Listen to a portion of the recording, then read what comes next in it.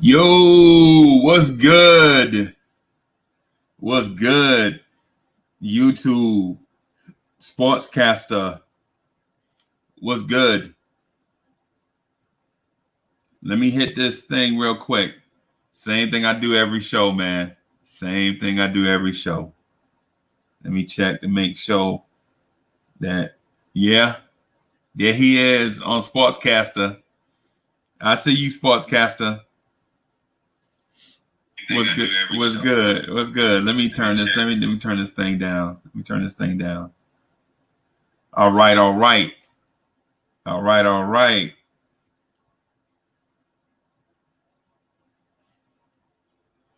Yo! Look who in the building. It's the bodega Wi-Fi in the building. I was about to send out an APB for you. I ain't see you the other day. Chris, what's good? What's good with you? Hector Beauchamp is back in the building. What's good? Felipe 210, what's good? Oh, y'all see that? Y'all see that back there? Y'all see that? Y'all see that, right? Little something, something. The New York Knicks is in the building. What's good? What's good with y'all? Let me finish. I gotta check one more place. I gotta check one more thing just to make sure we straight. Gotta do the production piece of it. You know what I'm saying? Don't want to have to start all over and my people already here. Let me find my joint. Hold on. There he is, the ugly mug. Okay, I see it now. All right, I'm good.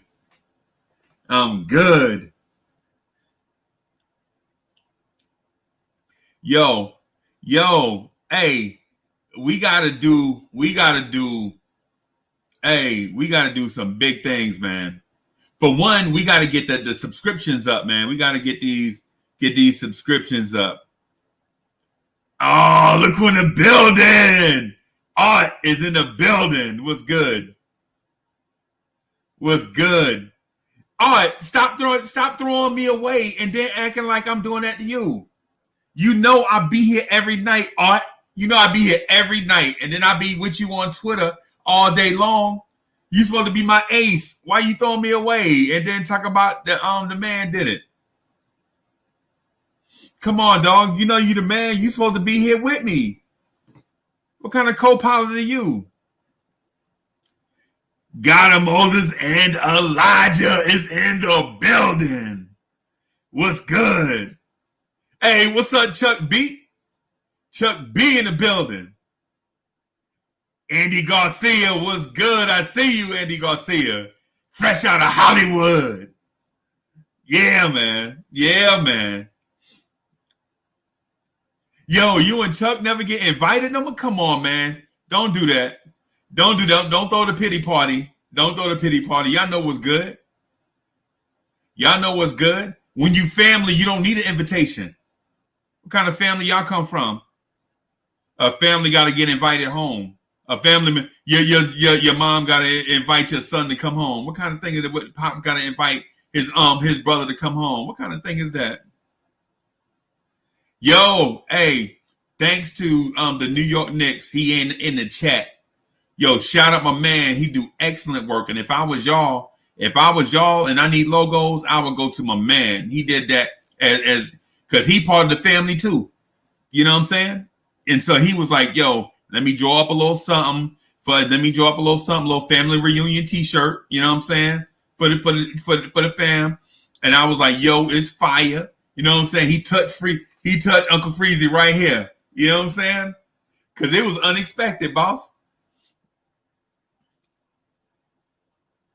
Yo, let me finish doing the thing first, and I'll put the link in. Cause you know, as soon as I put the link in there and put people on, I ain't gonna be able to say another word until 2:30. Y'all know how it work. Don't act like this is new. You know what I'm saying? Let me get this first little piece real quick, and then Then it'll be like open arms. Yeah, I know how it is. Because as soon as I get in here, as soon as Raphael and Joe Madden and Teddy and Art and Chuck and everybody get in here, I ain't gonna be able to get in a word until at least like 1:37 a.m. a.m. Y'all know how it is. So I had this thing crossed my mind today. I was talking to some guys who really don't know basketball, but they like their team. They was like, yo, they such and such team got all these superstars or whatever. And I was like, well, screw y'all superstar. Yeah, look who in the building. Joe Madden is in the building. Cats is like, who is the Irish dude? Hey, that's my boy. That's my half brother, Joe Madden. And don't say nothing bad about him either. We're going to fight. Yo, the Legion of Knicks podcast is in the building. The most fire show on the internet for the month of November. What's good? J Deals Direct is in the building. What's good? What's good? Good to see everybody. What's good? Hey, I think I legit be scaring some people off. They be like, yo, who was this loco on here screaming at the camera, talking Knicks? Who is that? It's Uncle Freezy, B. I ain't gonna say much more after I send the invite because, my people be wanting to. Nah, hey, Legion of Knicks, ain't no pressure. Ain't no pressure when you in the front. The pressure is in when you behind trying to catch up. You know what I'm saying? Yo, so I put the thing out there. It's star time. It's star time, right? Every organization has a star. Every organization in the NBA has their star, right? Trust the damn process. When you see names like Trust the Process, you don't even have to guess what city they root for, or what the uniforms look like, or who the stars are, or whatever. You already know. You know what I'm saying? You know what I mean? Chuck, after I'm gonna put this invite in here in the thing, and you ass better come on. You know what I'm saying? I saw you early on Twitter getting all soft, like, yo, they be coming after me. Yo, hey, everybody in this chat know. Yeah, everybody in this chat know, man, to be the man, you got to beat the man. You know what I'm saying? Everybody want to shout at the champ. Nah, I ain't trying to show off no weight loss. Hey, I am a little proud, though. I am a little proud. So I'm going to say this real quick, just this little spot, and then I'm going to throw the invite in there. So I went from like 488 pounds, right, to like 323. I'm sure I weigh more than that because of the quarantine and all that stuff, not being able to get around and do stuff like before. But yo, man, it's crazy. You have so much more energy, man. The only thing that come with it is a bunch of loose skin.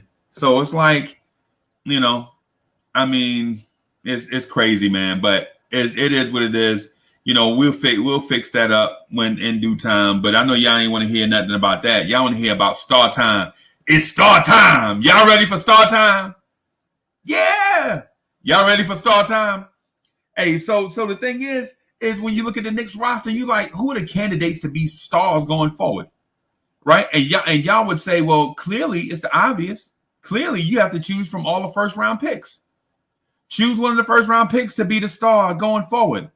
Right now, the one that looks like he wants to be the star is RJ Barrett. Right? But can you judge, star capabilities against just wanting to be? Well, he did hit a game winner in a primetime game. Unfortunately, none of these kids have had the opportunity to do their thing in high leverage games like playoff games. But if there is a such thing as a play-in, in the Eastern Conference, we'll get our time. We'll get our time. You know what I'm saying? So all we have to do is aspire to 7, and if we don't get the 7th seed, We drop back to 8, 9, or 10. We still have the opportunity for our young core to play in young games. I mean, in high leverage games, and then you'll see who it is that wants to be the star of the New York Knicks, right? Because we don't have just a guy that just stepped over like an athletic freak like a Ben Simmons, a LeBron James, Anthony Davis. We don't have like say a super skilled guy from day one like a Steph Curry, right? That's just going to step into that star type role, right? So we have to kind of think about this thing, like who is going to be the star of the New York Knicks? Who's going to be our star? Think about that. I'm going to throw this invite out here, and all I'm going to ask is for y'all to stay on topic some.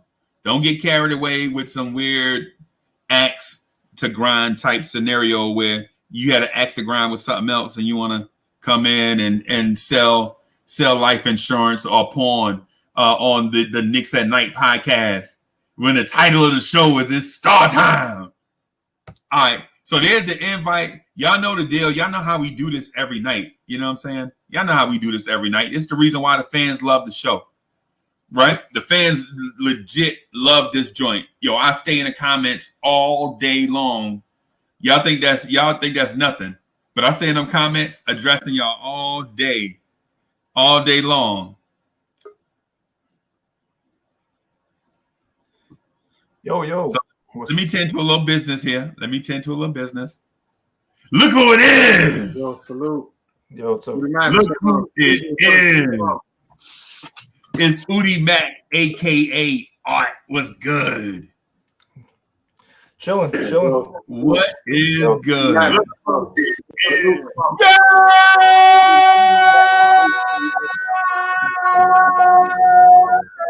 Look who it is. Hey, what's up? He does his service. AKA that MF a Doom, AKA the ghost-faced killer. All day, man. What's good? What's up, man? Beautiful hat, Art. Thank you. The dude was trolling my show. I was not trolling your show. I was just putting facts on the chat so people stop talking about Fantasyland. You know what? Well, Freezy, your boy. Oh, hell. Look who here. Who's there? Oh, Chuck. Look who here. Hold on. Let me see if he got his stuff right. Hey, Chuck, get your stuff together. Chuck, be together when you come in here because, we arguing from go. Yo. Chuck, that's an ugly hat, bro. Yeah, that hat's bro. Look at it. Y'all see what I'm talking about, Get right? it. Now y'all see what I'm talking about, right? And I was just trying to tell Chuck. I'm not trying to change the subject. I'm just trying to help Chuck, man. Like, yo, come on. Nope. Come on, man. Take that terrible hat off. Yo, Ala Wise is in the building. You Mac is in the building. DJ. Oh, it's on. You hey, yeah, I got a bone to pick with Chuck, and I'm like, hey, I got a bone to pick with the show, man. You guys have been talking nonsense last. Hey, Chuck, you're a DSJ fan?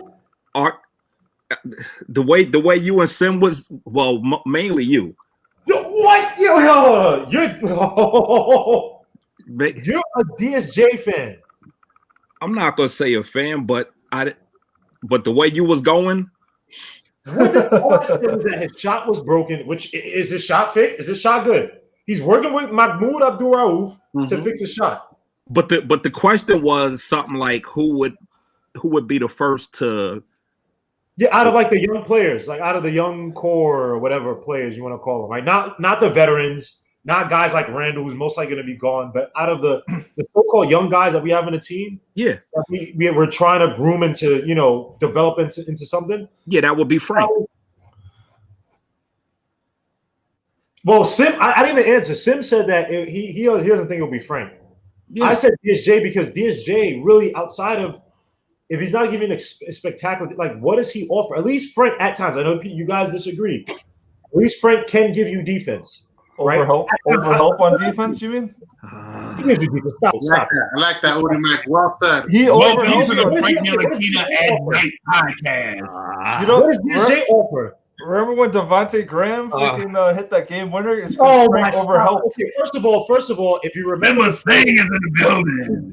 he guessed the wrong mistake. It wasn't Graham beating him. It was PJ Washington sending a pick, and Frank Ntilikina went the wrong way with it, and then Graham got the open shot from him. So stop it. I remember that playing eggs to the T. That doesn't sound like a good. That was he got crossed over or something like that. He tried to guess the play. He overhelped. Yeah, overhelped. And went. Yeah, he went the wrong way. Okay, but that's not. Oh, he does it a lot though. He does it a lot. Nah, he get lost on defense a lot. Now what? What? He does. He lost his defense a lot. Yes. Yeah. Name the games. I'll look him up. San Antonio. We beat the Hornets when he made freaking Kemba. Whenever he plays Shabazz Napier, whenever he plays De'Aaron Fox, he gets lost a lot. Anybody who's faster than him, he can't defend. Yeah, but no one gives him credit when he shuts down Luka. He literally has the best defensive numbers out of any guards with the amount of minutes. Slow. Luka is slow. And Luka's hold on. This is what I don't like about you guys. Luka still put up 30 points. I don't record that here, but all you guys said Luka's a superstar. But now when him down, Luka's pedestrian. No, but he's not trying to go by you. He's not trying to go by you. So what is he trying to do? He's still shutting him down. It doesn't matter. He's still shutting him down. He had 30 shut down. points. He still had 30 points. A 30-point triple-double, 2 of them. Did he against Frank? Yeah, you talk about it, shut him down. Yeah. All you have to do to get Frank off you is set a pick, and then you're good. Like it's so easy to scheme off of one good defender. But that's not the point, though. You guys. No, but he's not that valuable if he's just giving you defense. No. That's not that. I was trying to make the point that he does play good defense. You guys said no, he doesn't. Blah blah. I'm not saying I agree, but hold up. This is what I'm saying.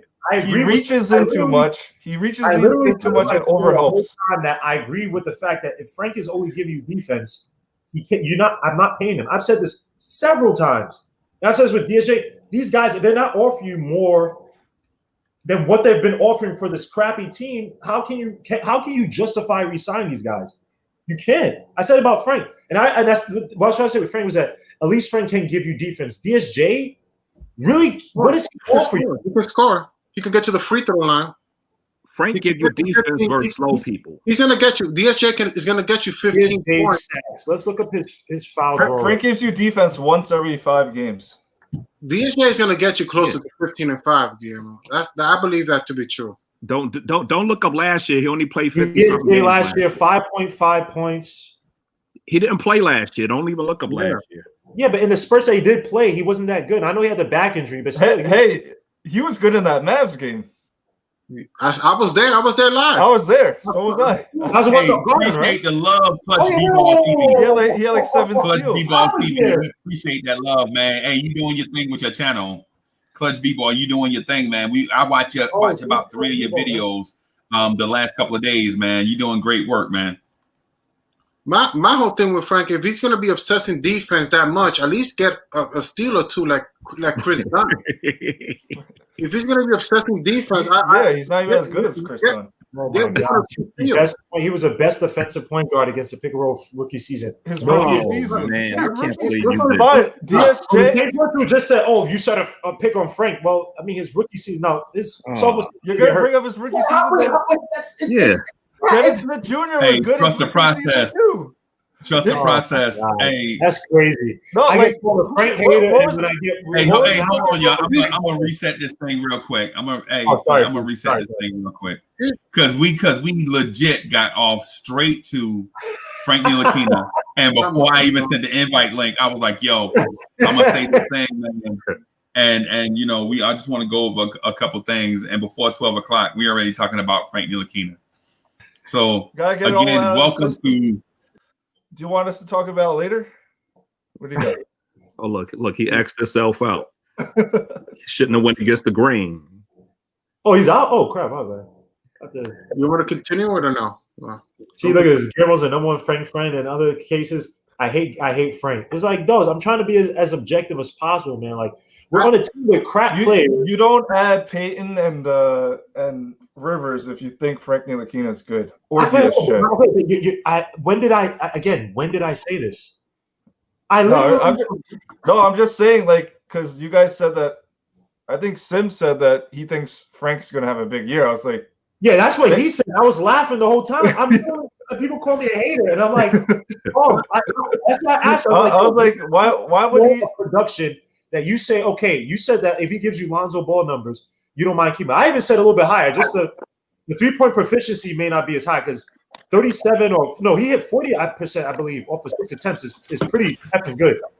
That's very good, right? But with Frank, if you give me 15 points, 35% to above on 3.5 to 4 attempts a night at least from the 3, you give me 4 to 6 assists just because the assist numbers may not be as high just because of the role he may be using.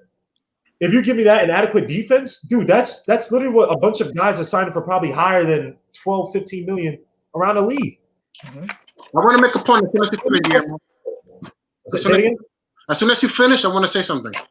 Yeah, go ahead. Okay, cool. I just want to say I with Obi Toppin on the floor, I could totally see Frank's assist numbers go up. I don't think there's too many people can disagree here about his assist numbers going up. Cool. I'll let you speak as soon as I finish. I'm gonna make it quick. I could see his assist numbers go up with Obi Toppin on the floor.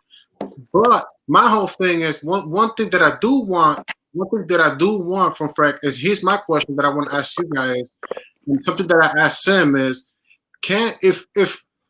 okay, cool, fine. The corner 3, he can possibly build off from last year. Can Frank create fouls and get to the free throw line more? Because I feel like I feel like DSJ can do that. DSJ his shots, we don't know about his shot, but I believe DSJ can get to the free throw, can get 15 points, can get 5 assists, and I agree with everybody. DSJ's free throw rate, so his foul draw rate, I think is like 23-24%, right? Which is okay. Let Chuck speak after you finish. Let Chuck finish. As soon as you finish, let Chuck speak because he's waiting. Frank is like 10%. Yeah, so Frank's free draw rate is like only 17%, which is bad. He's not aggressive going to the basket. He doesn't play those where you can draw that contact. The thing with DSJ is that you have to, and again, I was at that Mavs game where he would do that little drive, and then like it was that slow, ugly drive, and he would get somewhere in the paint and then do a little fadeaway where he hit like maybe 9 points from that little paint area or whatever, right? Mm-hmm. In both games, I mean, and again, I remember that game where I was like, yeah, DSJ had a good game, but it was a weird, like, it was slow. Obviously, I think his back was hurting him, and I think like after that, we come to find out that he had the back issues or whatever, right? Or he came out like a few games after or whatever. He was out for a while after that for the back issue. Mm-hmm. The way he scored in that game is not sustainable, right? The way he scored, even for most of his career, where you basically have to let him have the ball and let him do whatever, which is drive to the basket. Like, he plays low IQ. He can't shoot. So every time he drives, you know what he's doing when he's looking to score. I've seen times where he tried to attempt shots, and it's literally, I think it was like Indiana won this to it, and I think it was like Oladipo blocked the shiznit out of him. And it was just like, dogs, that you can't pull that in the NBA where you're just dribble, trying to look for a shot. Instead of passing the ball off, you take ill-advised shots against guys who are just gearing up for you, knowing that you can drive past them, or you at that instant you couldn't drive past them. You're taking 4 shots. So the amount of energy you have to put into DSJ scoring in this league without a proper shot is too much. It's too inefficient for any offense. When we say 15, again, he scored 15 with the Mavs, and they got rid of him because it's like, this is not like, come on, dog. We got Luka. This is not. Well, wait a minute. Let's go. They didn't get rid of him because his style of play. They got rid, and that 15 was before Luka. Right. No, it was a year before Luka, right? And then what did he do the year after? He did the same thing, around the same thing. He done the same thing. He was the highest. 13.6 points, right? He got rid of him because of what? Because they want the ball in Luka's hands, and DSJ couldn't shoot. He couldn't play a ball for Luka. So because he's a point guard. And Luka took the ball out of his hands now. Right, but and DSJ couldn't play off of Luka. Yeah, okay, so his style of play was a detriment to him being on that team. He can't play off of Luka. He cannot shoot. If it was my choice, I wouldn't want both. Like, DSJ But and even Frank when can he get was out of my playing with team, off Luka, my he was team. still averaging 14 points. Only reason they got rid of him is because they seen that the Knicks wanted to get rid of KP. I think they would have kept Such him a for dumb another trade. Yeah. Wait, sorry. You said they only got rid of him. We have to give DSJ a chance. Last year, you see, his stepmother died. He had so many injuries. These Frank and him are going to be motivated. One, because both of them are a contract year, and two, this is probably their last chance to stay in the NBA.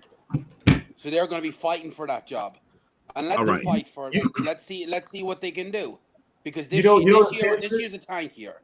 We're not going anywhere. Great point. You know what the chance is? You got to now, since you couldn't do it last year, right? Now you got to do it up against competition that's coming in from the. If you can't beat these veterans we bought in, you know what I mean? Frank cannot beat. Because think about this: Frank's couldn't beat Payne last year. Expensive than Austin Rivers. If you can't beat Austin, this is why I like what they're doing. They're bringing in guys who's like, look, these guys can at least run the skeleton version of my offense, right? Like I said, Burks is not a great player. I'm not saying Burks is great, right? But Burks does something really well. He shoots corners, at least last year, he shot corner threes extremely well, right? And that's what Thibodeau wants to do. If you can't beat out Burks, you're not good for my system. Austin Rivers, who I'm not the biggest fan of, same guy, can shoot, or he shot decently from three last year, played excellent defense, right? If Frank can't beat out that guy who's only costing $3.333 million a year, and the last 2 years of his contract unguaranteed or non-guaranteed, you can't beat that guy out, Frank, you're off the team. So we have these chances. This is why I get so mad at these Knicks players, because people say I'm killing Knox. Yo, bro, if you're on a team that sucks, the Knicks, you should play. Barrett, right? You can just start. Hold up. You give me all the stupid percentiles you want about RJ Barrett. Fair enough. I don't give an F as a rookie, right? He was aggressive. He was the best shooting guard on the team. Be aggressive. Mitchell Robinson, I don't care if you do a freaking NBA jam air ball every time you shoot the three. But let us find a way. Okay, you shoot the threes this way. Now we can work on your shot. Now we can put you in better positions to hit the three. Now I can fix your form. But if you don't take threes, I have nothing with which to work with. And I'm keeping you on this roster for what? That's what I'm saying for all these young guys. I don't hate any of these young guys, but guys, you're on a crap team and you're putting up crap stats. That's a double whammy. You're probably going to be out the league soon, man. Frank? I want to make a point with that. I want to make a point. I don't think DSJ lacks aggression, though. Just want to put that out there. No, I think what killed him too was he got booed out of the Garden. When you have just come back from an injury, you're not having a great game, and you're still most likely. I think last year he was still hurt, but he was trying to because he seen his job was slipping away. The thing that happened with him was DSJ was promised the starting job, and then they told Peyton that he has the starting job. So when he got hurt, he was expected to be starting, but they started Peyton, and then his minutes started dropping. They killed him. They done the same thing with Knox. They were trying to fight for their jobs. Like Fizdale and the management were trying to fight for their jobs. This year now you have a development staff, you have management that are going to be patient, and you have a coach that can develop and work hard. So that's why I think you're going to see either DSG and Frank are going to split the minutes. Knox is going to start. They're going to start the young guys and see what we have. They're not playing the young guys. Yeah, they're not. They're playing the young guys. Thibodeau is going to go a 9-man rotation. The veterans out, you're not playing.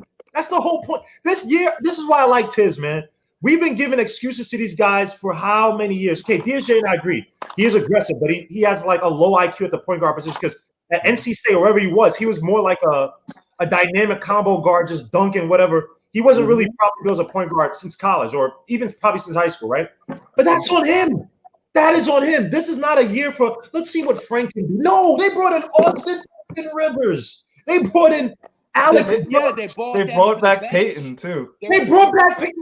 They brought back Peyton. If you can't beat Peyton, freaking dude who can't shoot a three to save his life. The dude who has to freaking swipe at Jay Crowder while he's in the air to do a freaking clothesline to hurt. If you can't beat Peyton, you can. How can I justify being on this team, right? And this is what I like about Tibbs. It's like, hey, I'm gonna develop. I'm gonna do all that stuff, right? In practice, whatever.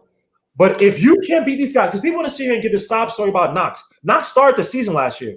Knox was in summer league doing okay, showing flashes. He's the one that faltered. He gave the room to Marcus Morris to eat. And Marcus Morris, you still got to produce with your minutes though. You can't just be a scrub. Like you can't just be a scrub and expect to get a starting spot.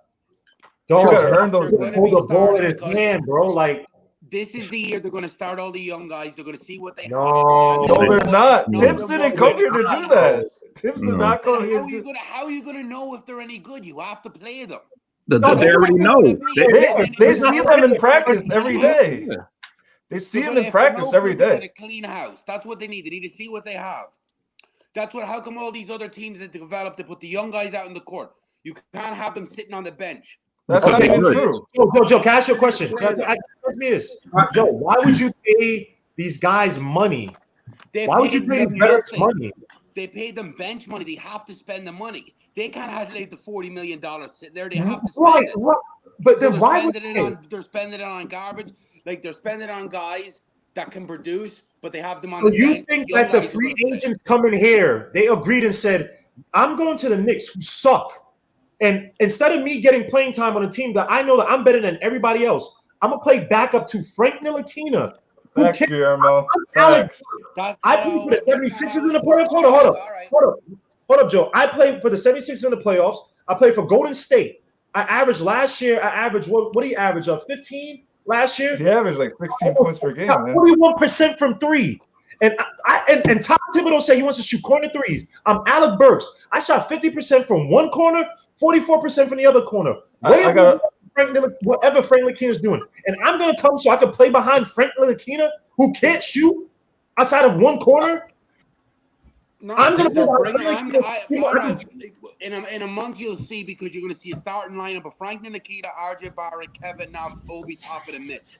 No, you're not. No, you're not. No, you're you not. are not doing that. No, you're not. And why don't they just trade them? Dogs. Thibodeau played Keith Bogans. I got to play Keith Bogans for a while. He played. If you're going to have Knox and you're going to have Frank, then trade them now if you're not going to play them. He started Taj Gibson. They can't trade them. They don't get no value. Young guys out there. They don't have value to trade them. It's the only way to know what you see. How come every other team can do it? And they don't do it though. They don't. I want to know what team into the team. Joe. Here's my question, Joe. I want to know what is this? Who's? Give me one team that has a super young roster like that. Like what is this young team? Like, give me an example. When you look at the Nuggets put the young guys and let them build. No, they didn't. Millsap played. Millsap started over Porter Jr.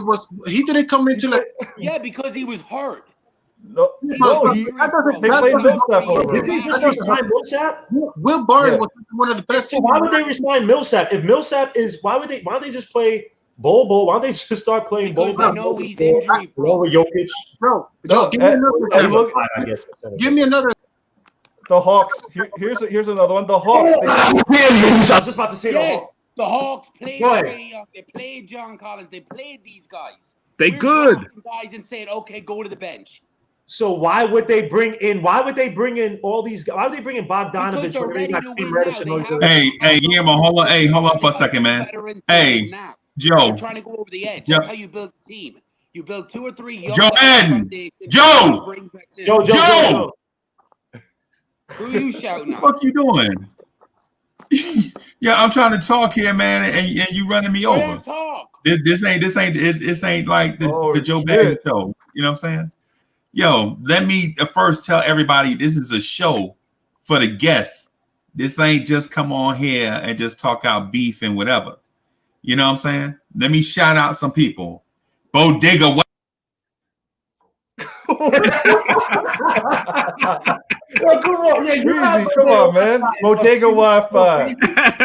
Welcome to the channel. Oh, come on, man. Hopefully Joe comes back, that's the biggest fantasy I ever heard, because the Hawks only played John Collins and Trey were the starters, but they were good. Yo, they're not gonna play him over somebody else. I'm just confused as to why would someone think that veterans who played Alec Burke can still go to a playoff team and come off the bench, right? Yeah. Mm-hmm. Why would I go to the Knicks? Sorry, Freezy. You said I'm here. Stuff just got crazy, man. It's like, we just got straight to it and start going for each other next, man, and forgot that, you know what I'm saying, we putting on a thing and there's viewers out here that's watching. Like we legit talking all over each other, and all that stuff, man. Just make sure when we talking, man, we just talk one person at a time. You know what I'm saying? Because it sounds like trash coming through my speakers. You know what I'm saying? We need to be you don't have to be respectful of the person and all that stuff. Just be respectful of their point, man. And remember, it's the audience out here that's listening to y'all. Because when y'all get like that, it just sounds like trash coming through everybody's speakers. You know what I'm saying? Because if not, then I'm gonna have to do it like study hall, like one person talk, and then you allow. You know, I don't want it to be like that. I'm waiting for my turn.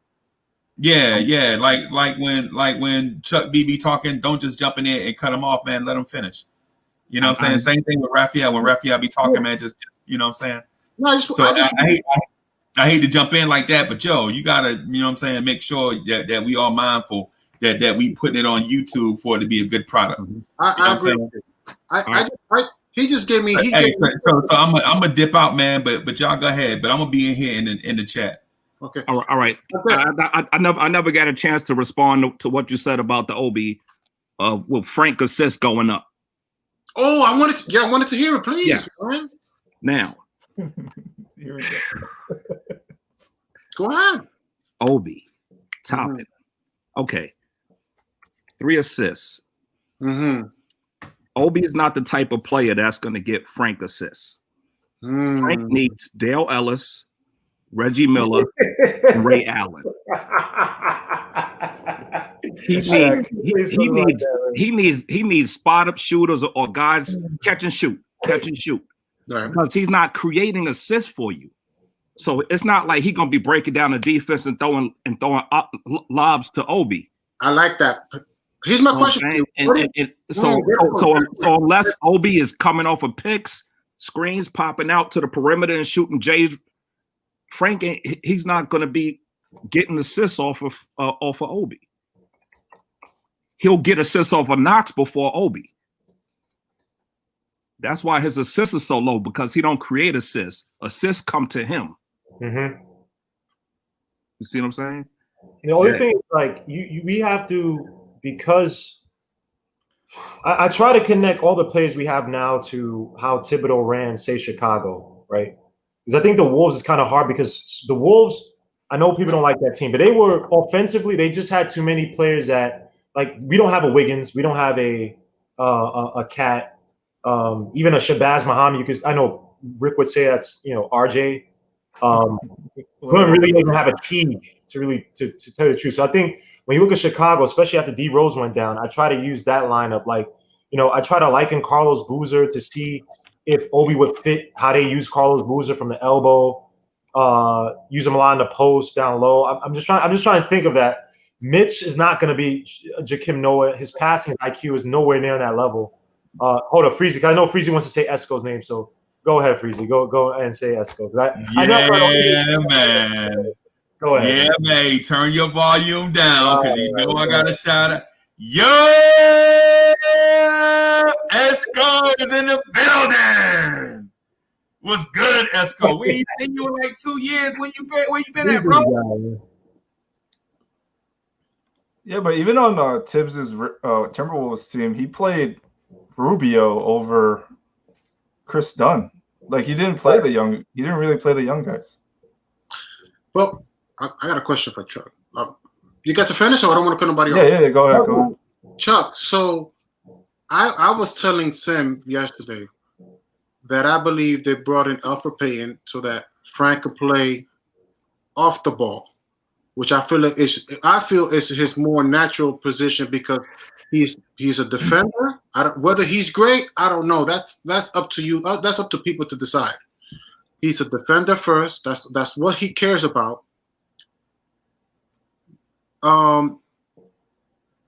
If you have a point guard that can shoot the three, that can space the floor, you have an Austin Rivers, you have Alec Burks, who's a combo guard.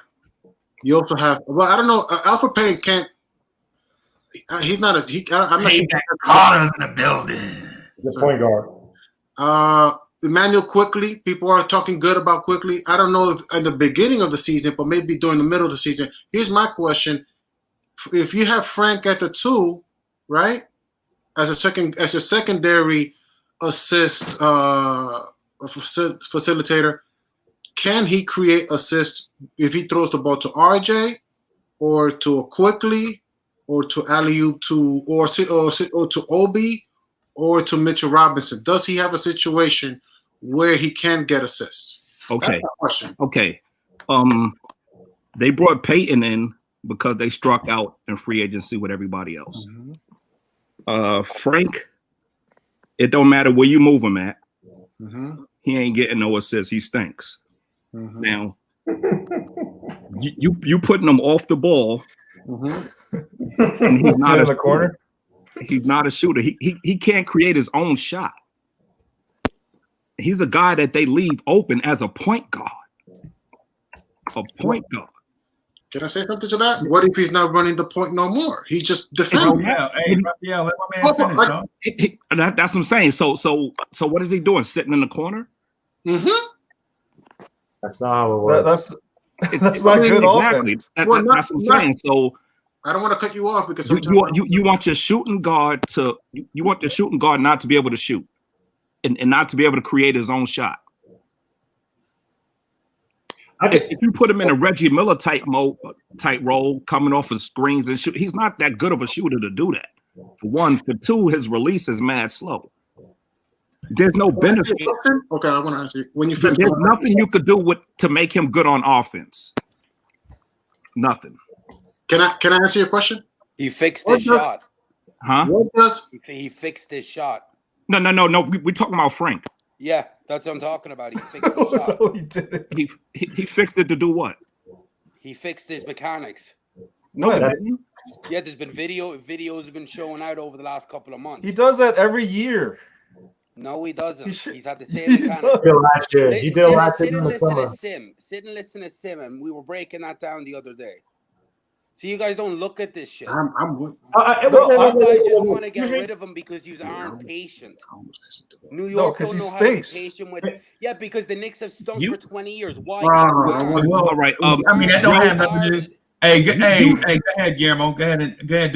So I did a video last year about his so-called his training videos, and he did so-called fix his shot. I pay attention to this stuff. You're not the only one, so please don't say that because I brought this up that he last year, and me and Sim talked about this last year or last season, where he used to shoot more like that, and I said he has to shoot a little bit more control with his hand. And remember, he has to make it shorter. Remember, he has training videos where he was doing the drills with the chair. And he did the drills where he would dribble, and drive and shoot more like that. And we talked about this before last season, where it was like, oh, yeah, Frank fixed his shot. Came in the season, and then he started shooting like this with both his hands, right? It got a tiny bit better, but it wasn't astronomically better. It's got better since because he's putting more touch into it. There's more with the wrist. It's still bad, though. That was the problem. I got to wait to the games.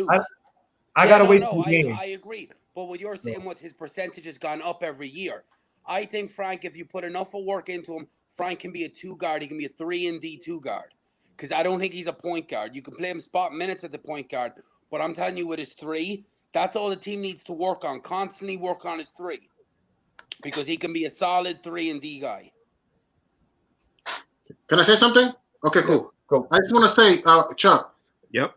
I want to remind you, first of all, I've always compared Frank Ntilikina to Tony Allen. I think I've been consistent with that, right? Mm-hmm. That he can be a Tony Allen. Not to mention, I want to keep in context that he has been, the idea with Frank was more to be like a Marcus Smart. I thought it was more Jaylen Brown, and I got that wrong. Yes. But it is to be more like a Marcus Smart, right? The idea with Frank Ntilikina is to be a Marcus Smart, which is defend well, get to the free throw line like Marcus Smart.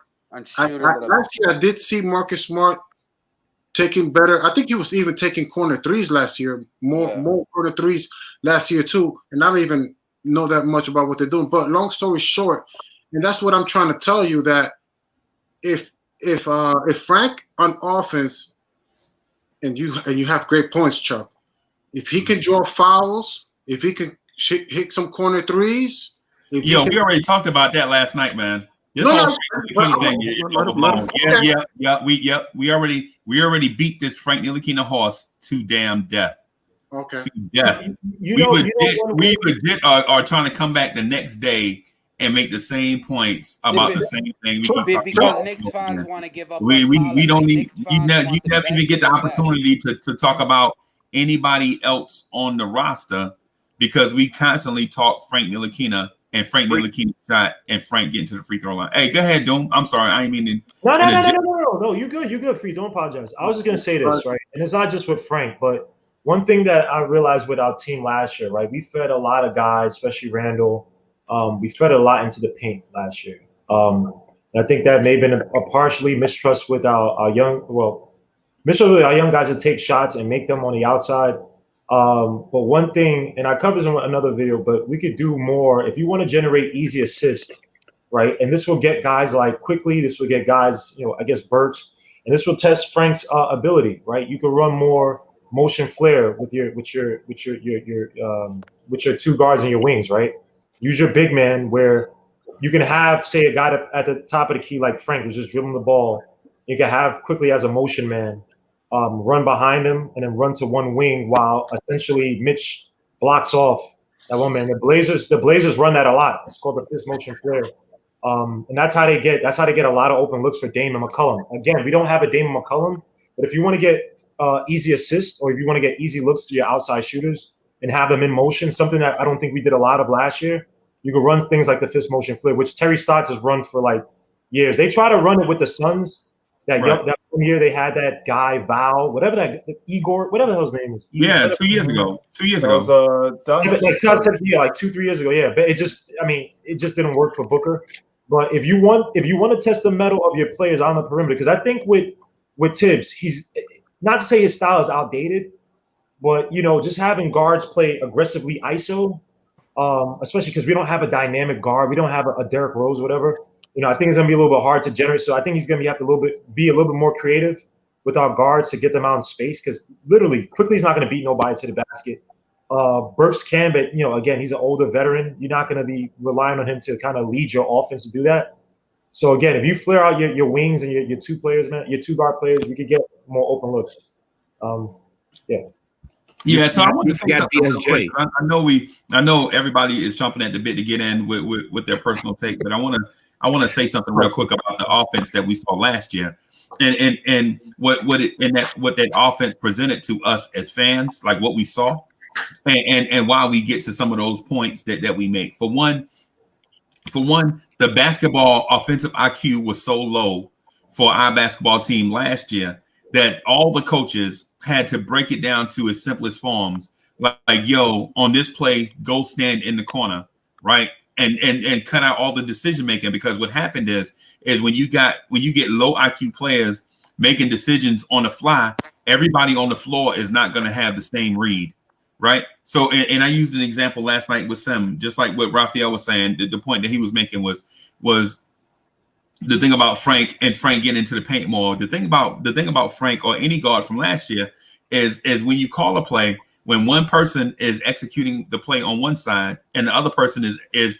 executing something different from the other side because they see the same thing but interpret something different, then you get a lot of botched up plays, like the play where DSJ tried to throw a pass to Kevin Knox cutting from the baseline, right? But the smart IQ play was to, instead of throwing the ball over the top of 2 7-footers and hoping it makes it, he could have hit a skip pass to Randle, who could have pivoted and thrown a lob to Kevin Knox from the corner, from the elbow. But instead of trusting Randle, he tried to throw the ball over Randle and his man, and over Knox and his man, and through Mitch and his man. That's a low IQ play. You don't do that. If the pass is not clear for you to, if you can't see the receiver catch it, you don't throw it, right? But those are some of the things that now you told Knox you're supposed to cut on that play, right? If my man had pulled the ball back out and reset and ran some screen and roll, like say, tell Mitch on this screen, Mitch, you go out there 4 foot in front of me and stay there until I bend around. Don't take off. Don't slip me. Stay there and screen my man and then roll to the basket. Then now you have one defender looking to cut off Mitchell Robinson going to the paint, or Kevin Knox shooting the 3 out of the corner.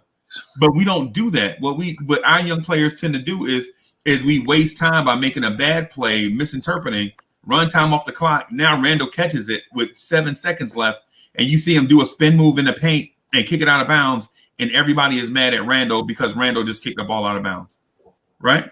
What we should be doing is if you give Mitch that give Randle that ball with 7 seconds, you got to stay still once he gets into his move as a point guard, and this is what Frank does not do. And y'all be killing me with this Frank Ntilikina at point guard mess like it's just about throwing lobs and shooting threes. When Randle gets the ball, the point guard has to stay in the postman's vision. So if Randle gets double teamed, he'll have an outlet to kick it to. Frank Ntilikina runs to the other side of the floor, and then that leaves your big man with no place to go, no place to pass the outlet to, and he's double teamed. And now y'all mad and putting memes on Twitter talking about Julius Randle kicked the ball out of bounds when the damn point guard evacuated the space and left the man over in a double team. To me, it just makes sense. Frank Ntilikina is not a point guard. Point guards don't do that. Point guards don't evacuate the play area. They're supposed to be the floor general. When the offense gets into trouble, you have to kick the ball back out to the point guard so the point guard can make a play. And the point guard also does not give up the ball and disappear for 20 seconds and then goes to a corner and hides for a three. Point guards don't do that. The point guard is the floor general. And I keep saying, wait till Frank does this. His shot form looks like that. No. Frank Ntilikina, a point guard is the floor general, the captain of your offense. The captain of your offense don't hide when the battle gets hot. If the play is in jeopardy, he keeps the ball and then looks to break down the defense to create a shot for himself or another. He values the basketball. My bad. Hey, go ahead, Guillermo. My bad. Just real quick, that's like a play design, right? So a lot of times they clear it out for proper spacing because if Frank just stayed there, right, his man can easily double team Randle, and that would generate a lot more turnovers. It's up to Randle. A lot of times they clear it out for one side, right? Or what they'll do sometimes is that one person's posted up on one side. They might have the guy who's on the other corner come around to flash at the top of the queue, or maybe even all the way out to the other wing to help. A lot of times they clear that out to get proper space because you want Frank's man to come. Like if Frank is right there and his man is right here, and Juice is just there, just posting up, Frank's man can easily just come help cheat, double team. But I'm saying, but Frank is not supposed to do that until the player faces the basket. When the player has his back to the basket, he can't see where the defense is coming from in order to trap a double team. Once the post player opens up his hips and faces the basket, then Frank can evacuate because the post player can see the other side of the floor. But with his back to the basket, a point guard can't evacuate that area because if the double team comes, then the post player has nowhere to pass it. That's not true. That's not true. When you post up, right? No, that's science. No, it's not science. You clear out. Like, one way you can't hide you.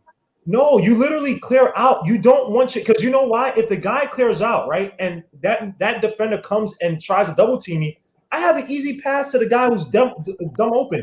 In basketball, you're supposed to be aware and know exactly where the double team is coming and where the soft spot is. There's a zone, you know where the soft spot is, and you know who the man is not being covered, right? So again, and even with that, say if you're in the post and my man is coming to double team you, I'm yelling to you that my man is coming, so that you'll be aware. Because a lot of times you can't, like, you legit nobody has eyes in the back of their head. Right. But again, peripheral, right? So if I catch the ball in the post, right? Like Frank passed me the ball in the post. I see that his guy, I see where Frank's guy is, and I see his guy, right? A lot of times, and then when I turn, it's supposed to be communication, so I agree with you. If they're not communicating, that's terrible teamwork. But usually, if I'm posting and I turn and I see, I'm supposed to be looking, all right, I see the rest of the field, right? If I see somebody coming, right, I'm supposed to dribble out or pick up my dribble and I see somebody then make the pass. A lot of times, Randle, bro, I'll send you a clip. I'll even put in this. Randle literally did a play where he turned into the baseline. So I'm posting up, the double team is coming. He turned into the baseline, we had little space, try to do a jump in the air and try to throw it across out of bounds to Frank. Like, Randle did a lot of dumb issues. Because Frank was not in his vision. Because Frank was not where he's supposed to be. Why would he have to jump Basketball on the ball, Frank, and IQ. Frank was in the area? But it's not just Frank. It's all the point guards that do that. Can you guys name me any point guards that always pass whenever they cross half court?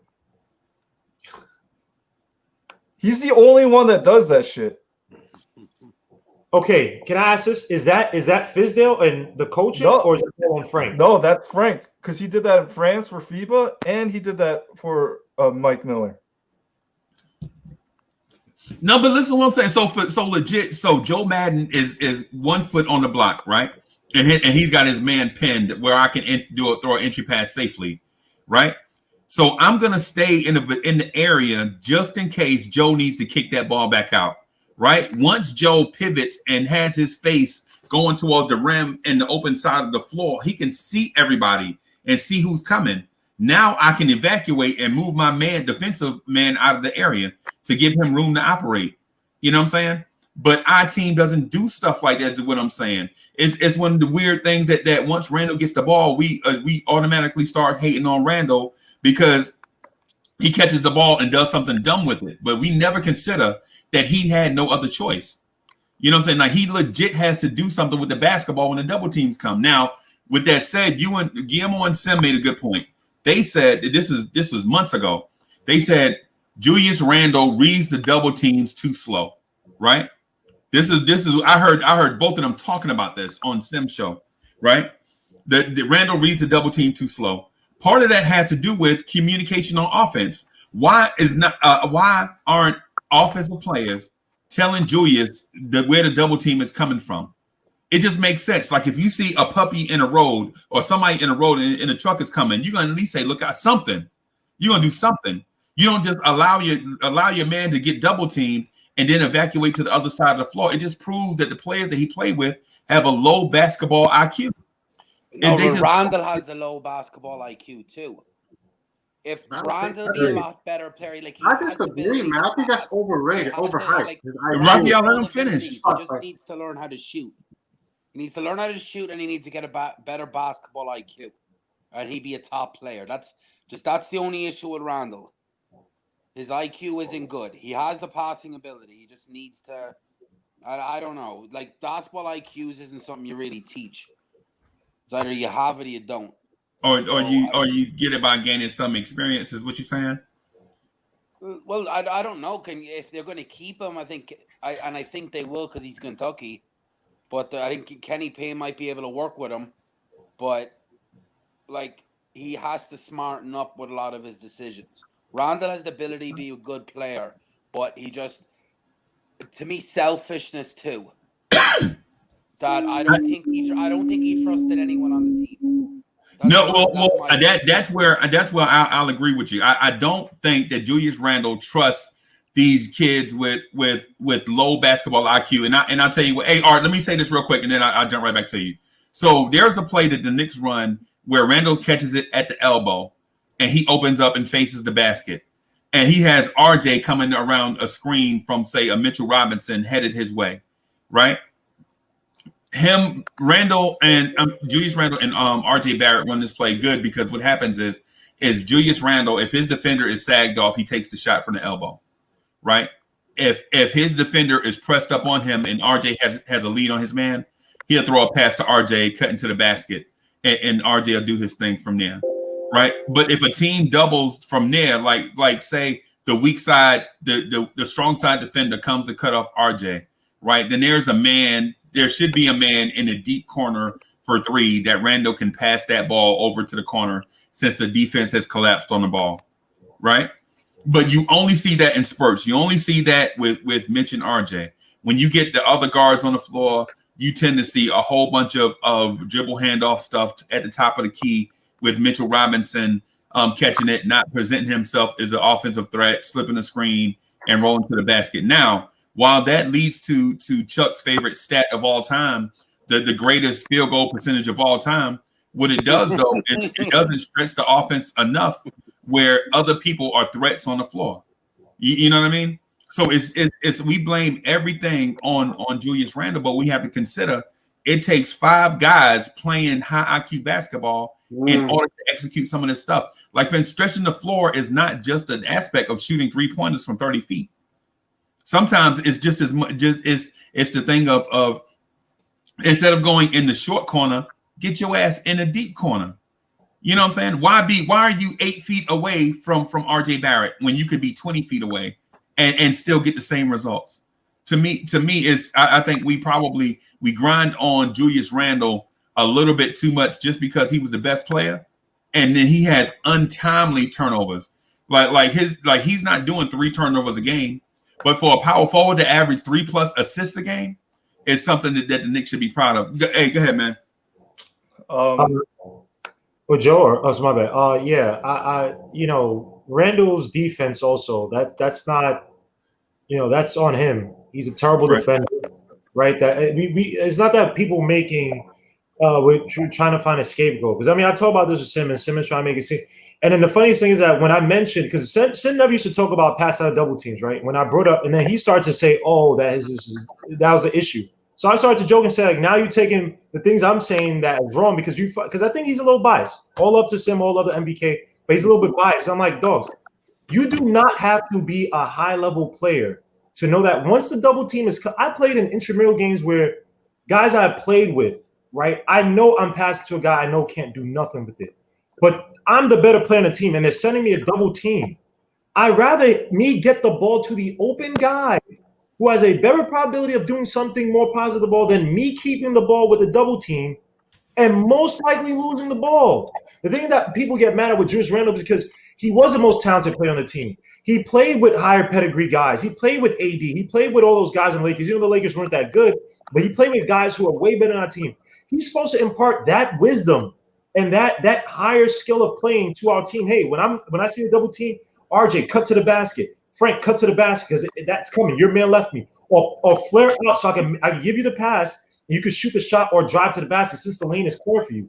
He's supposed to impart that. And I know people are say, oh, the RJ thing. Well, it's come out. I don't know who just pointed. I think it was Joe who pointed out about Randle not calling up Obi or whatever. And we know about all the stuff that happened last year. So all of our fears with RJ with Randle being somewhat of a malcontent or whatever, it seems like they're coming to fruition or it seems like it's validated. So when I watched Randle play, a lot of it was selfish. It wasn't fair enough. If you don't trust the person on your team, that's one thing, right?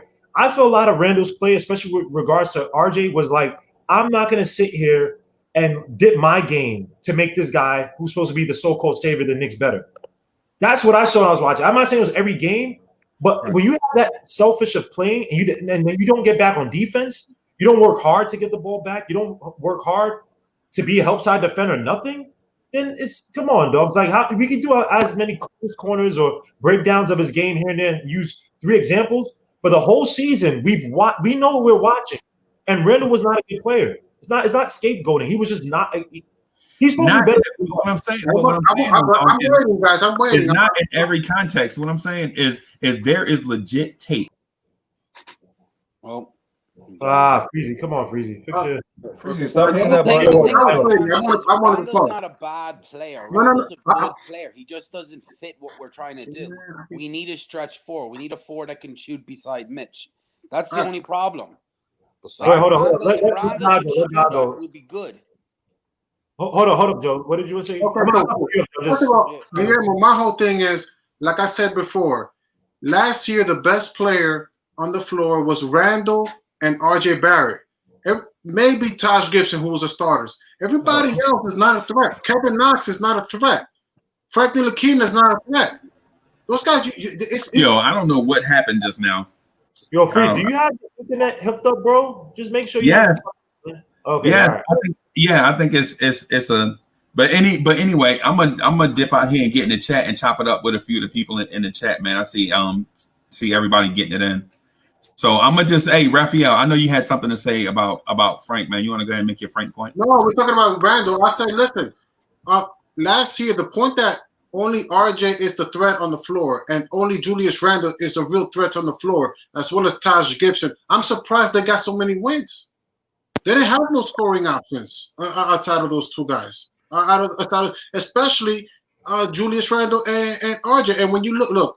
I agree. Look, does he make those boneheaded mistakes? Yeah, but at the end of the day, and at the end of games, his field goal, he shot 50% most of the time, is is going to be a 500 field goal percentage through at the end of that game. Yes, it's a stupid mistake. Yes, he is turnover prone. But and also I think yes, you made a point that about his defense, but I don't know too many power forwards. What Bertans and Danilo Gallinari, the way those guys are playing, and I don't see in the way the power forward in my eyes, I don't see too many great defenders like you're saying. Now, if you want to talk small forwards and defense, you have the strongest argument. I'm not going to dispute that. But in terms of power forwards, which is the reason why Mike D'Antoni possibly wanted Melo to play power forwards, because there's not really defense on the power forward position. The power forward position is more of a.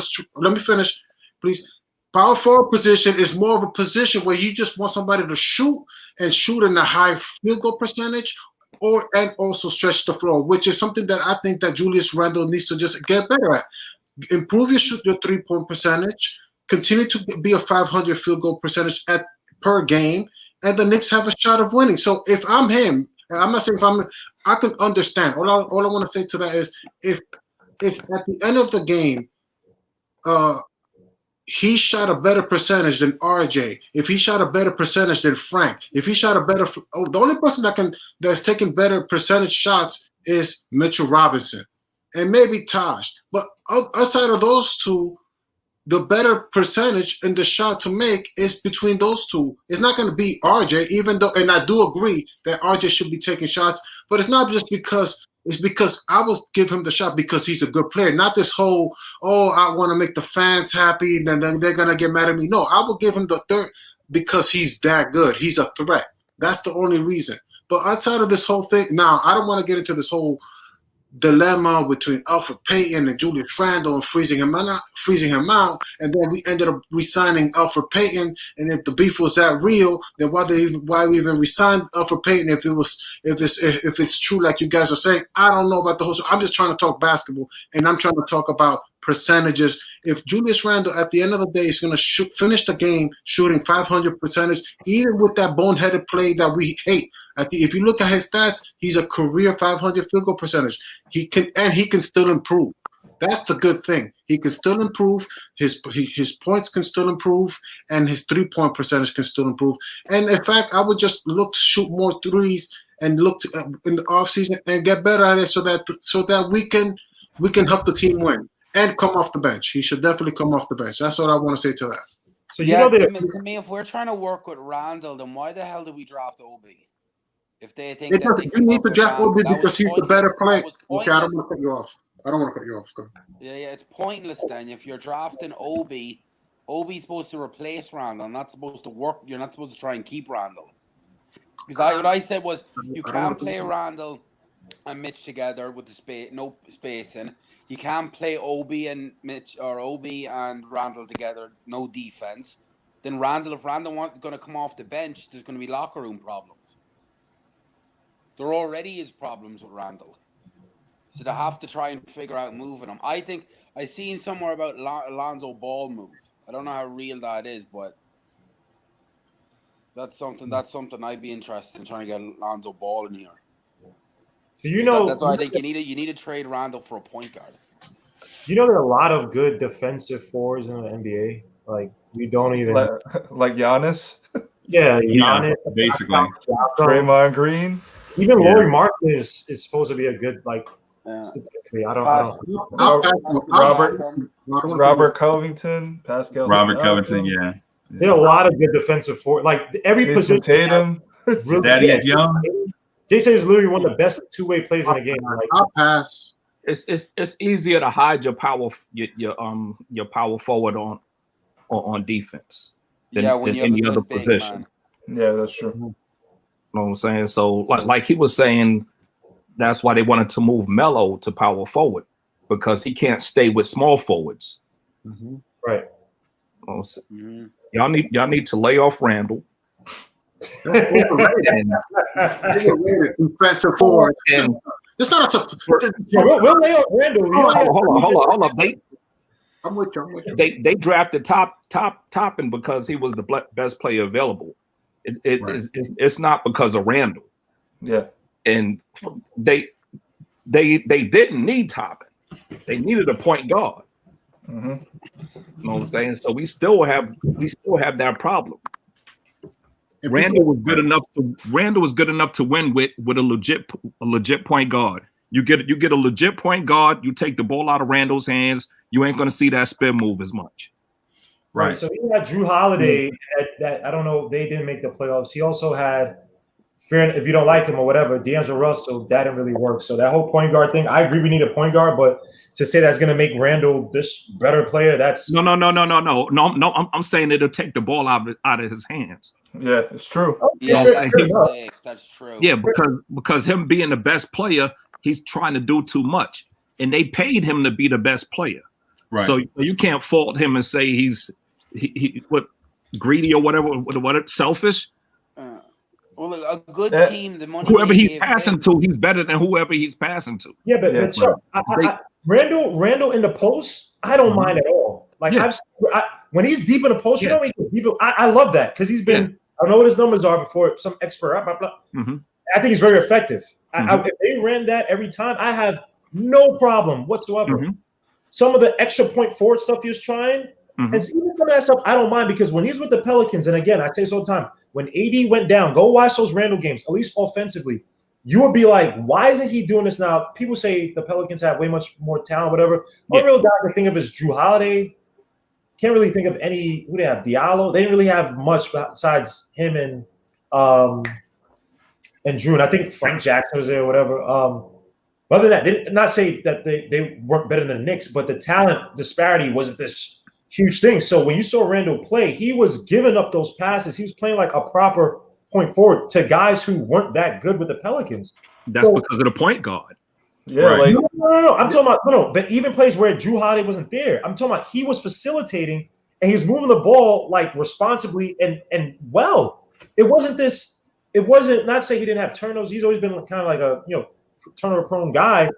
But I think that his play got worse. Now I agree with you. He didn't trust people on this Knicks team. But again, just one thing to the Obi Toppin thing. I agree with you. Yes, Obi Toppin was the most talented player on the team. But that doesn't mean that again. Regardless if they drafted, you said Obi Toppin is the most talented player. No. They drafted the most talented player at the time. Okay. All right. Yeah. But that still makes him expendable. It still makes Randle expendable. Whether it's just going to make him expendable, and he also does not. He has a team option for next year, right? So, Randle has to get it together. Whether you get another point guard, whatever, fair enough. But again, he's in the same boat as everyone else. He has to get it together. And a lot of his game, if Randle actually played better defense, and I don't know, what's this? If he played Pascal Siakam is not a great offensive player. I don't want to cut you off. He looked like until the playoffs, right? Pascal Siakam, you would probably say he's one of the top power forwards in the game, right? Probably top 10, maybe top 11, whatever, right? Maybe top 10, right? And that's mostly because of what? His defense, which impacts the game, probably more than his offense. Without Kawhi Leonard, he did not look the same. So we can do all if Randle is averaging 15 points a game, and the other person is scoring 30 points less on average, right? If he's playing, for instance, if he's playing like if he's playing a Giannis, right, and his defensive field goal percentage against Giannis is higher versus everybody else's against Giannis. That is great. That means that even on Randle's not good offensive day, if he could shut down his counterpoint or his counterpart, right, it could be a wash. That can help you win a game versus Randle's scoring 30 or 25 and Giannis is scoring 45. All right. Let me get to the Siakam situation. Siakam. Hey, go ahead, Guillaume. Will you finish? Yeah, I was finished. Okay, all right. You going? Can I talk? Yeah. Go ahead. Hey, big dog.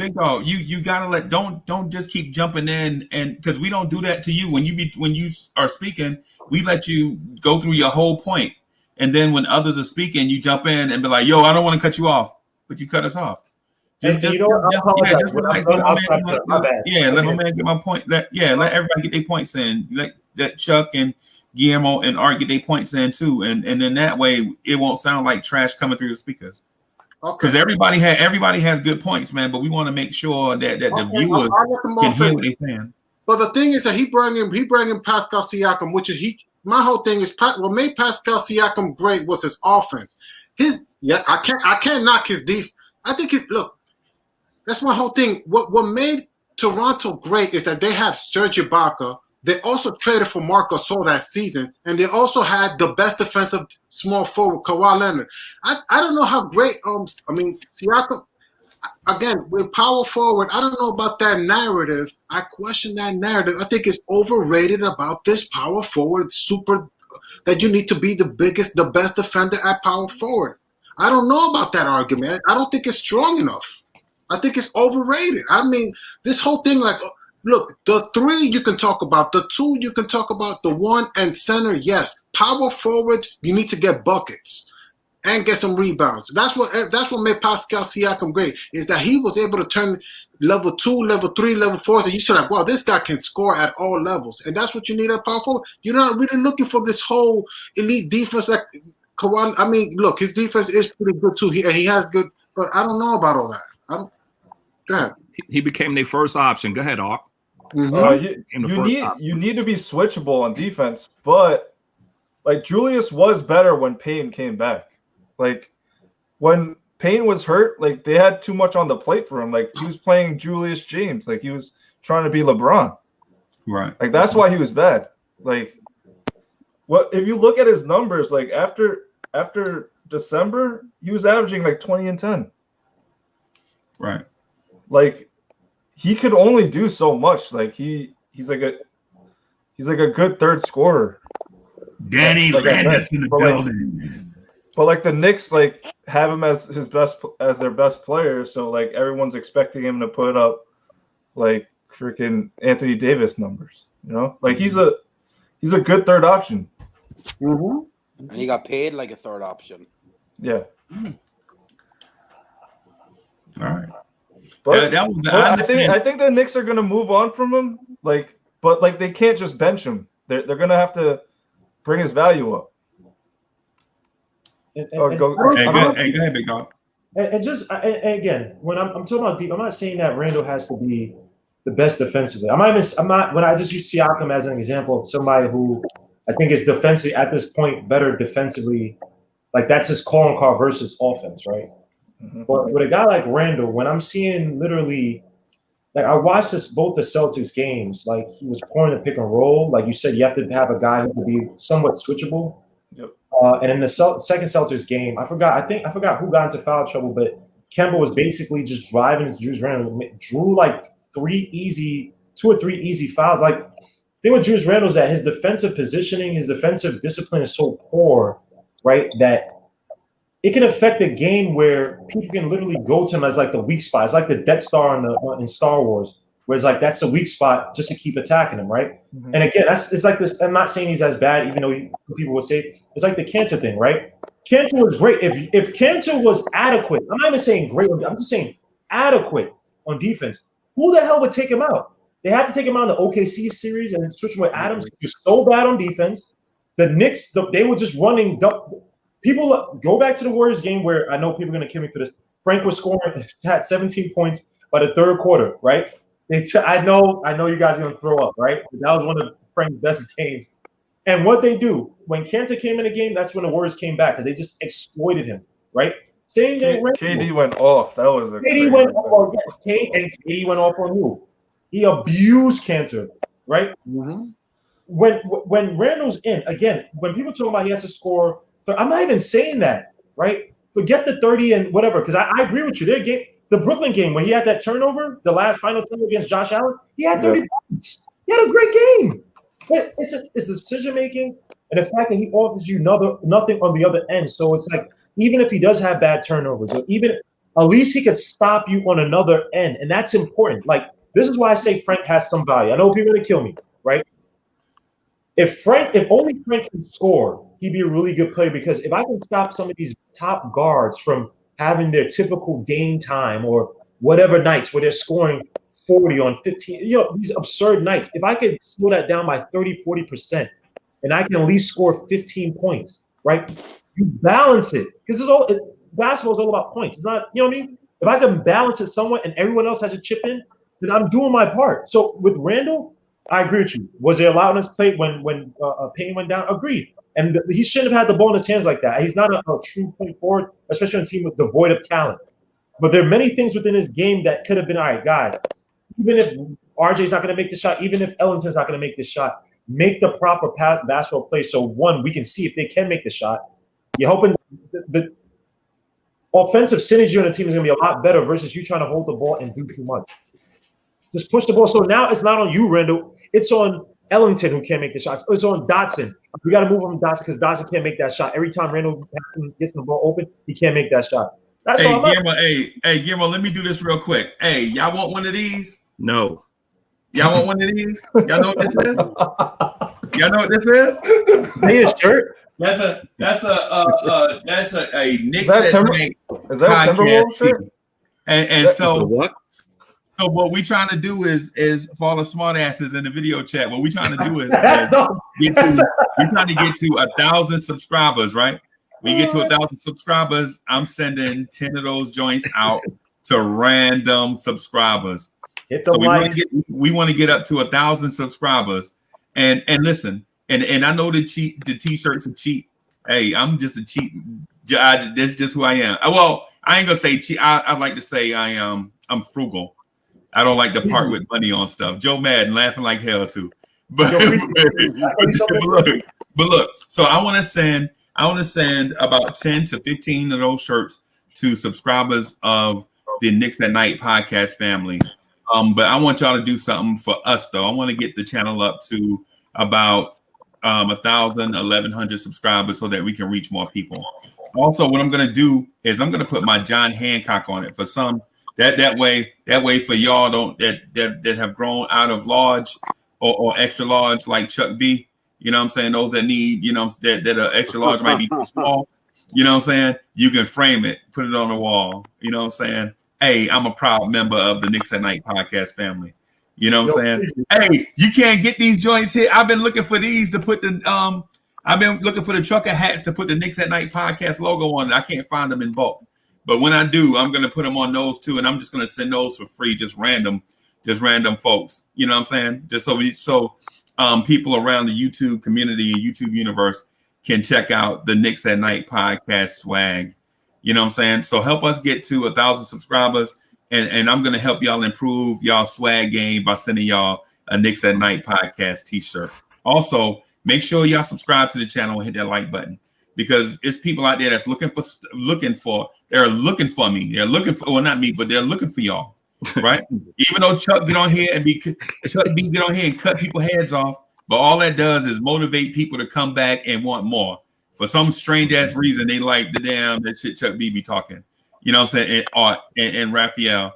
So y'all hit that subscribe button, man. Hit that like button, so the people that are looking for Knicks content can find us. And I legit got one of these done, right? My homeboy Quavez, he 18 years old. He trying to get his business off the ground.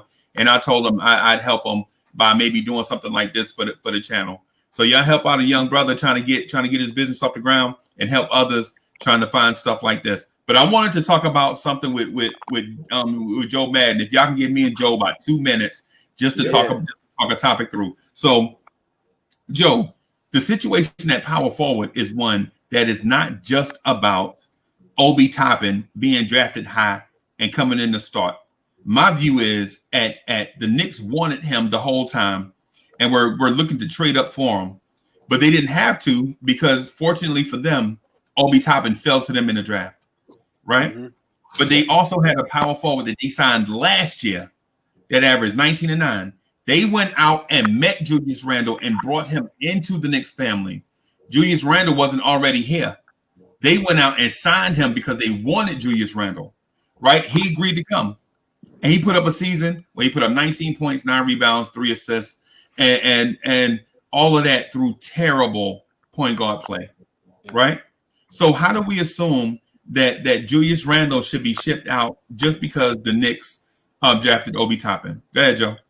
Well, Randle wasn't brought in by Leon Rose. He was brought in by the guy sleeping on Dolan's couch, Steve Mills.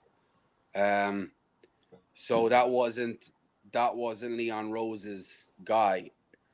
My thing is the reason why I think they're going to move on from Randle is why would you want to have a plan to move up to get Obi Toppin just to have him sit on the bench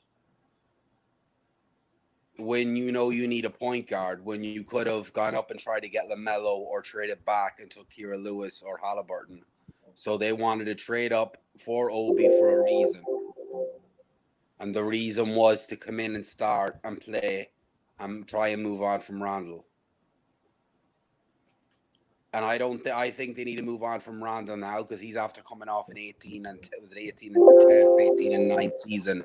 If you have Obi playing and Randle on the bench, his value is going to go down. So you have Randle on high value now. So that's when you should move him. So that's my thoughts. That's nothing against Randle. It's the style of play that they don't need. They need a forward that can shoot.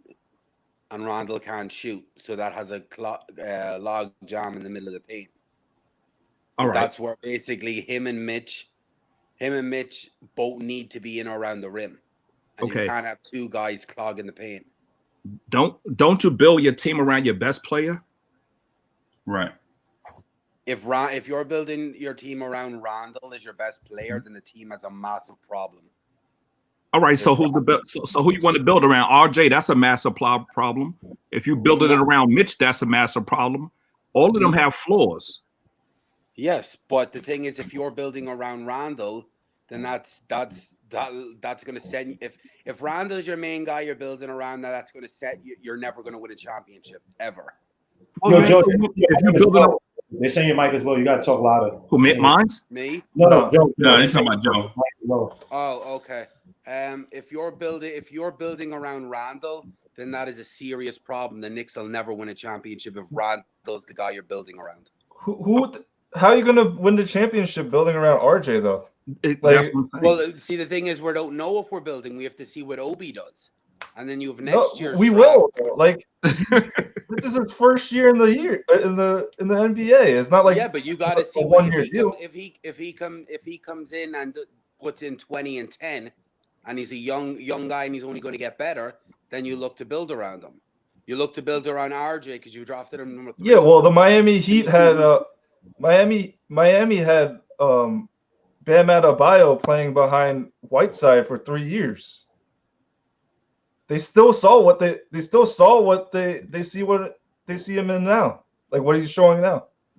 Like they see these guys at practice. It's not like just because they're not playing in games, that doesn't mean they're not like showing out in practice. Like Kobe Bryant, he didn't play at all in his rookie year. Yeah, like and what happened? He beat the guy out, and they traded him the next year. No, he was 6th man in his second year. And he didn't start till 3rd year. Yeah, but he beat the guy out. He beat the guy out. But like so why do we need to see Obi now? So you're saying now we have to sit and build around Julius Randle? No, like it doesn't. Like he has to still earn the spot. Like he has to beat out Randle. Like you don't know if he's gonna beat out Randle. Why would you try and trade up for Obi if you're not moving on from Randle, knowing you need a point guard? Well, they shouldn't because they like him. Because they like they like a prospect. So if they like the prospect, they pick him to come in and replace Randle. You can't start with Randle because if you start Randle, it's going to be the same result as last year and 22-23 wins tops. Okay, what happens if we start Obi? We're going to win a championship this year? That's not what I'm saying. What I'm saying but like if you're going to lose anyway, it's not like Obi's not going to get to play. Obi's going to, if he comes off the bench, he's still playing. How many minutes though if you're starting Randle? Randle's going to play 30 minutes. So Obi's barely 10, 15 whatever minutes Portis got.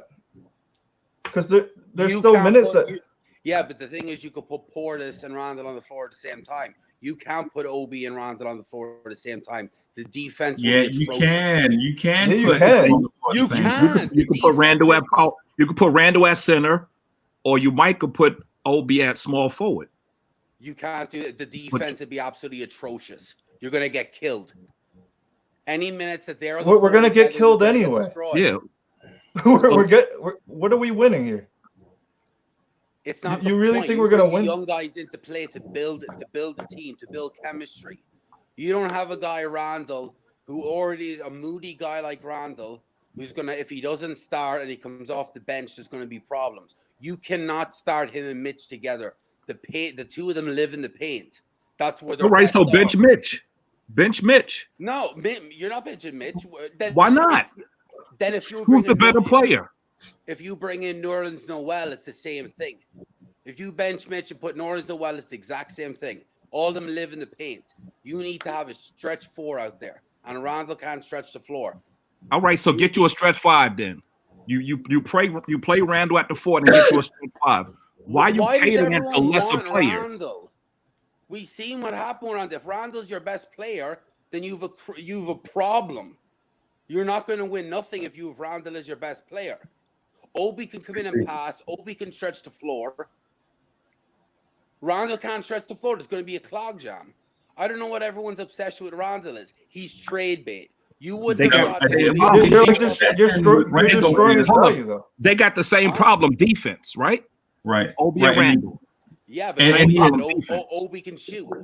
Obi can what they got to do with defense? Randle could score 19. It don't matter how he get it, he gets it. Yeah, and at a high percentage. Yeah, and empty stats. The stats were no good. Look at the results. 21 empty wins. Stats. Empty stats. 21 wins. No, Randle is not. Randle is not. Hold up, freeze. Empty stats. Hold up. You a Frank fan? Who? No. Who? Oh, I was about to get him, boy. No. Who you talking about? Chuck, hey, don't start that, because me and you got an argument. Our argument's gonna come he's doing too much right now. Why would you try and move up to get OB? You shouldn't have. When you're going to keep Randle. You should. They should have never moved up to try to get him. When your players are power forward already. And y'all keep asking the question. But we don't have our power forward in the future. Randle, right. You keep asking that question, but the question persists. Why move up to get Obi Toppin? The fact is that we moved up to get Obi Toppin, and we still have Julius Randle. Obi Toppin was probably a top 5 talent with the potential to slide down the board. The fact that the Knicks wanted to try to trade up to 6 or 7 to try to get him is just a thing of just trying to take advantage of a golden opportunity to get a top 5 talent at 6 or 7. It's not Obi Toppin was the best player in the draft. Obi Toppin wasn't going top 3. You know, that narrative of where, you know, Obi Toppin was that great of a player that the Knicks is going to trade everything. The fact is, Obi Toppin was projected to be a top 5 player, but he wasn't. Yeah, Obi Toppin is a top 8 player. Obi Toppin got drafted at 8. That means he's a top 8 player, right? And the thing with Julius Randle is you can't bash Julius Randle for getting 19-9 in the city with the heaviest jersey to wear. Y'all already know to be the superstar or the best player of the Knicks is the hardest job in the NBA. And if y'all think otherwise, y'all naive. Dudes have come here and legit have failed and left and gone out of town. The only player that have stuck in here the last 20 years is Carmelo. And y'all did Carmelo totally wrong his last few years. Did Pat Ewing wrong his last few years here? Yeah, that's the fact that Julius Randle played 1 season and produced 19-9 with a bunch of dudes that you can't pick out of a police lineup is no indictment on Julius Randle. He had no point guard play. The point guards gave him the ball and went and hid in the tunnel. You can't legit blame everything on Julius Randle. And now that Obi Toppin is here, only means that when Obi Toppin is a starting point guard, and if he's the best player, y'all are going to do the same thing to Obi Toppin. No, Joe, I disagree. I disagree. I think you are blaming everything on Randle. He is. The only people that have yes, you are. I disagree totally. My whole thing is if you disagree, that's your opinion. I'm not blaming everything on Randle. It sounds like Randle was our best. You blaming the record on him. You putting the record on him. You said the reason the Knicks only won 21 games is because of him. So you blaming everything on Randle. No, I didn't. I said because he has empty stats. His stats were empty. What the hell are empty? No. So RJ put up empty stats? No. Yeah, RJ put up empty stats too. Mitchell Robinson put up empty stats? I know you did the exact same way. What is this? I agree with you. I'm not saying that he put up empty stats, but I'm not this guy that look. I'm playing Julius Randle this year to build up his trade value and get rid of him. I've seen enough from him. I know people have a lot of what ifs about him. The thing with Obi is that there's a lot more upside to Obi. right? I think Obi, relative to Randle, is still a moldable player. I also can space out the floor. Both their defenses suck, don't get me wrong. But just from the play I've seen from Randle last year, I know it might be conjecture, but I'd rather go with a guy like Obi, who, again, is a little bit more moldable. Not to Randle's fault. He's been on 3 teams that really had poor coaching, right? But I think like that development for a guy who's going into next year, he's basically going to be a free agent next year, right? Essentially with the option, right? And I can't blame him. I think he's playing more so for stats, which I can't blame him. I'm trying to go for the guy. I'm going to build the stats, trade him off, but I'm looking for the future with Obi, right? I understand what you guys say. I got best player available, but I'm not going to draft Obi to basically say, okay, well, Randle had better stats. But it's like, well, is Randle truly the future? If you guys feel Randle's the future, then I'm not going to argue with you. But to me, me personally, I don't think Randle is the future with this team, right? I think Obi is more moldable. He can shoot better. He probably can be improved on defense a little better than Randle. And I'm not putting everything on Randle. I don't think Randle is the 50% reason why the Knicks were terrible last year. I just think we were talking about one topic with Randle and exploded into this whole thing. I'm not blaming Randle for our loss last year. We didn't have proper point guard play. We didn't have shooters on this team. We didn't have coaching. So I put everything on the organization itself before I put anything on Randle. But I'm just not a fan of Randle's game. But it is what it is. I just want to okay. I don't think you're a fan of Obi's game either. You're very clear that he doesn't play defense. You're not high on the pick. You're not high on who we drafted. And so I think today you say, let's get rid of Randle, but tomorrow you're gonna say let's get rid of Obi. So I don't think either one. Let me help you out. You don't listen well. Right? So hold on. You don't listen well. So what I said with Obi and Vassell was that I wanted Vassell because he fits something, right? I wasn't the biggest fan of Obi because he didn't play defense, and I wasn't high on him. But he's a Knicks fan, so now I'm going to look at how can we get this guy to be effective on a team. Just because I like him over Randle does not mean that in his game in isolation, I'm the biggest fan of. I'm still not. But what you listen to is literally, you said blah, blah. No, listen carefully. He's on the Knicks, so I am a fan of. I'm going to support him. I'm going to look for ways to build him up. Doesn't mean I'm the biggest fan of his game now. He has a lot of flaws in his game that he can improve. Right? That doesn't mean I'm jumping from person to person. I'm telling you this like I've said all the time. I'm not the biggest fan of Randle's game. If Randle's in the post and you dump it to him in the post, perfect. That's all we want from him. Other than that, I have not been a fan of his game. He can't space the floor well. Doesn't play defense well. Obi Toppin can shoot the ball, but my fears about Obi is that I don't know if he can replicate this dominance that he had at Dayton in the NBA. And it's going to say that I don't like him. I don't think he can be on the Knicks. I still think there's a path for him to go to the Knicks, but I think that there's going to be a lot of development that has to be there. So I'm not jumping sides. You just listen to one thing and go with that. You're going to criticize his defense, you're saying? Again, listen. I think that, again, I criticize his defense because the guys that I look at, right, when I was looking at Vassell, I thought that Vassell might only be a high level role player, but I thought that Vassell's strengths and his lack of uses at FSU complement this team better than Obi did. When I looked at Obi's game, again, you're looking at a guy who's uber dominant at one of these small schools, and a lot of caveats, right? He moved from school to school, blah, blah, blah. He's older. A lot of those factors don't bode well for a lot of players. Now, hopefully it bodes well for him because he's on the Knicks, and I cheer for anybody who's on the Knicks. Mm-hmm. When I'm looking at Obi, again, he's on the Knicks, and he's younger, and he's our draft pick. And he's drafted the same place as Randle, a guy who I think has many flaws, is older, and I think we can move on from. So I'm looking at Obi saying, yes, flaws to his game, but I'm hoping the Knicks develop him to where those flaws are developed into at least adequacies or strengths. You can still develop from not starting. Like, I don't know where this whole theory that you have to start to develop. Yeah, it's favoritism. No, but you have to see. The thing is, it's about spacing. Randle doesn't bring spacing, so you're literally just gonna run back to what happened last year. You're blaming Randle for spacing, but he's a big man. I'm not blaming Randle for all the spacing. like blame RJ for not spacing. Put words in my mouth. You just blamed it. You just said he doesn't space. Can you listen? Clear out your ears and listen. I'm saying it was Randle for spacing, but there was problems. Mitch doesn't space. RJ doesn't space enough.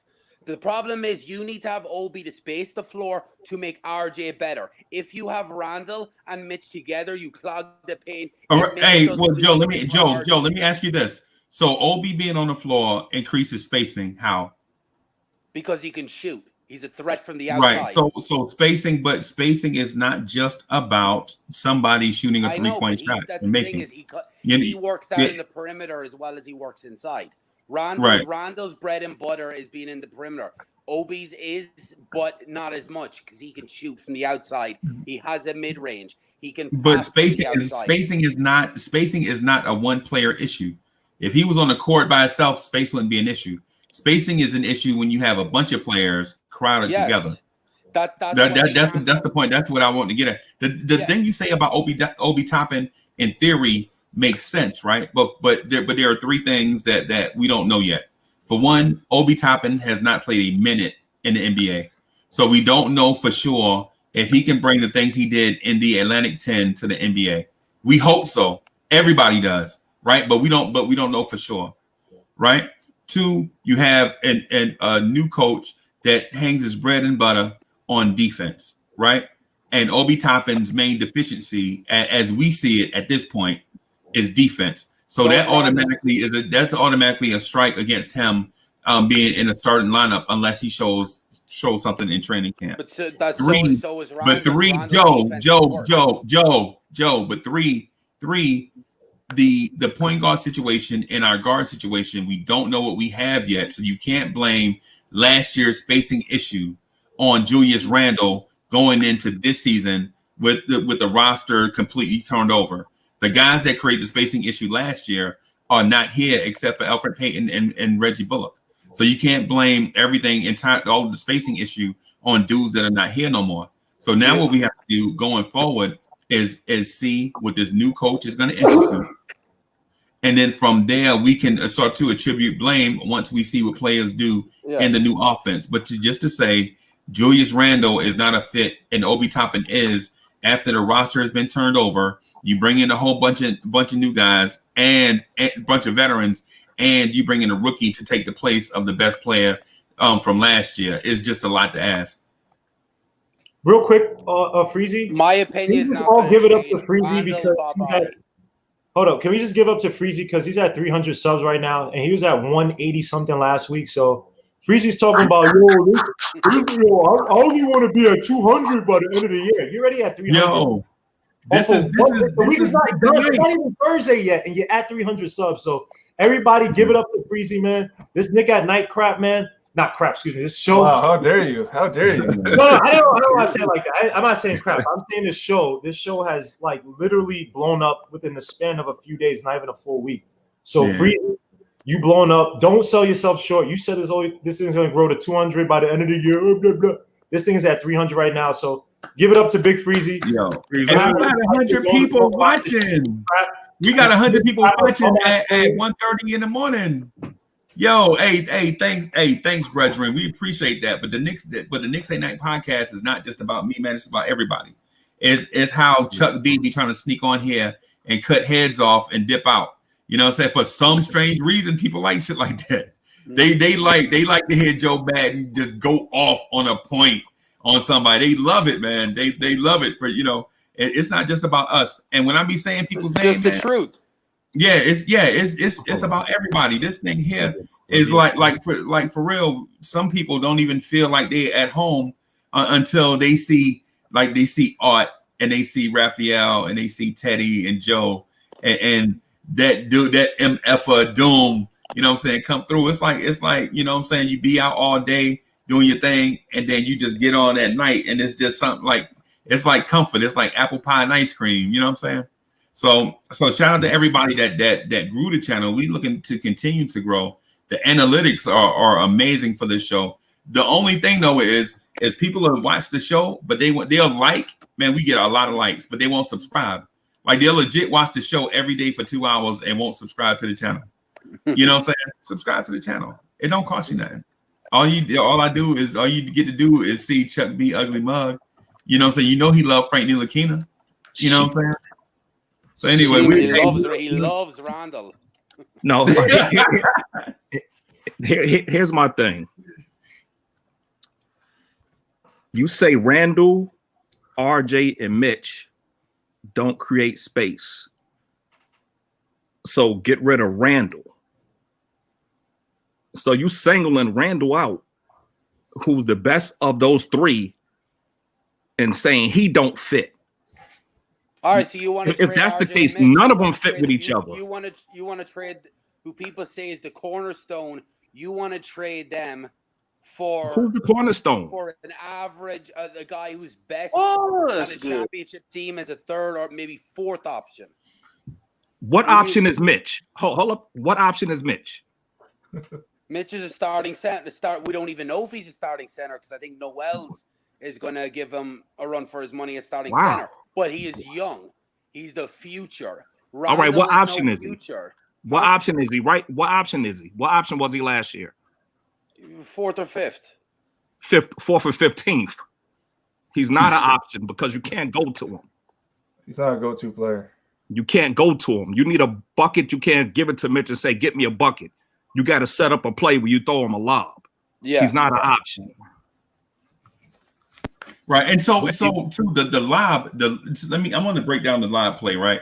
So what happens is everybody knows the Knicks need a basket. Say the Knicks are down by 6, right? And this is Mitch's go-to thing. So y'all just bear with me before y'all cut my head off. So we'll say we down by 6 and we need a basket, right? Elfrid Payton throws the ball up to Mitch up high, right? Everybody in arena knows Mitch is going to do nothing with it but do a DHO, to Elfrid Payton when Elfrid makes it back over to him. Mitch doesn't pump fake, doesn't attempt to shoot, doesn't attempt to put the ball on the floor, doesn't attempt to pass the ball around the floor. He holds that ball, looking at Elfrid Payton, waiting for Elfrid to come. He does the DHO with Elfrid and does not set a screen and takes off to the rim, right? Elfrid turns the corner and throws the line to Mitch, right? Because the alternative is let the point guard dunk or throw a 3-point into the corner. So they just throw a lob to Mitch, right? But everybody knows that play. You can see it coming from a mile away. Now that Mitch has done this for a year straight, that play is not going to be there. Now defenses are going to scheme that out of the Knicks offense. Now what do you do with Mitch? That's it. He's being developed. He's the same as RJ and them. They're being developed. See, these guys, what the plan is. But developed into what? Trade Mitch, RJ to keep Payton and Randle. But Joe, being developed into what? What is Mitch being developed into? You could be developed without starting. Yes. No. What develop? No. Somebody answer the question. Everybody wants to talk. Somebody answer that question. What is Mitch being developed into? A starting center, but he needs time. He's working with Kenny Payne. He's working with the guy that developed AD, that developed Cat. We don't know what Mitch is going to be. We do. We know that he has the talent. Look at his defense. He covers ground quicker than any other player in the NBA can. But we're talking about on offense, Joe. What is Mitch being developed into on offense? We don't know. I don't work for the Knicks coaching staff.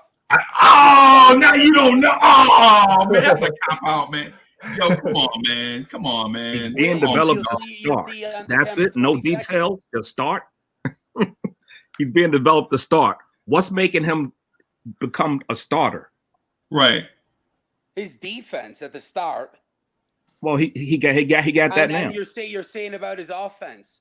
Didn't you say it? He was at 75% field goal. 74. I'm not impressed with that. And you're complaining about his offense. I'm not impressed with that. He averaged 9 points. I'm not impressed with 74%. Not at all. It's all under the basket. Plus, who do you want your starting center to be? Taj Gibson? You want to bring him back? No. Taj Gibson was the starting center last year. Yeah, that's what I'm saying. And Noel's might start. I think they're going to go with Mitch, but it could be Noel's. Mitch needs time. He needs another year or so. Time for what? What does he need time for? Knicks fans. What do you need? What does Mitch need time for, though? To develop. No, you said develop. You said develop 5 minutes ago. What I'm saying is this. You can tell me this, like, hey, listen, we want to say develop Mitch into the Marc Gasol role, where when he sets that rock hard steady screen, the jaw breaking screen, he's not going to roll to the basket. He's going to spot up and be proficient from the top of the key three, right? And the reason why it's effective is because guards get tired of getting their heads knocked off by Marc Gasol on the 3, so they go under it. So Marc Gasol gets a wide open look at the 3-point at a 3, right? Or you can say, well, listen, we're going to continue to develop him into a rim runner like Clint Capella, right? Yes. Where he sets the jaw breaking screen, and guards get tired of getting beat up physically, so they start to go on under the screen, and then either our guard gets a wide open look at the 3, or Clint Capella gets a wide open lob. You know what I'm saying? Just saying develop is too nebulous for people to follow the conversation. You know what I'm saying? We have to legit say if your winning point is he's going to develop, we have to understand what he's developing into. But we don't know what they're doing. He could be coming out shooting threes next year. You don't know. So how do we continue to say the argument if we don't know? Kenny Payne was down in Louisiana all year training with him, so you don't know what we're doing. They had Kenny Payne down with him for the last 6 months training with him. You don't know what these guys are turning out to do. He's been taking. We'll move on from RJ and we'll move on from Mitchell. We can keep fucking Randle spinning shit. I just want to say one thing. We can't keep Randle. I've seen enough of Randle. Randle, look, if they don't trade him, we have one more year of him and his contract's up, and bye-bye. I just want to say that's the worst case scenario. Because you have Obi, at least Obi, you drafted Obi to be the future. Randle's not the future. You brought him in as a number 1 option, which you had basically a retard running the office with Steve Mills. He thought Randle was a number 1 option. You bring him in, only one player could be the future? Only one player could be the future?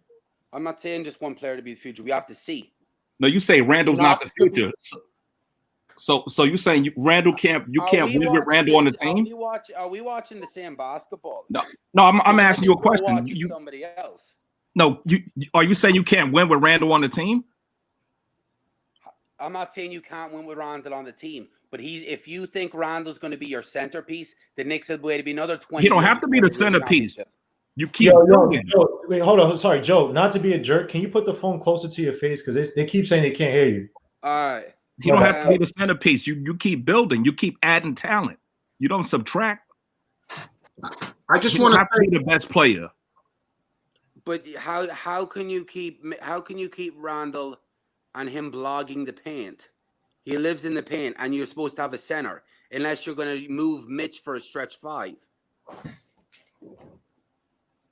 So I don't understand where you have. That's coaching. He don't clog the paint. Randle don't clog the paint. What? He don't clog the paint. He live in the paint. Randle don't face up. He face up, but he comes out and he's back in the paint. You see him backing up into the paint and then turning the ball over. All right, so where's Mitch at? When Randle's in the paint, where's Mitch? Mitch is in the paint because that's where he needs to be. That's why you need Obi, because Obi can work from the outside. Mitch is usually on the other side. He's usually on the other side of the paint. So like if Randle's on one side posting up, Mitch is usually like near that baseline or whatever, coming to like help to rebound or cut to the basket. So he does. I mean, there is a spacing issue. I'm not blaming it all on Randle. I'm blaming the whole team because RJ can't space. Right. I'm saying that. I'm not saying that he's the only reason why. So I'm not coming at Randle saying he's the reason why.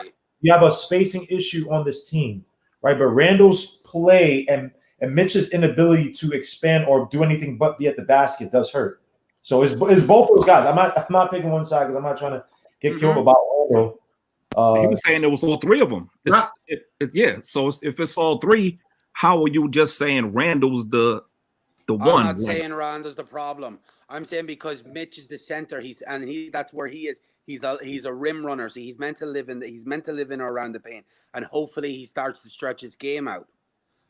So, and then you have RJ is a slasher who needs to be working in around the basket. When you have Randle there who lives in the paint, all 3 of them, and then when you're looking at Mitch and RJ is your future. So what, you're going to trade them just to keep Randle in there? No, not a hope in hell. All right, so you don't want a post presence. That's what you're saying. You don't want a post presence.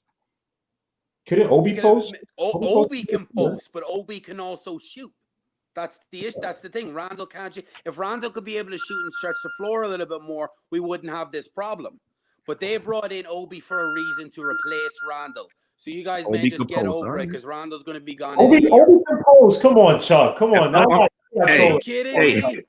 Y'all putting a lot on Obi. That's all I'm saying. Y'all putting a lot of. I was not the biggest fan of Obi, but Obi had that skill. You don't try and trade up for Obi if you're not going to put him in. Okay, I'm going to use picks to trade up for this guy to put him at the bench. No. So is Obi putting up 19 and 9 in his first year? Huh?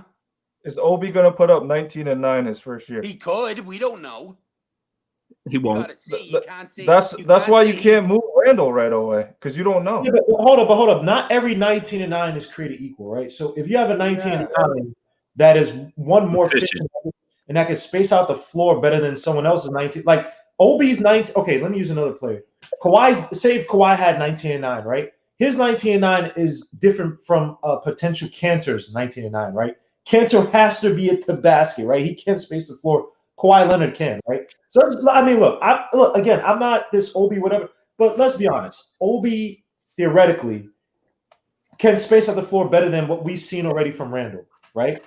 Him and Mitchell probably have a better in terms of spacing, and they're not clogging up each other. Not to say that Randle is the sole reason. Again, I'm not saying that, but Obi theoretically would do it better than Randle and Mitch. Let's just be honest about that. Just from what we're seeing. Now, you guys have to be fans of him, but Randle does. I mean, his bread and butter is literally in the basket at the post. Here's a better question: somebody's going to be an odd man out, right? Who do you guys see being an odd man out between Mitch, Obi, and Randle? Obviously, Obi to me is not going anywhere, but it seems like they're going to say Obi just to keep Randle happy. Because they love Randle. No, Randle.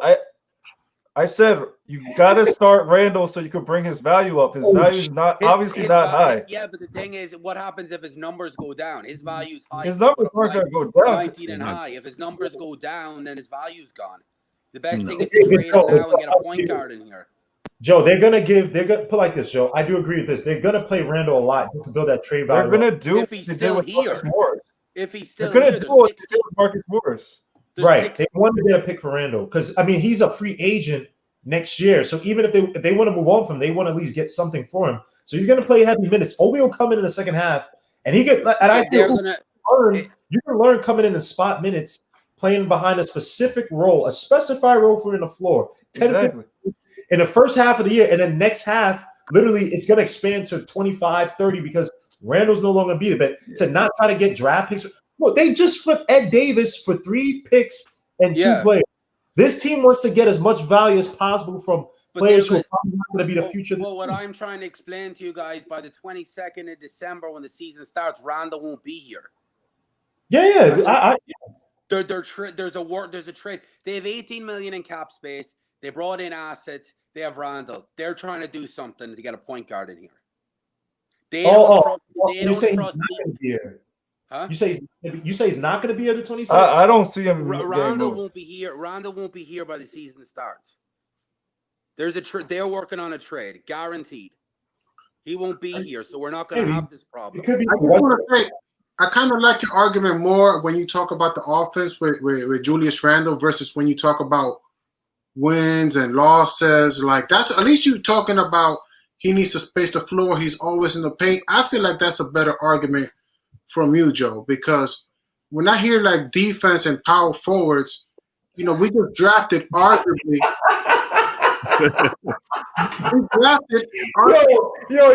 Hold up, God. So he just flipped it. He hasn't dropped nothing for nothing. No. Give credit where it's due, and I got to take it away because at least he's making a good argument about the offense. It's true. I can't knock the fact that, hey, listen, Julius, he needs to space the floor. I can't knock that. He does need to, but at the same time, RJ too needs to space the floor. And RJ's working on that. He's working on his shooting. RJ's young. Let me just get 2 seconds. Yeah. Kevin Knox needs to space the floor. Frank Ntilikina needs to space the floor. They all need to space the floor because when they do space the floor like Drew Holiday did with the Pelicans, Julius Randle could shoot 36%. Is what I'm trying to say in terms of offense. So that's what I want to say to that, Joe. When Julius Randle was given a Drew Holiday, he was able to shoot 36% from three. So that's all I can say to that. I hope when we trade him back to the Pelicans for Lonzo Ball, I hope everything works. Oh no, Drew Holiday's not there anymore. When we trade him for Lonzo Ball and he goes back to the Pelicans, why would they take? Best of luck to him because they're not going to take. Why would they take Randle for Lonzo? But anyway, the Knicks need to freaking start moving around on offense because most of the time you're just seeing them stand around and just watch whoever has the ball. That's the spacing issue. That's why I like Quickley. Quickly again. Hey, hold on, Joe. Let Art finish. Yeah, Art. Like you got to start cutting to the RJ should be cutting to the basket, freaking you should be utilizing all 5 players. It shouldn't just be Mitch sets a screen and then Peyton throws a lob. It's not just a 2-man game. They're playing 2-on-5 offense every time. You don't see them. You always see Knox just standing there, or you just see RJ just standing there waiting to get a pass. You got to start moving around. Randle, should be posting more because I think he could post thinner 4s. Hey, Joe, let me jump in here right quick because I know you want to say something, but I want to just throw something in. And the thing about them standing around is twofold, right? For one, it's a player anticipating something that's unpredictable, right? So they're spotted up with their hands out thinking if their man vacates to go to help stop the lob, then they expect the pass from the point guard to hit them in the corner for the wide open 3, right? So they want to be they want to be the outlet for the guard, right? Or for whoever the pick and roll handler is. The other thing too, sometimes in this 2-man game where 2 players that know each other, they try to run a 2-man game against a 2-man defense, and the other 3 are I'm just going to play off of them and have myself be available if they need to kick that ball out or if I need to become the opposite side ball handler. You know what I'm saying? So some of that has to do. That's the reason why they stay. But for a cat like Knox, who is not a proficient pick and roll handler in the NBA as of yet, he's shown spurts, right? But he's not proficient. Teams are not going to game plan for him. What he needs to do is establish a rapport with the point guard. You legit can run from the baseline to the top of the key to the base to the corner again. You don't have to just stand there in that one spot because if a point guard knows what you're doing, he can anticipate when you're going to be in that spot. The thing, and that's our thing with the Knicks the last couple of years is we feel like the pick and roll is our bailout. We feel like as soon as Mitch catches the pass up top, then he's gonna do the DHO slip screen, run to the rim, and catch a lob, try to catch a body. You know what I'm saying? That can't be the center of our offense, right? That just can't, because when you have Randle on the floor, now you have your number one option in a wait and see mode with a guy that's not a proficient ball handler and a dude that's solely a rim runner. In my opinion, we need to diversify our offense and run more flex and motion sets where four guys are running motion that create natural screens for each other to get open looks, whether it be threes or drives to the basket. I think we are the only team that don't necessarily get that 3 or drive to the basket look out of these 1-4 motion sets that all 30 or the other 29 teams are running. And I think part of that has to do with our young guys being so young. And this might be the only thing that David Fizdale said was true the whole time he was here. He was like, our team is so young and these babies don't know enough about basketball that you can't get them to run these things because that AAU style that they came up playing is all that they know. When they're the number one option, they don't know what it's like to run motion sets to get others involved in the offense. It's been all about them their whole lives. So they play 1 year of college and all of a sudden they're in the pros. And now you're asking them to run a 1-4 set where you get natural screens and picks for others to create shots for others as well as yourself. They don't have that in their bag because they've been brought up through JV, high school, and AAU to get the ball and be an ISO player. My bad, Joe.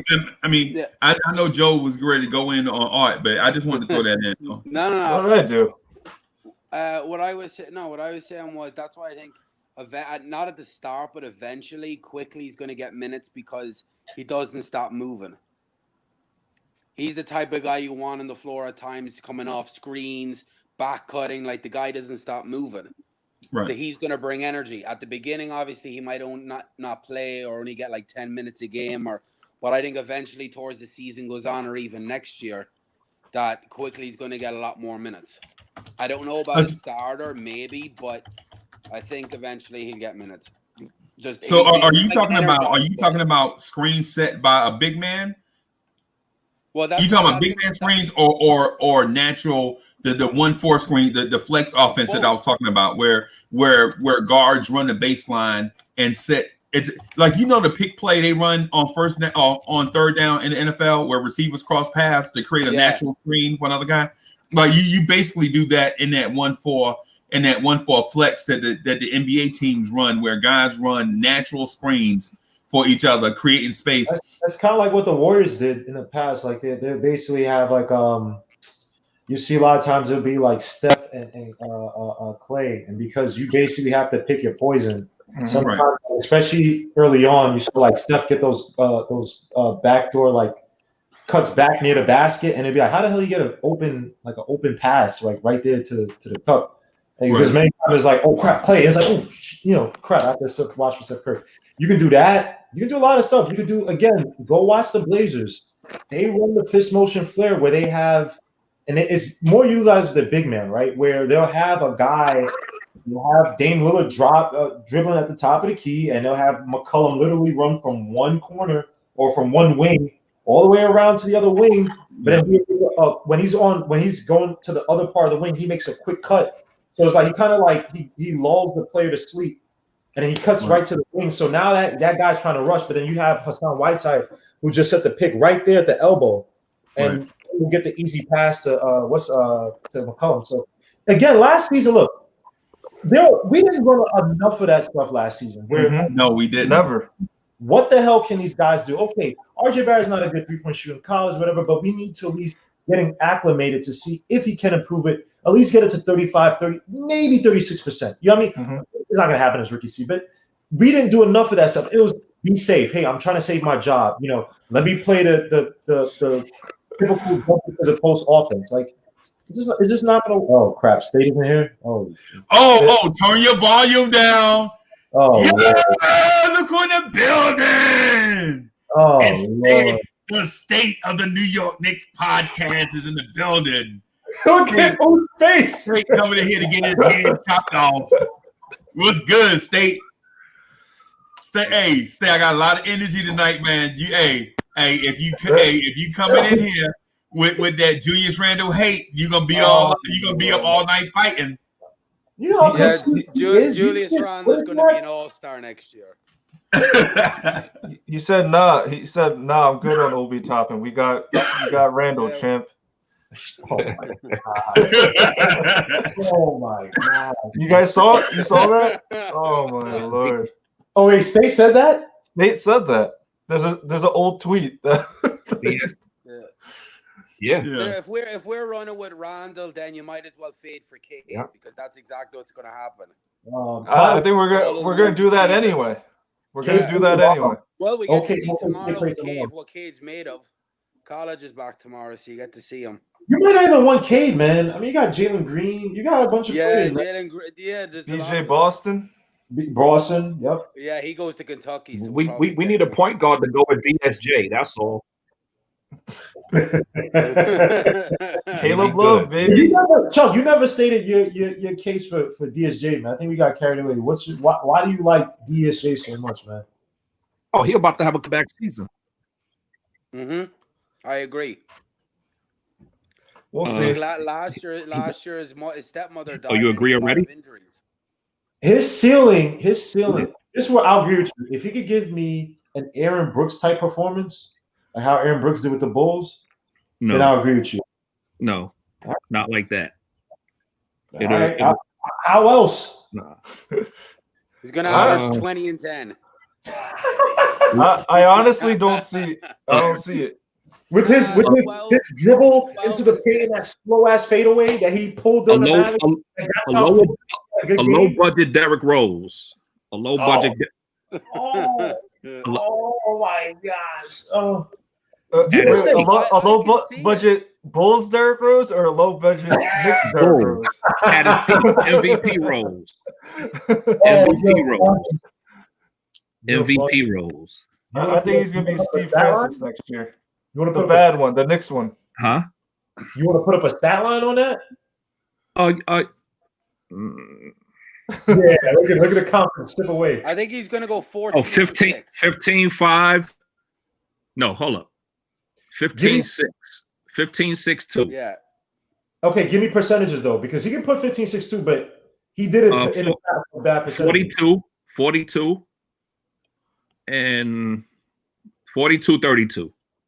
No, 37. Hold on. 42, 32, 42 from the field, 32 from the three? Yes. That's terrible.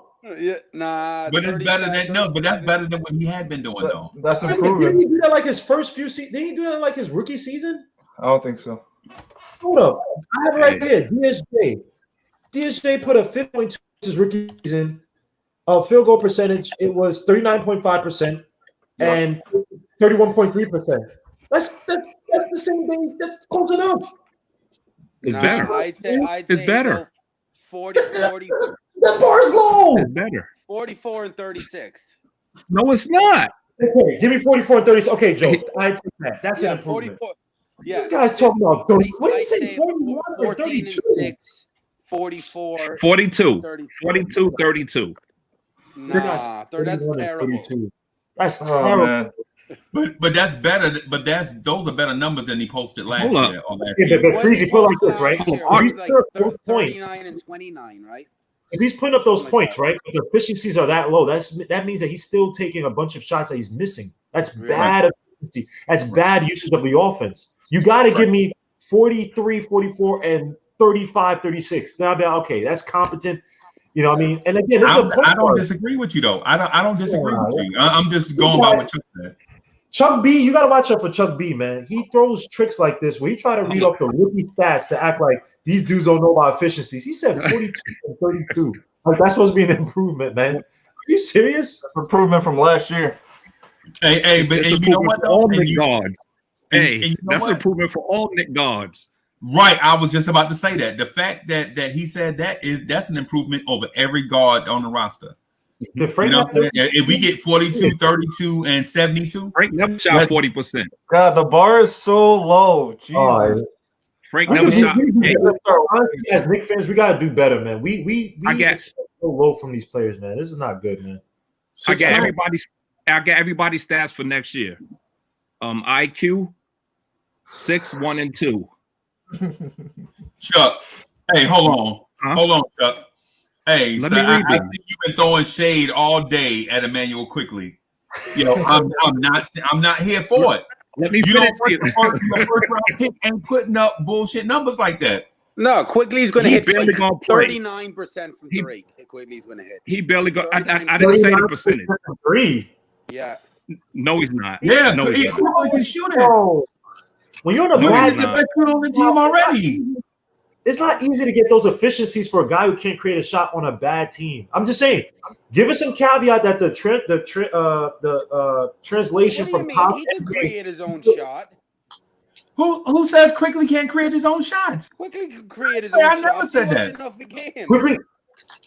Quickly can create his own shot. Yes, Quickley can create it. You talking to me, Joe? Off screens.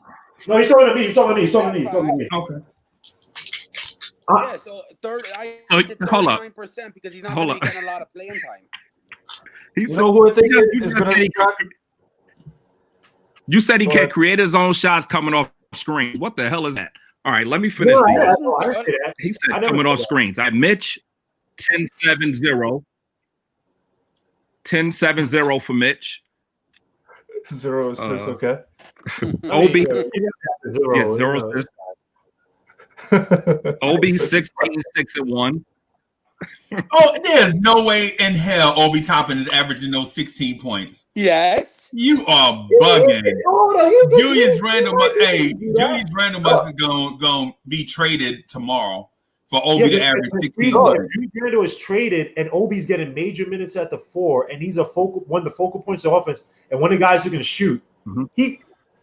He could. He's one of the there's no way. RJ Barrett will average 30 before that happens. Freeze. Not wrong. Just roll with it. Right. I'm not wrong. A lot of time I put a lot of work into these tapes. All right, Knox 9-2-0. Damn, that's being friendly, man. That's a great year for him. What's his 3-point percentage and how many attempts? Knox 33%. No, Knox would be better than that. Right, Knox. RJ 15-4-2. You bugging. Nah, he's gonna go more. You're crazy. He's gonna go nothing. RJ's gonna go 20. He's going to 17. He's going to 17. Yo, you know what it is? He's just trying to find a way to issue on the players he don't like, because he's not going to talk about the players he does like. He's just trying to find. What do you mean that I don't? He's going to give RJ. I gave him 15. 30, 10 and 10. He went from 14. I gave him 15. He made a jump. Yeah, Randle's going to average a triple double. And Frank is 5-2-2. Oh, nice. His career average. Same old Frank. How many steals? Negative 0.3. How did you get negative steals, man? 0.3. He's gonna be begging for time after Rivers. Man, you guys are wild, man. You guys are grinding. All right, y'all talking about me issue on Frank. Chuck is. Go ahead. Hey Chuck, who else you got? You got Randle? That's his career stats. That's Frank's career stats. What's Randle? What's Randle's stats? Let's see this.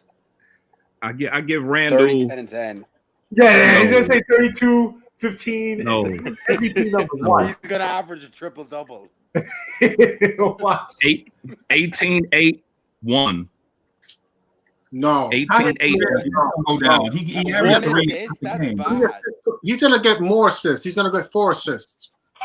4. Wow. No. So based on what Chuck said, Randle. He has 3 assists now, so it's not far fetched. Yeah, how many turnovers? 4, 5 turnovers? 5 turnovers again? Turnovers? Yeah, 1. 4, 5. 3 this year. No, turnovers. I would still keep him 3. That's no good though. 4 assists on 3 turnovers. I mean, we still got the same team. I mean, we still have people who can't shoot in the roster list. I'm not gonna act like we have people who can really shoot. You know. Well, we have. I'm gonna say less assists. I'm gonna jump in right here and give my take on the topic for the night. I've been trying to get to it all night, so I'm gonna just jump in right here. Y'all just give me like 2 or 3 minutes where I can just say this thing, and then y'all can have at it, right? So the thing is, the title for the night is Star Time, right? And the reason why I said that is because when I looked at the tweets all day and looked at the roster, I feel like we do have an emerging star. Somebody that's going to legit be at the All-Star game every year. Somebody that's going to be legit go-to guy down the stretch. You know, we down by 4 and need a basket in a 2-possession game, right? So that player is RJ Barrett, right? And so before y'all jump out and cut me off, hear me out. So RJ Barrett needs one thing in order to become a 26-point per game scorer, right? And y'all are going to say he needs 3 things, but I'm going to tell y'all he only needs 1. RJ Barrett with a tighter handle can get by any player in the NBA, in my opinion, right? That gets him to at least 20 points a game. I think that's where he is right now. RJ Barrett is hovers somewhere between 19 and 21 points a game, just based off of him getting more opportunities to score, right? So with that said, that's a huge leap from 14, right? But we saw the huge leap during the season. He legit went from 13.1 coming out of January to 18.1 at the beginning of March. And y'all will say, well, that's only a 2-month stretch. Well, we don't have data to support nothing else. So we got to go by what we saw. So asking RJ Barrett to go from 18.1 to somewhere between 19 and 21 is not a stretch. All it is making free throws in a tighter handle. So him making free throws at a tighter clip, going from say 55-ish to 70, gets him one extra point, and him tightening his handle gets him another bucket. That's 3 points, right? Now, with that said, the tighten handle part to me is the most important thing for a guy to go from a dude that just scores the basketball good to a guy that's legit can come through in star time, right? Do we have any data or footage to support RJ Barrett not choking in star time? Yes. So in the two examples I'm gonna use is they played and Duke played in the NCAA against some team with like a dude that's like 9 foot tall. Dude was legit like, a wind sock. The dude was like 9 foot tall and real long arms. And that dude bothered the number one pick in the draft, made him shoot 3-pointers in a game that Duke almost lost. So the number one pick in the draft, down by 2, the number one pick in the draft, chucks up a 3 and it goes in and out. It looks like it's going in, but it comes out. But to save the day is RJ Barrett flying in over a dude that's like 9 foot tall to grab an offensive rebound and put it back when that team needed a basket. RJ Barrett legit would have tore that dude's heart out to get to that basketball, right? Also in the NBA, RJ Barrett comes down and shoots an air ball 3, and Clyde says, the kid with the air ball 3. We get a defensive stop, and we come back down, and the dude asks for the basketball again, right? A dude legit threw up an air ball 3 in a nationally televised game. The Knicks on a big stage just made their hiring of Leon Rose official. Garden is packed against a red-hot team. He comes back down, and the rest is history, right? The Knicks have not had players to do that, right? And so it's one of those deals where you look at all this information that we compiled. Do we have a star? Yes, right? we do. Do we have a star, right? And the thing about being a star is all 600 players in the league want to be a star, right? But it comes down to who wants it the most. And stars say, man, who wants it the most is a dumb argument. It's not a dumb argument because in those moments, certain guys just seem to jump off the screen to you, right? And RJ Barrett is the dude that jumps off the screen. Now, with that said, moving on to the other guy with star potential, I do believe that it's Obi Toppin, right?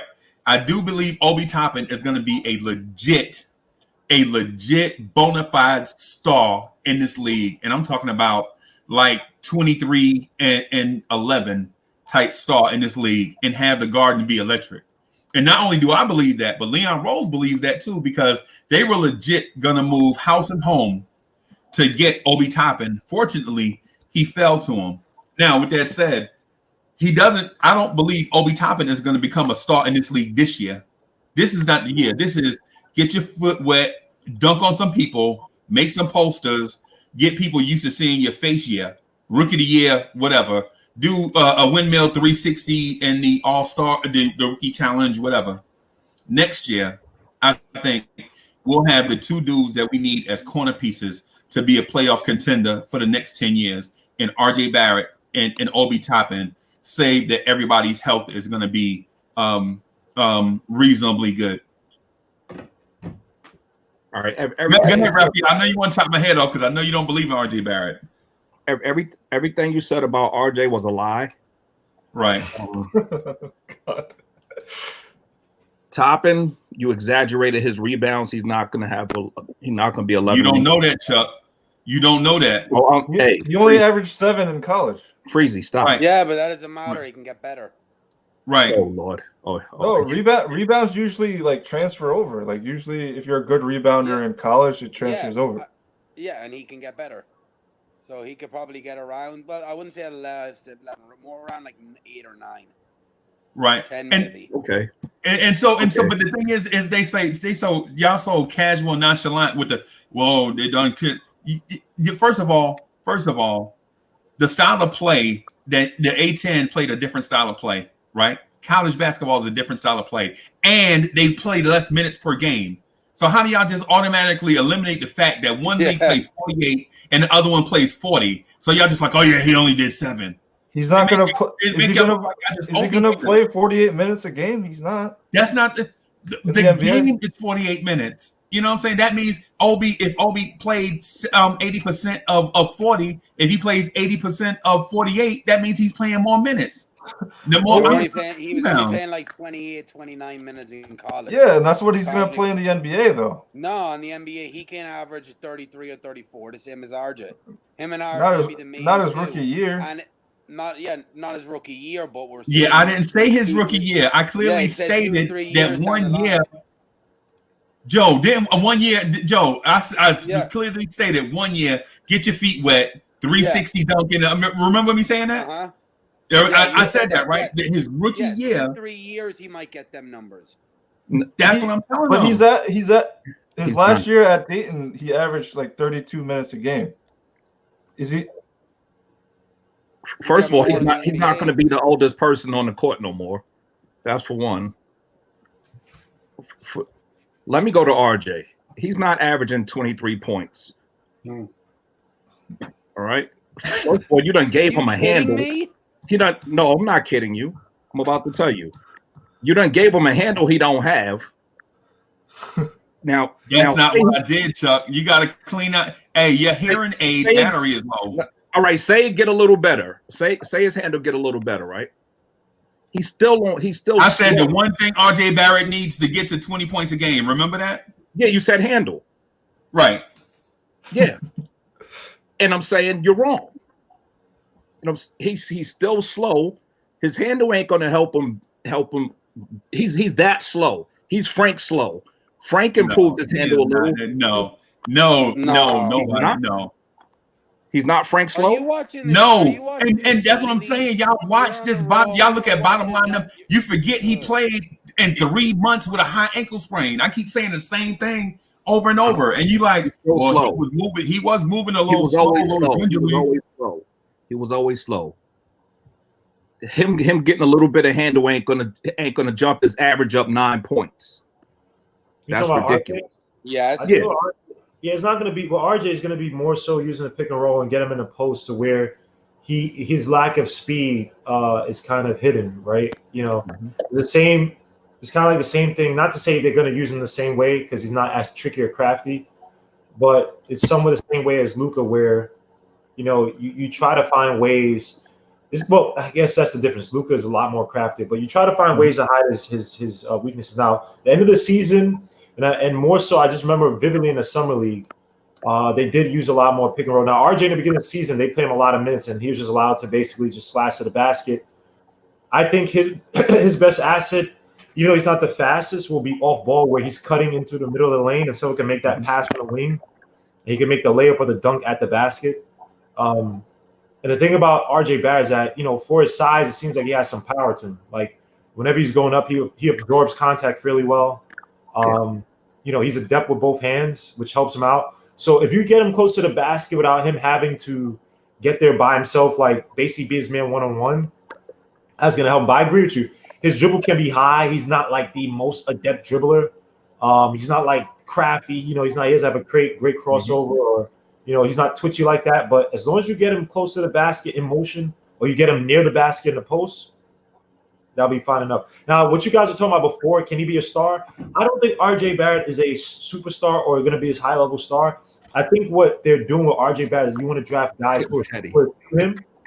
You want to draft guys who are to his temperament and to his mentality. He's a bulldog, right? You want this Knicks team needs bulldogs. We've drafted non-bulldogs. Even KP, as talented as he is, he's not a bulldog. He's not a tough player like that. You know, this guy's talking about, I get tired at the second half of the season because I'm anemic. It's like dogs. Even if you are, you don't tell people. You know what I mean? Like, we need bulldogs, and RJ Barrett fits it. Oh, you out? No, we got 2 bulldogs. Oh. Who? RJ and Obi, you think? Oh, no. Oh, yeah. Oh, we got 3. Obi and Dennis Smith. Oh my lord! Hey Nick, let's go. How dare you? Guy Chuck with his terrible freaking DSJ. Randle was a bulldog. How is he not a bulldog? Weren't y'all just complaining about this guy being mentally out of it? Yeah. Just complaining because I know God wants some of me tonight, man. Weren't y'all just complaining about DSJ not being given the confidence, not being all this stuff, and now he's a bulldog? I said he's a bulldog. I didn't agree with that. They didn't want to play Obi, but now Obi's a bulldog. I'm talking about Randle. Randle is our future. Randle's not a bulldog. Randle's like a. I've never heard like a Randle is too. Randle is a bulldog, and you guys don't like bulldogs either. That's the truth. What do you mean? You don't like bulldog. God is his fisher right now. Because when a bulldog has killed like Randle. Randle he's out there to score. He's out there to give people the opponent the business. And but eventually you got turn over the ball 4 or 5 times a game. Nah. Randle is a bulldog. RJ is a bulldog. They're both bulldogs in a team full of non-bulldogs, and that's the truth. I want to see a bulldog on defense. Yes. The problem is the team. It's not Randle or RJ.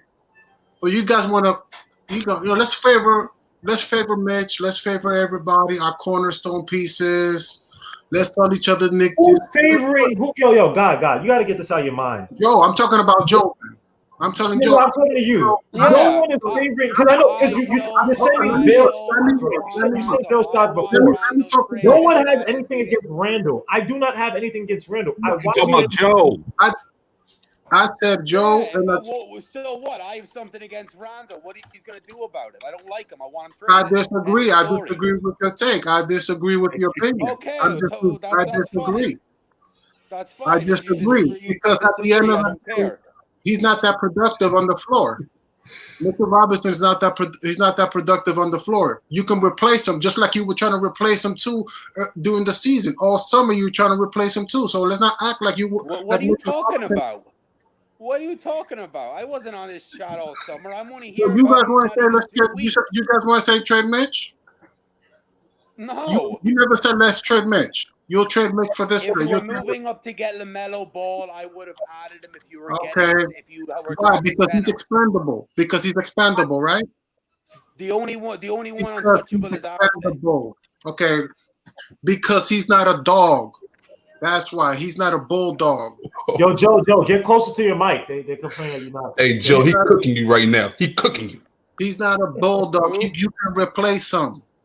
So Randle is a bulldog. Listen, you could say whatever you want about Randle, but he's a bulldog. And he, no matter where you start him or you come off the bench, he's still going to give you 20, 10, and 3, whatever you put him. Every 20, 10, and 3 is not built the same. Can we stop with this? He gives you 20, 10, and 3. It's not the same. If I'm giving somebody, if I have a guy and he's losing the ball, if I have a guy who has a high turnover rate, then put a better piece around him.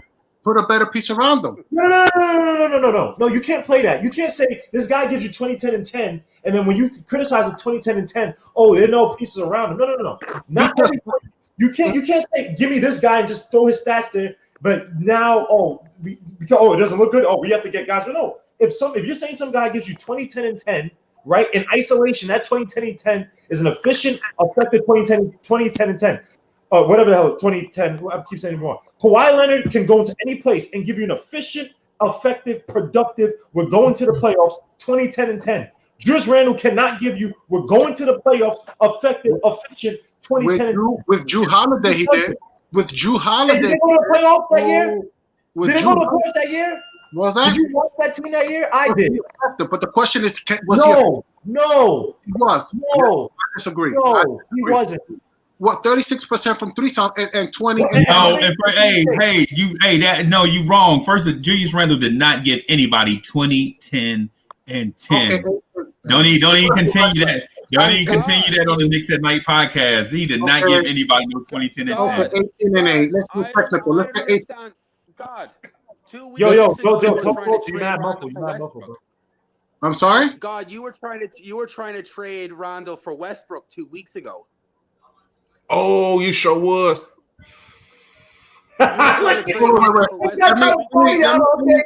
Get him, Joe. Okay. So what has changed? You go from wanting to trade him for No. Joe, you gotta Let me go. I'm ready. My whole thing is you trying to make it sound like Mitchell Robinson is a cornerstone, and he's not a cornerstone in your eyes. And Randle is a bulldog, way better bulldog than this Frank, Teddy. I mean, you trying to make don't put me into that.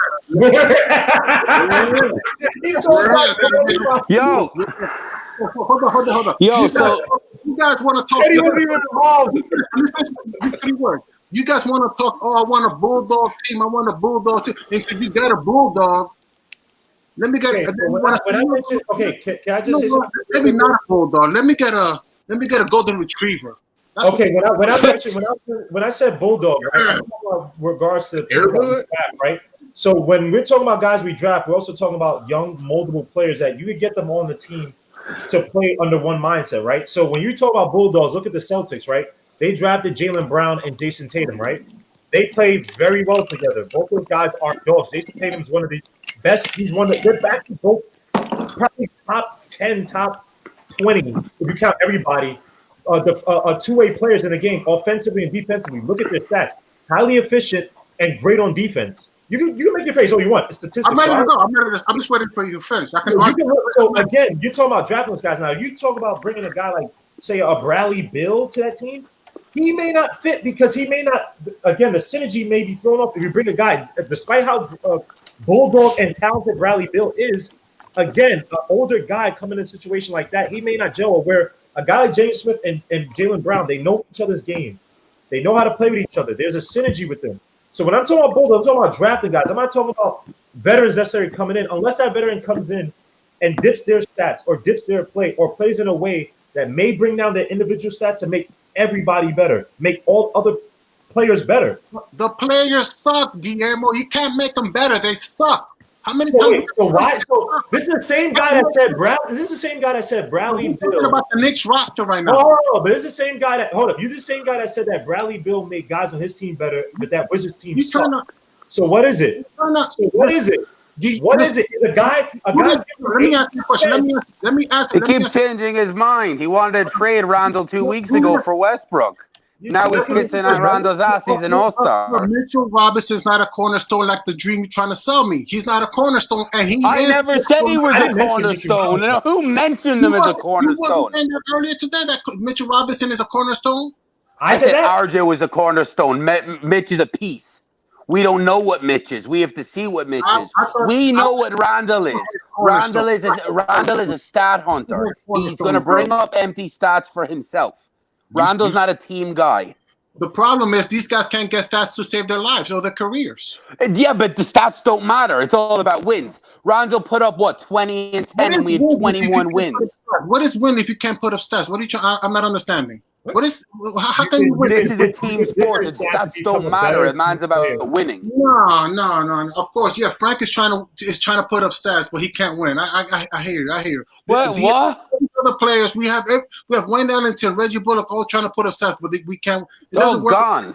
Oh, you got to score. You got to prove yourself in this league first, and then you can try to aim to win. Let me ask you a question. Hold on. Let me ask you a question real quick. That can't prove anything.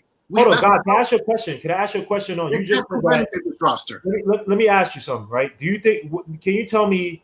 So you're saying that dipping your stats does not make the team better, right? Can you tell me Jimmy Butler's best year in the NBA? Guillermo, I'm saying this roster cannot prove themselves outside of Randle and maybe an RJ. That's it. So you tell me that Randle couldn't find a way to make. I'm not putting all on Randle, right? Do you think that one?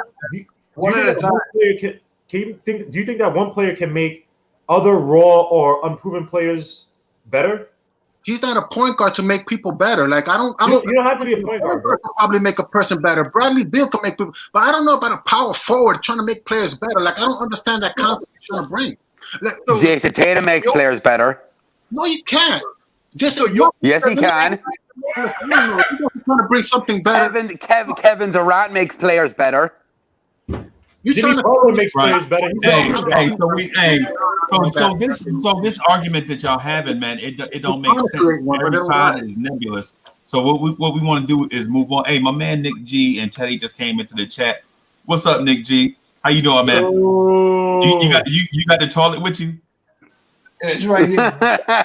He's taking out the frame. Smart guy. Famous toilet. We're gonna have to throw some of these arguments we had tonight in that toilet. If we can that toilet tonight. Yo, nothing's worse.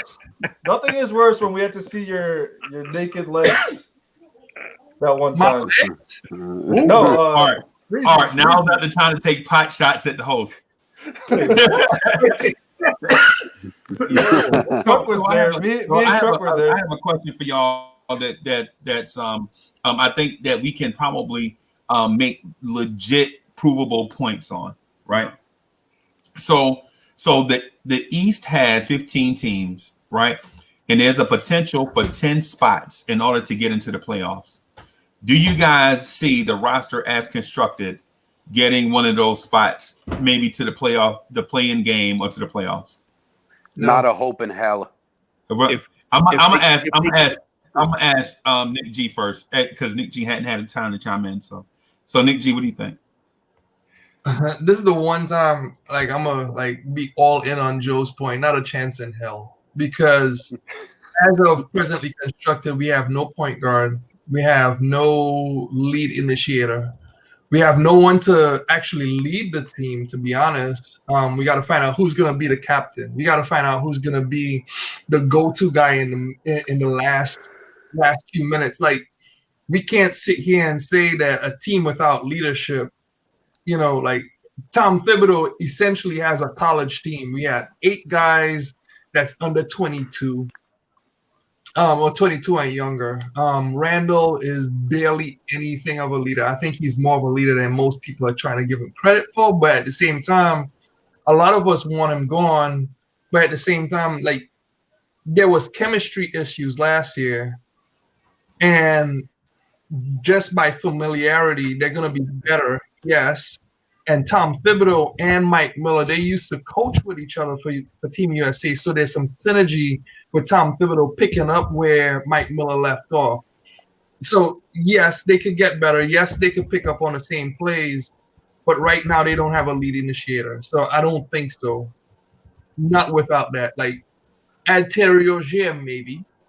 Add any kind of point guard. It just someone to actually take over the mantle and run the team. DSJ, I'm sorry to the other Knicks cap wearing guy up there.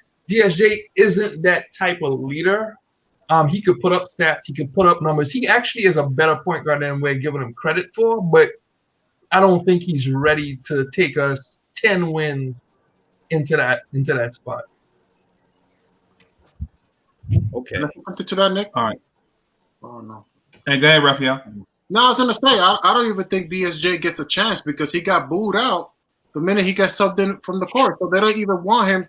The Knicks fans don't even, the majority of Knicks fans don't really want to give him a chance like that.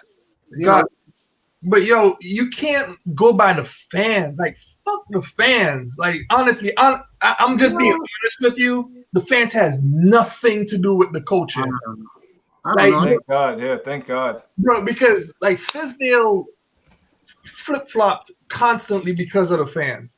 To be honest with you, he tried to stick with DSJ to rebuild his confidence. Mm-hmm. He actually stuck with Frank, even though people don't give him credit for it.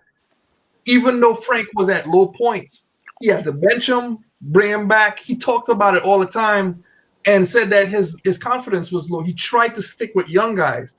He would have given, if Fizdale was there the whole year, he would have given Alonzo Trey minutes because he did like Alonzo Trey.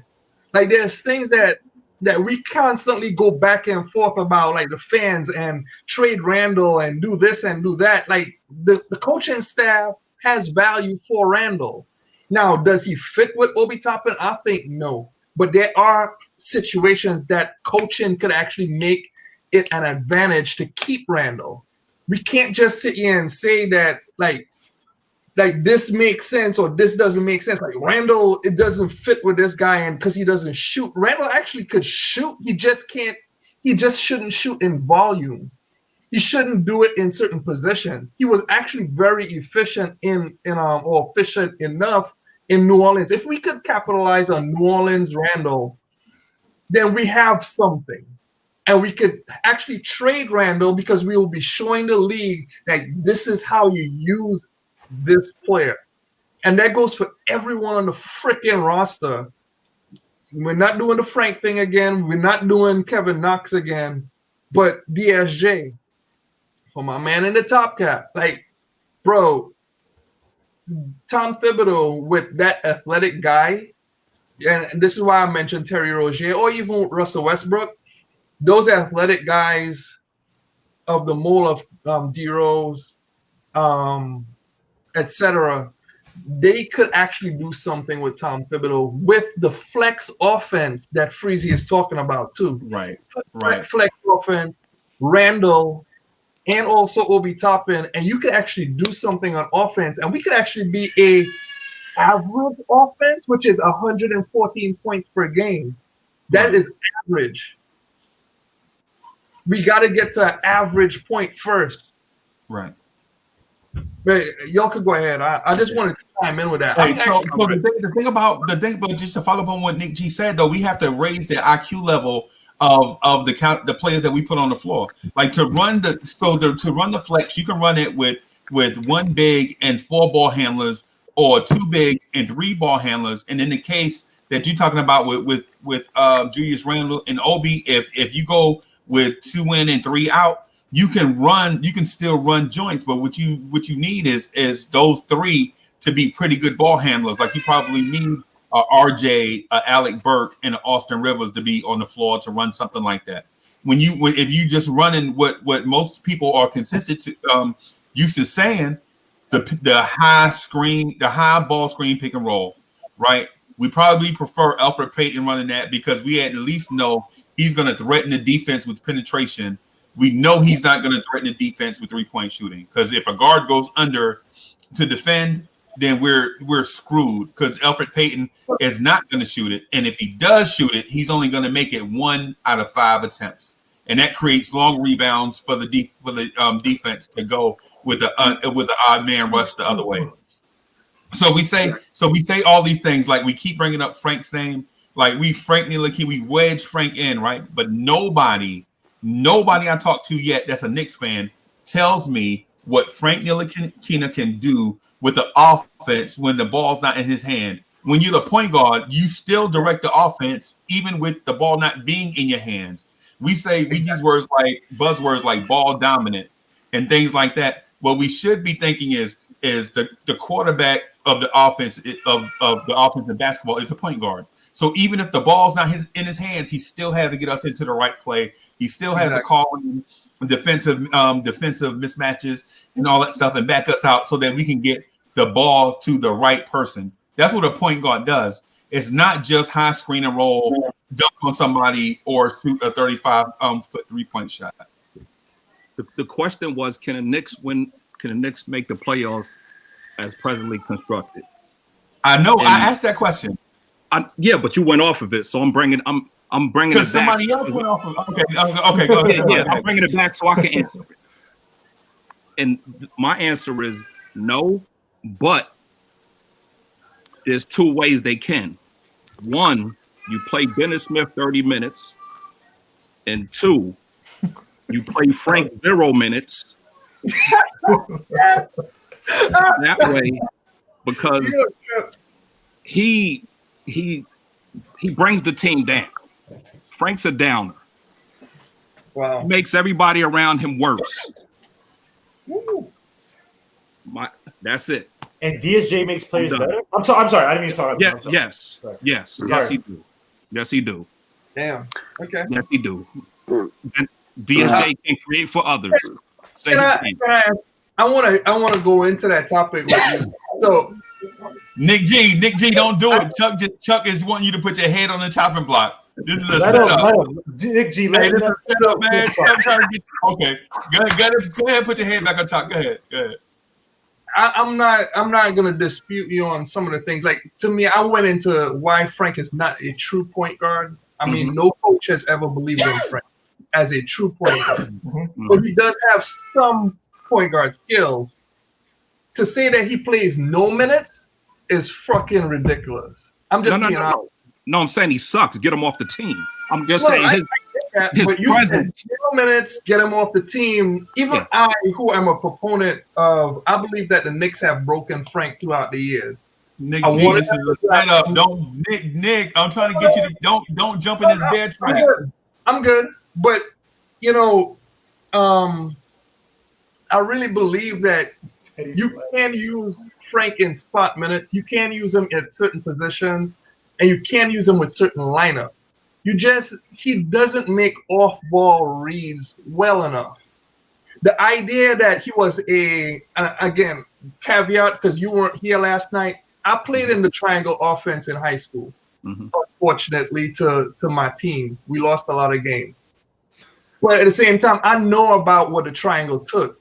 It takes years to get accustomed to it, to where you could play with your eyes closed. Frank Ntilikina doesn't pass guys open. What the heck? That was your leg you just moved across the screen? Yeah. Okay, all right. So Frank Ntilikina doesn't make ball reads. So you can't, just like Freezy said, when you pass the ball to Frank and he makes one pass, he doesn't pass you open like a Lonzo Ball. He doesn't pass guys open, but he does keep the ball moving and he won't stick the play. The other thing is, like, RJ Barrett makes quick reads and reacts to the play. That read and react. That's triangle offense and part of most offenses today. He doesn't read and react well, but on ball with the ball in his hand, which is why, if you look at his 16-year-old tape when he was 16, what made him a top 10 draft pick is he had Brandon Roy on ball skill at that age.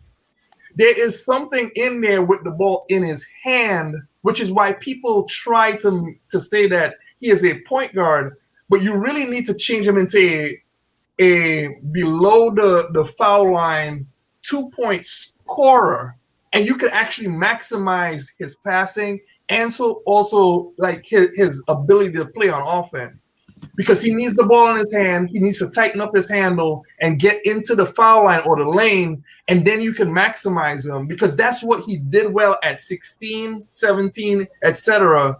And also for FIBA. He does not read the ball well because he doesn't see the play before it happens. He doesn't do that. Not well enough. Not NBA level. He could do that shit on FIBA because he played with that team consistently every single year, and he knows those guys. He could close his eyes and then he could run plays. But on ball, he is better that way. That's why when he gets into the lane and he takes a 2-point shot, it actually looks fucking good. But he takes a 3, he can't do it. He's not a 3-point shooter. Stop. That's where Thibodeau comes in. Thibodeau is not gonna run 2 3-point plays for Frank. You don't do that shit. He can't shoot threes. So stop asking him to shoot goddamn threes. Why is your hand on your mouth? Why? You need to wash your mouth with soap. That's what. Hey, this is crazy. I think they're gonna have to shoot more corner threes, bro. Because I think that Nick G, you mad? Somebody made Nick G mad. But that's a short 3. That's not that. That's just like 2 range. Can I say something? Three, so they're gonna have him take more of those threes because he did shoot 40% from one of the corners last year. Not saying he's great. Not saying he's great. I'm just saying that to try to find value. One 3 every 3 games. But just to put that into perspective, what I just said, he didn't make the reads in the triangle offense to relocate to the 3-point line in the corner. He didn't do it at a good enough clip. So the reliability, and this is where I think Thibodeau is a better teacher of the game than Fizdale, because Thibs can teach the game. And if Frank is willing to learn, he could actually be put into advantageous position. So, but y'all could go ahead, Udi and everyone else. I just wanted to say. I'm not laughing at you. I'm not laughing at you. No, you're good. Yeah. But what am I? You had your hand on your mouth. What was I wrong about? Oh, me? No. I can't remember his name, but Teddy. Oh, Teddy. I heard a lot of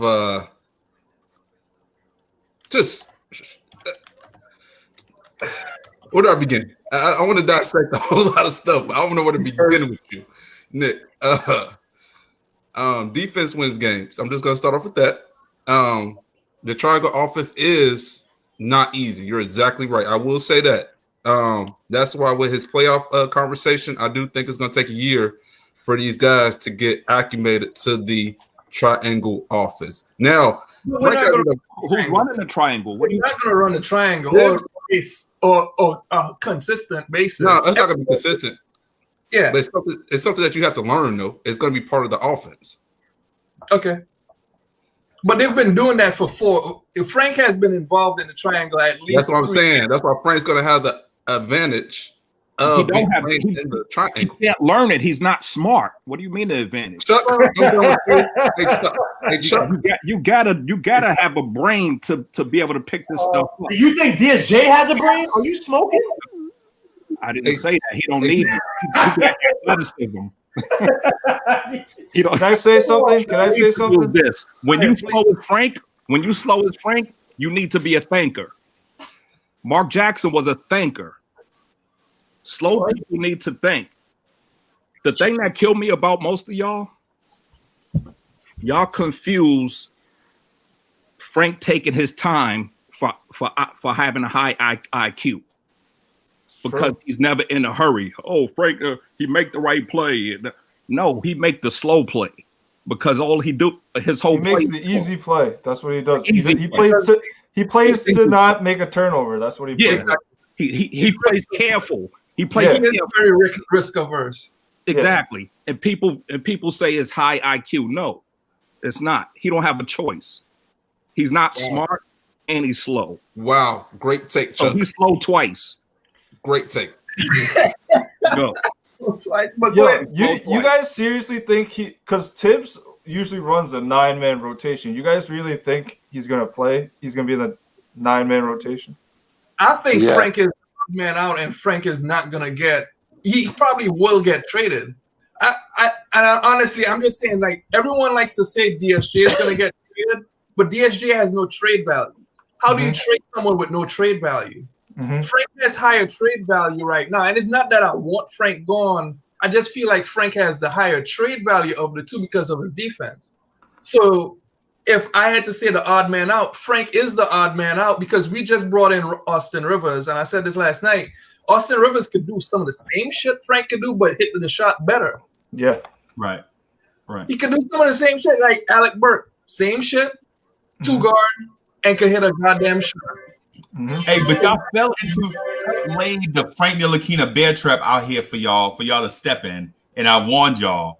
And y'all stepped in. I want to be with Frank, but at the same time, like the question was, would the Knicks in a Eastern Conference that has 15 teams be able to get either the 10th, 9th, or the 8th spot, or get to a point where they can get to a play-in game where they can try to make the playoffs? And we got and Chuck set the trap, and y'all fell for it. The trap is always. I said no.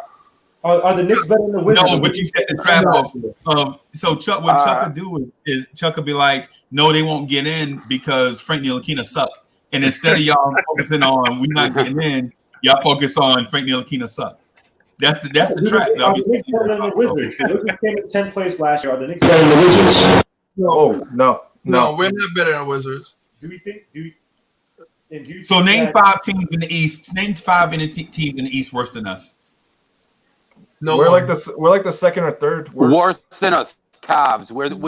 The Knicks are going to be picking in the top 4.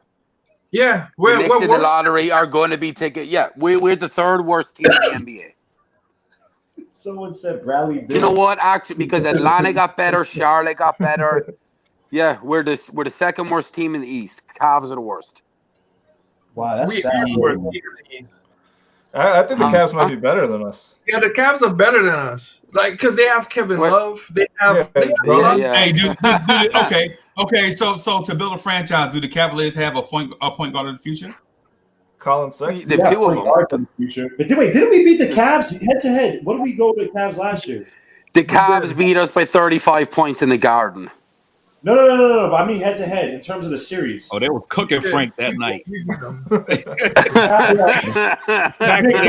we beat them head to head? I know Chuck is just gonna say some BS. Did we beat them head to head last year? Hold on, let me see. I think we did. did. We beat them for the series. Well, it was they beat us once. We beat them once. They beat us once because I think we played them twice, right? Or is it 4 times? I'm not sure. I know we won 1 and they won 1. Sure. They beat the crap out of us. I think it was like 34 points or something. Yeah, that was embarrassing too. Because I was like, yeah, this is gonna be a win. Yeah. And that was the day that was the day they pulled the press conference, wasn't it? Yeah. Yeah, after that game they pulled the press conference. But yeah, did the Cavs get better? We were 3-1 against them. Oh yeah, they got rid of their coach and they brought in a Coro. Yep. Yeah. They lost. Did they sign anyone in free agency? They lost Tristan, so they got JaVale McGee.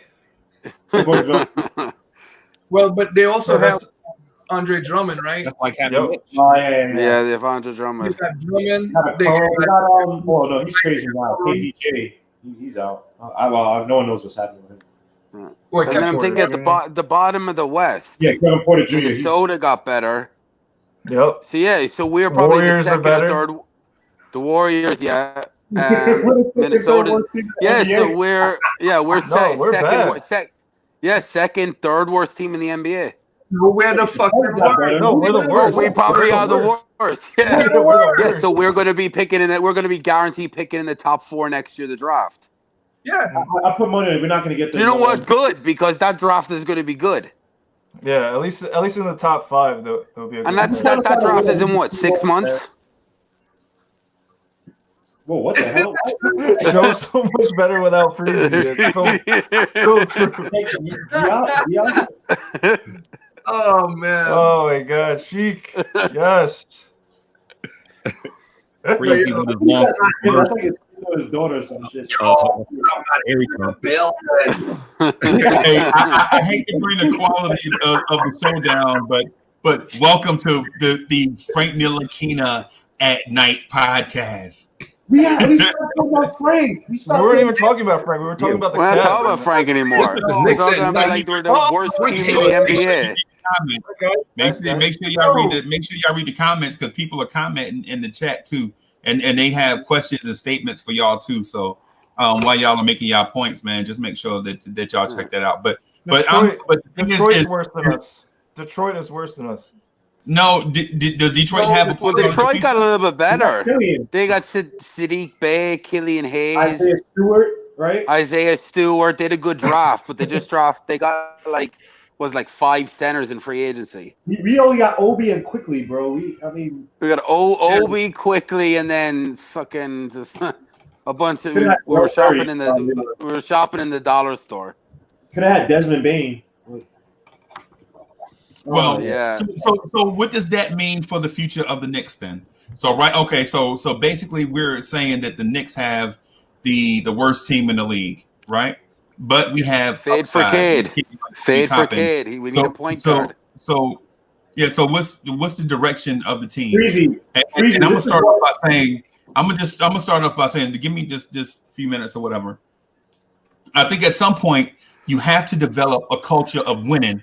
You can't go into every year like the Jets, like, oh, next year will be the year. We'll just try to get through this year and go 2-14 and then try to get the number 1 pick in the draft. We can't do that every year. We legit have to start building a winning culture. You know what I'm saying? Because you can't want to be respectable, meanwhile at the same time being in a situation that our roster is not respectable. You have to put winning play. Like, for instance, the whole Julius Randle argument that we've been going through for 2 hours. Julius Randle is legit 19-9. But instead of saying at least we have 1 piece, we're talking about how we need to get 19-9 out of town and replace him with a dude that has 1. You know what I'm saying? We have to legit serious. We have to legit try to be respectable. Hey, can I tell you what we're doing? This is what we should have done with Fizo. Where you set up the identity of the team, right? So these next few years coming up are going to be huge in terms of filling out the players that fit your scheme, right? Right now we have a bunch of role players who kind of fit to kind of like a skeleton level, Burks and guys like Austin Rivers. This is what Fizo should have been doing his first year, right? Establish what you want to run, how you want to run it. Even if your rookies may suck 10 billion times at it, right? This right now, I mean, look, I don't blame them for not going out and making a crazy trade, even though the Westbrook trade is still available or might happen. But, look, they have so many draft picks. I mean, so many draft picks, so much capital, so much space. They're definitely gearing up for these next few years to get the guy that fits the guys that fit their system, whether it's in the draft and whether it's the free agents. But that's all it is right now. Well, I think we're going to be in the high end of the lottery, and the luck. We might get the number 1 pick. Our luck's been changing. Obi dropped to us, so this year's a wash. Not gonna get my hopes Yeah, this year's a wash. Yeah. So we're getting a top 4 pick. Unless they make a trade, the year's done. It's a soft tank, man. That's all it is. A soft tank. It is. Fizzle's not. I mean, Tibbs is not going to. Thibodeau's not going to tank. We're going to be competitive, but we're just going to lose a lot of games. We're going to be in every game. It's not like we're going to get wiped out every game. Well, team's going to be competitive. They're going to play hard, but they're going to lose. We have the tank commander on the roster. We have Elfrid Payton. Elfrid Payton has started over 300 games at point guard for lottery teams. So as long as we have Elfrid Payton on the roster, he's going to drive the tank, keep that tank on the road. That's not true. And y'all can look up the numbers yourself. Elfrid Payton has started over 300 games, and for every game he started, it's been a lottery team. You ain't got to look up numbers to know. We've been in a lotto ever since we drafted Frank. We've been in a lotto ever since we drafted Frank. Right. You got to look that up. Everything to Frank even matter. He's going to everything to Frank, man. You ain't got to look nothing up. The plan is though have Obi on the bench, start Randle, and that's the start of the tank. Once you have Randle starting, the tank is on. No, once you draft Frank, the tank. I'm not against that. Frank the tank. You can have Randle coming off the bench. Right. Somebody got to score in this roster. So I am against it. I'm against the whole tank thing. I think you can't go coming up. Hold on, Joe. Ben Simmons. Hold on, Joe. You can't go your whole existence with the tank. We can say all these. We can dream up every scenario possible about the tank, but the tank still reigns supreme.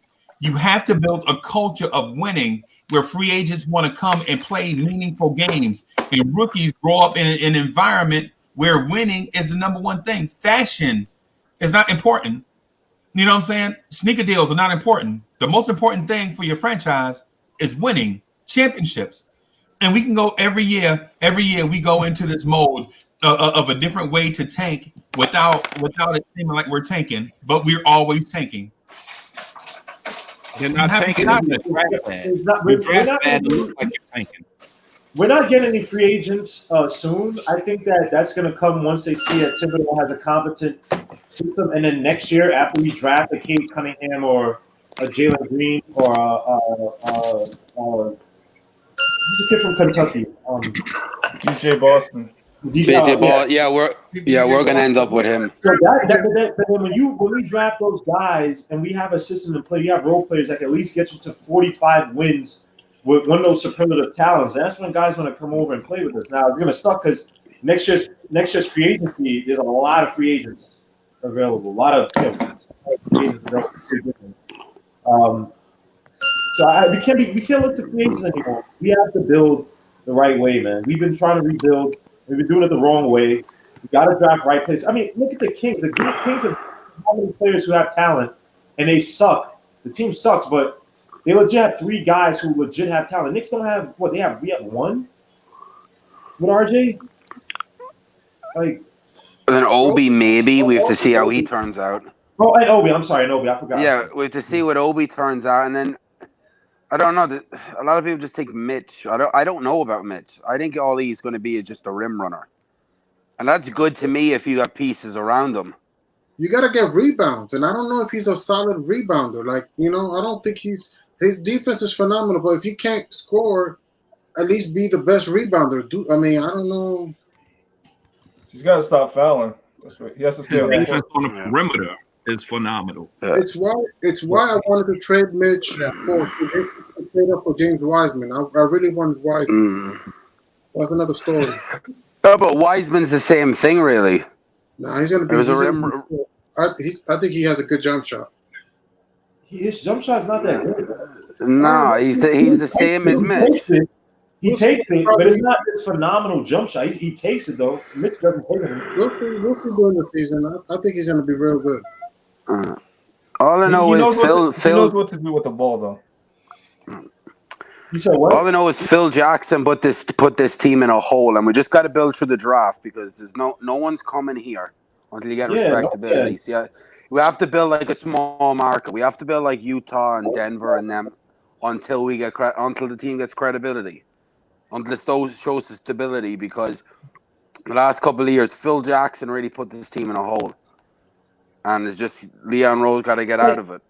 Like, just imagine if the team had a Donovan Mitchell. Just imagine if the team had Donovan Mitchell. People try to say Donovan Mitchell on that Jazz team makes a playoff team. Without him, they're not. I don't think they're a playoff team. Maybe they get some wins. Donovan. This is what I'm talking about. I'm not going to go back to the whole 2010 thing, but again, different people's level of production because he's so dynamic at what he does and the attention he draws away. Like Joe Ingles will not survive on any other team where he had to be a primary or a secondary scorer. Just no way in hell, Joe Ingles. And Joe Ingles flopped in the playoffs, but Joe Ingles is typically a guy who shoots, like in the high 30s, 40% from three. You know what I'm saying? He's a decent role player. But we need a draft to play like that. Donovan Mitchell, that regardless of what your regime is, who your coach is, that if you're going through a transition, you still can get to the playoffs like the kid was putting up 52 points against Jamal, or 51. They would have legit went to the playoffs if Jamal Murray did not go Super Saiyan in that series, man. Mm-hmm. Like the Knicks need like blew a 3-1 lead. If you're gonna get BPA, you better make sure. Dragon Ball Z reference. What happened?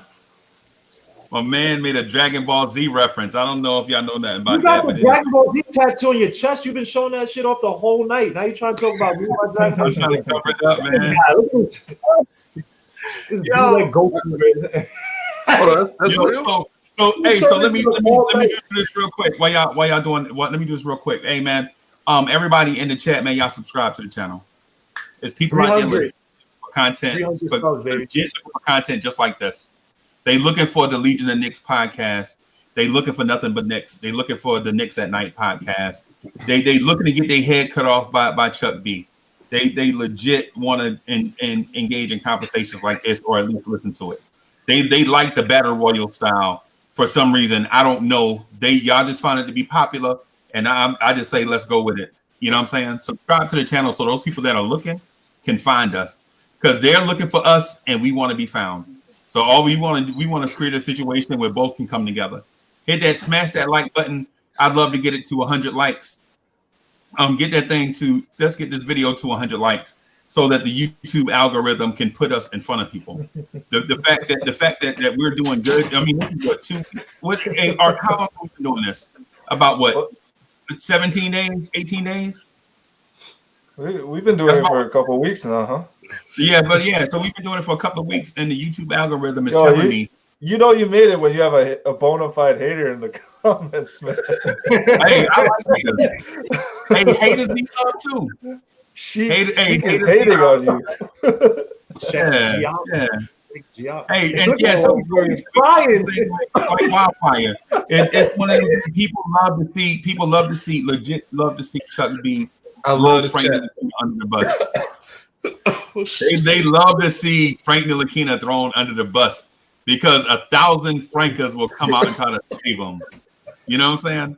Shout out to everybody. Shout out to everybody in the chat. Shout out to everybody in the video chat, man. We doing that. Yo, make sure y'all like these videos, subscribe to the channels and everything, man. And I'm gonna let my man get back to it. Bam. Teddy's crying. Do one thing. I'm about to get off. But so look to the chat. Yeah, same here, man. I'm school for work tomorrow, man. But I just wanted to say this. What is up with Freezy going in and out? Like, this is your show, bro. Your browser and internet is the freaking worst. You got that 56K. Like pigeons carry his data from the room. And I'm back. And I'm back. Like Jason. Oh man. You know what I'm saying? So here's the thing, man. So we talked a lot about the point guard situation. I think the most important situation that we keep passing up is the small forward position. Like we don't even address it. Like the three. Like who legit is going to be our three of the future? Is it going to be RJ Barrett? Do we have a 2 guard on the roster that we can trust if we move RJ to the 3? Because right now, if you're dependent on Knox, you're dependent on you basically just dependent on a guy that hadn't proven anything. So what are you going to do? So what do the Knicks do about the 3 position? You have a logjam at the 2 if you think about it. Right? You have several players. You have Quickley who could play a smaller 2. You know, 6'3", 6'3" player, 6'8" wingspan, I believe. You got Alec Burks. In my mind, I still think Austin Rivers is more of an off guard, so he could probably slide at 2. I don't think it's a true 1 guard or 3-point guard. RJ's probably better suit. Even though I will say statistically, RJ Barrett actually, I think it was on Poston and Toasting or Knicks. I think it was Poston and Toasting, but they put that RJ Barrett actually did score better against at the 2 than he did at the 3.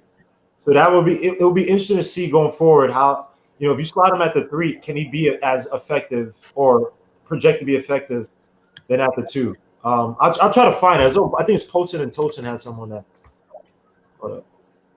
So what do you? So is the answer Emanuel Quickley? It could be at the 2, 3. No, at the 2. Oh, yeah, it could be. Burks could start. We're gonna get time. Yep. You can start Bullock there. Mm-hmm. All right, so since we're a little slow, since we have to think about that a little bit, I just wanted to set the trap for Chuck to jump in. So Chuck, how good do you think Emanuel Quickley is going to be this season? What was the numbers? 6'2", 6'2", 6 points. I don't see Tibbs playing that many rookies. So. 2 assists, 1 rebound. 6 points, 2 assists, 1 rebound. That's it. Who are you talking to, Chuck? You talking to? Freezy's not even listening. Hey, Chuck bugging. Chuck, that's the most absurd thing I heard all day, and I heard some absurd stuff today. But that right there is the most absurd thing I heard. This is a classic episode. I don't care what this is a classic episode. You asked me about Quickley, right? Do you know who Emanuel Quickley is?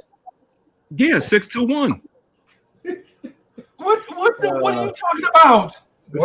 When did Freezy become a Emanuel Quickley stan? He was complaining that we could have got him in the second round during the draft. Man, I'm telling you. My point was we probably could have got him where he was projected in the mock draft. The Knicks chose not to, but they were trying to do the same thing. Now he's the shooting guard of the future.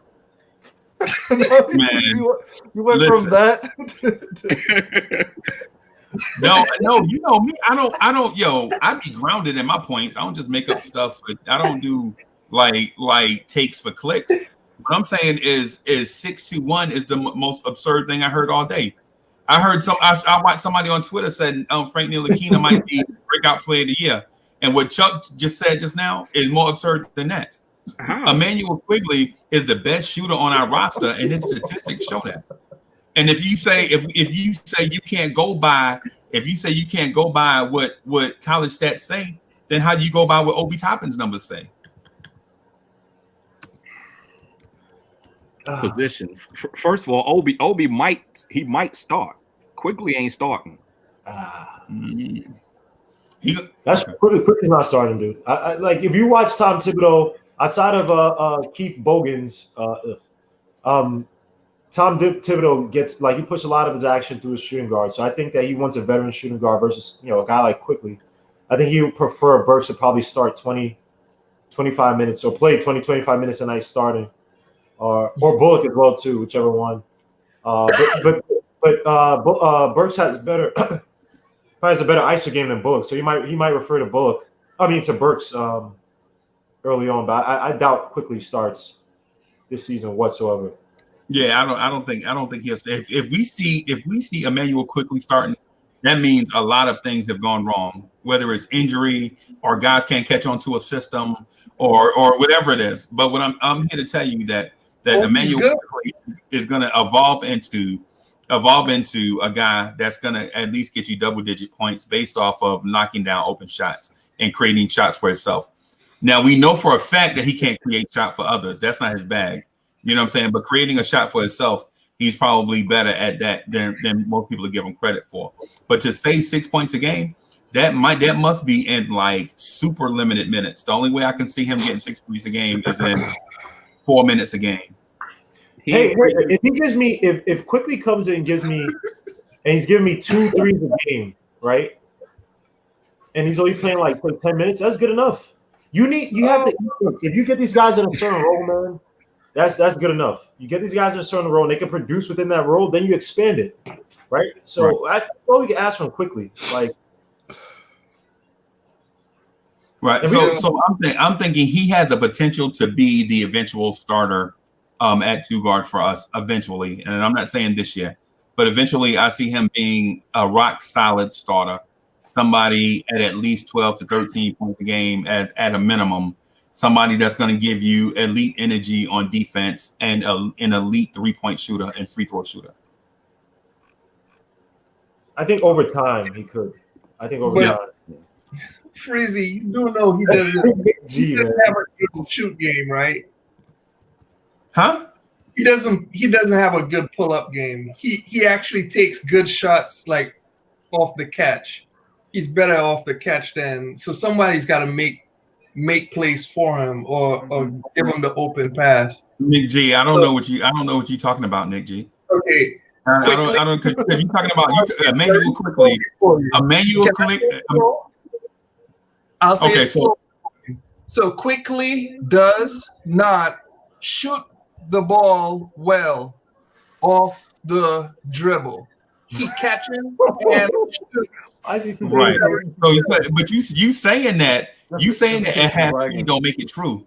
You saying that it has speed don't make it true. You talking about the SEC Player of the Year for one, and you talking about a point guard, a dude that played point guard in high school, was a dribble penetrator to the basket that evolved his game into a 3-point shooting game. Yes, he was recruited to Kentucky as a dribble penetrating guard and evolved into a shooter.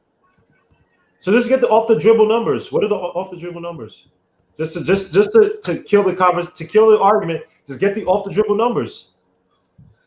Well, Synergy probably has some shit like that. But I want to hear everybody else's prediction of his points and assists. Just like you said, I'm with Chuck. It's going to be closer to Chuck. I don't think he'll be a high assist player starting out. Quickly, I don't see him as that. He's going to be.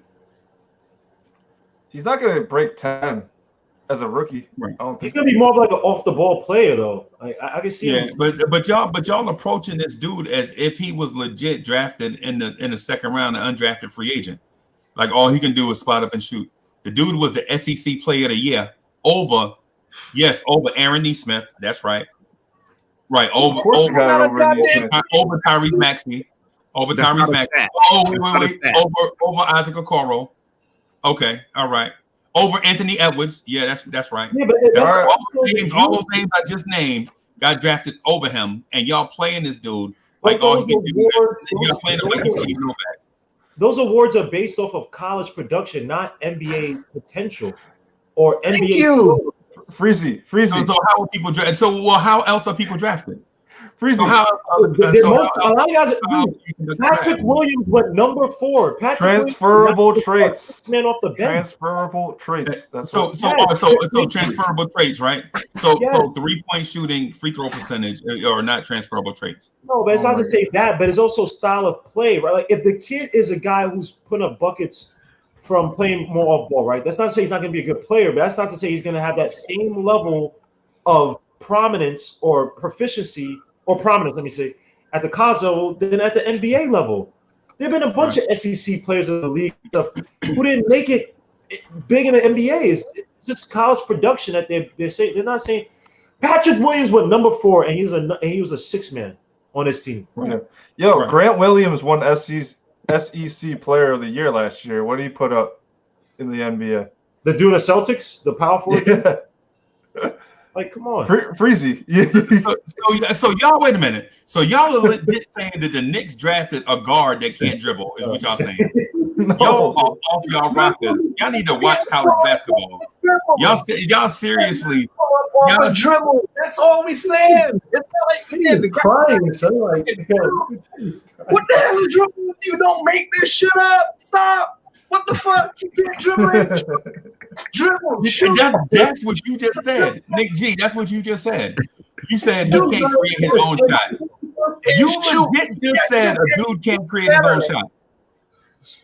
He could get to the rim. Yes, he could. We're not saying he can't get to the rim. We're not saying said he can't create his own shot. You said out of your own mouth he can't create his own shot.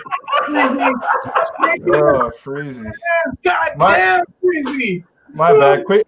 Hey, you gonna eat them words, Nick G. You gonna eat them words talking about Emanuel Quickley can't create his own shot. You gonna eat them words. Freezy, you little guy. I can't stand that shit. What? You said that. Dude, I just said he cannot dribble up into a shot. It is not freaking good. He has a push shot. He does not dribble and shoot. Like, that's not his game. He catches and shoots. Oh, you bugging, Nick G. Nick G, you bugging. Yo, Freezy. Malik Monk. You know what? SEC Player of the Year, and he only averaged 6 points per game his rookie year. You know what? You think Emanuel Quickley is going to average more than that? Yeah. Yes. That's crazy. How much? Wait, how much you say he's going to average? You know what? More than 6. How much? More than 6. How much? More than 6 is infinite.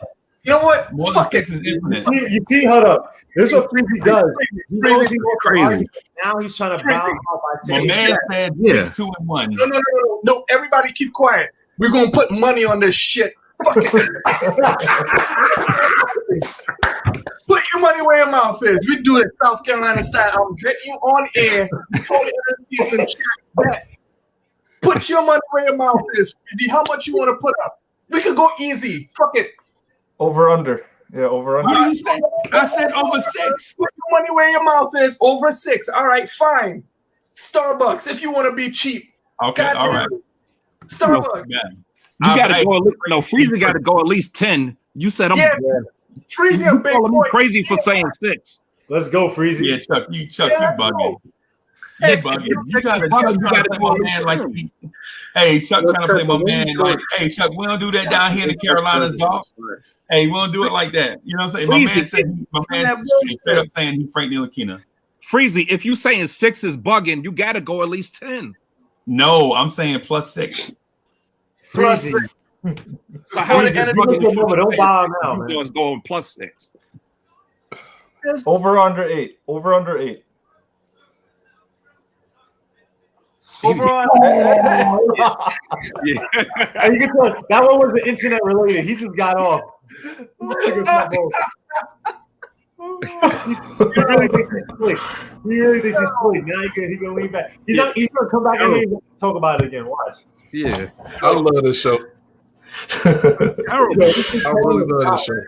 This is Teddy's crying from the freaking chat. So like, oh man, man. He's got a legit hater on here. A legit, and she's funny though. That's what's so funny. She actually funny. Hey, Freaky, so you back? So let's go with this bet, man. Hey, yo. So, hey, I put it in the chat. I put it in writing. You don't see it? Where is it? We don't see it, Freezy. Where you put it in the chat? Yo, your pigeons ain't flying tonight, man. Come on, man. No, Freezy, give us a number, man. Yeah, 7 put a number with your money office. 7. 7.6. 7. Is that good enough? Yeah. 7. 1 point above 6. Yeah, right. 1. Hey, I like taking money. I like taking money. Huh? I like taking money. I'd be surprised if you put a number on it. Stop saying he said he about to win. Put 8 on it. No, I ain't put 8 on it. I ain't got $8. I ain't got money like that. So you put 7. You put 7. 7. So yeah. Yeah, we'll go 7. And if that's what it is, phone went down way too low now. Freezy's like, yeah, how the hell I got out this bet? Just say you're wrong, Freezy. You just say you're wrong. Everybody is gonna be wrong occasionally. Say you're wrong, Freezy. Just say you're wrong. No, listen, everybody can be wrong. But in this case, when y'all talking about Emanuel Quickley not being able to create his own shots, that is bananas to me. I'm not trying to be funny, Freezy. Hey, Freezy, I don't think he even gonna play that many minutes this year. Not even trying to be funny. Yeah, I agree with Teddy. Freezy, bow out. I just don't see it. Nick is angry right now. He got the Trini accent coming out heavy. I know, and that's what veteran. What is he doing? He needs to beat. He needs to beat out. He needs to beat out. Angry, man. He needs to beat out Peyton, Rivers, Burks. I'm trying to get. After the quarantine over, I want Nick G to come over and we eat oxtail. But he trying to throw me away on national TV. He wants his money. I'm not Jamaican. I have never ate oxtail in my life. Hey, well, you know what? You missed out. Wow. That's your loss. That's your loss. Yo, Freezy, I thought you were vegan. Are you a vegetarian? Yeah. No, Yeah, I'm not vegetarian. But I'm not Jamaican. I know that, Nick G. I know that, Nick G. People don't make oxtail? Make oxtail? No, we don't. Nick G don't. It don't matter. It don't matter. Nick G is from a spot in South Carolina where all they do is eat out at meals, fancy stuff. They don't even drink iced tea. You know what I'm saying? They drink fancy drinks where he from. Iced tea. I know that spot where he live at. I'll be over there. I used to eat over there. Nick G fancy, but he's still my brother though. He's still my brother. I used to take clients from out of town over there to eat over there where he lived. You know, I'll throw out a place over there. But anyway, getting back to this thing, I think Chuck was telling me that Alfred Payton was going to be more productive than Emanuel Quickley. I think that's where the conversation was going on Twitter. He probably will because of usage. He probably will. Okay. Hey, let's not say Quickly's not gonna have a big career, but Quickley is like I think he's gonna start as more of a role player, as like a off-ball 3-point shooter who plays a lot more off-ball moves while the ball in his hand, catches the ball from perimeter and shoots. And that's not a bad thing. I just don't. We gotta look. These guys are coming from college. A lot of guys who come from college, their talent doesn't, like Oot said. It's all about transferable skills. Even some of the best players who become stars, when they come to the NBA, they don't necessarily. Kawhi Leonard was a nothing. Like offensively, was a nothing for the first 3 years, right? He had to go into.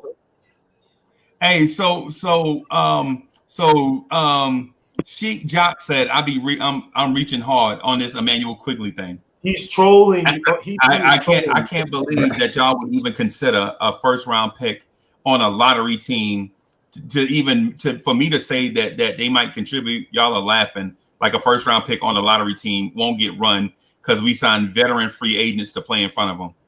And I'm at a much of a bigger loss than y'all. Y'all think Alex Parker is gonna come in? Hey, man, don't let her get to you, man. And be the star of the show.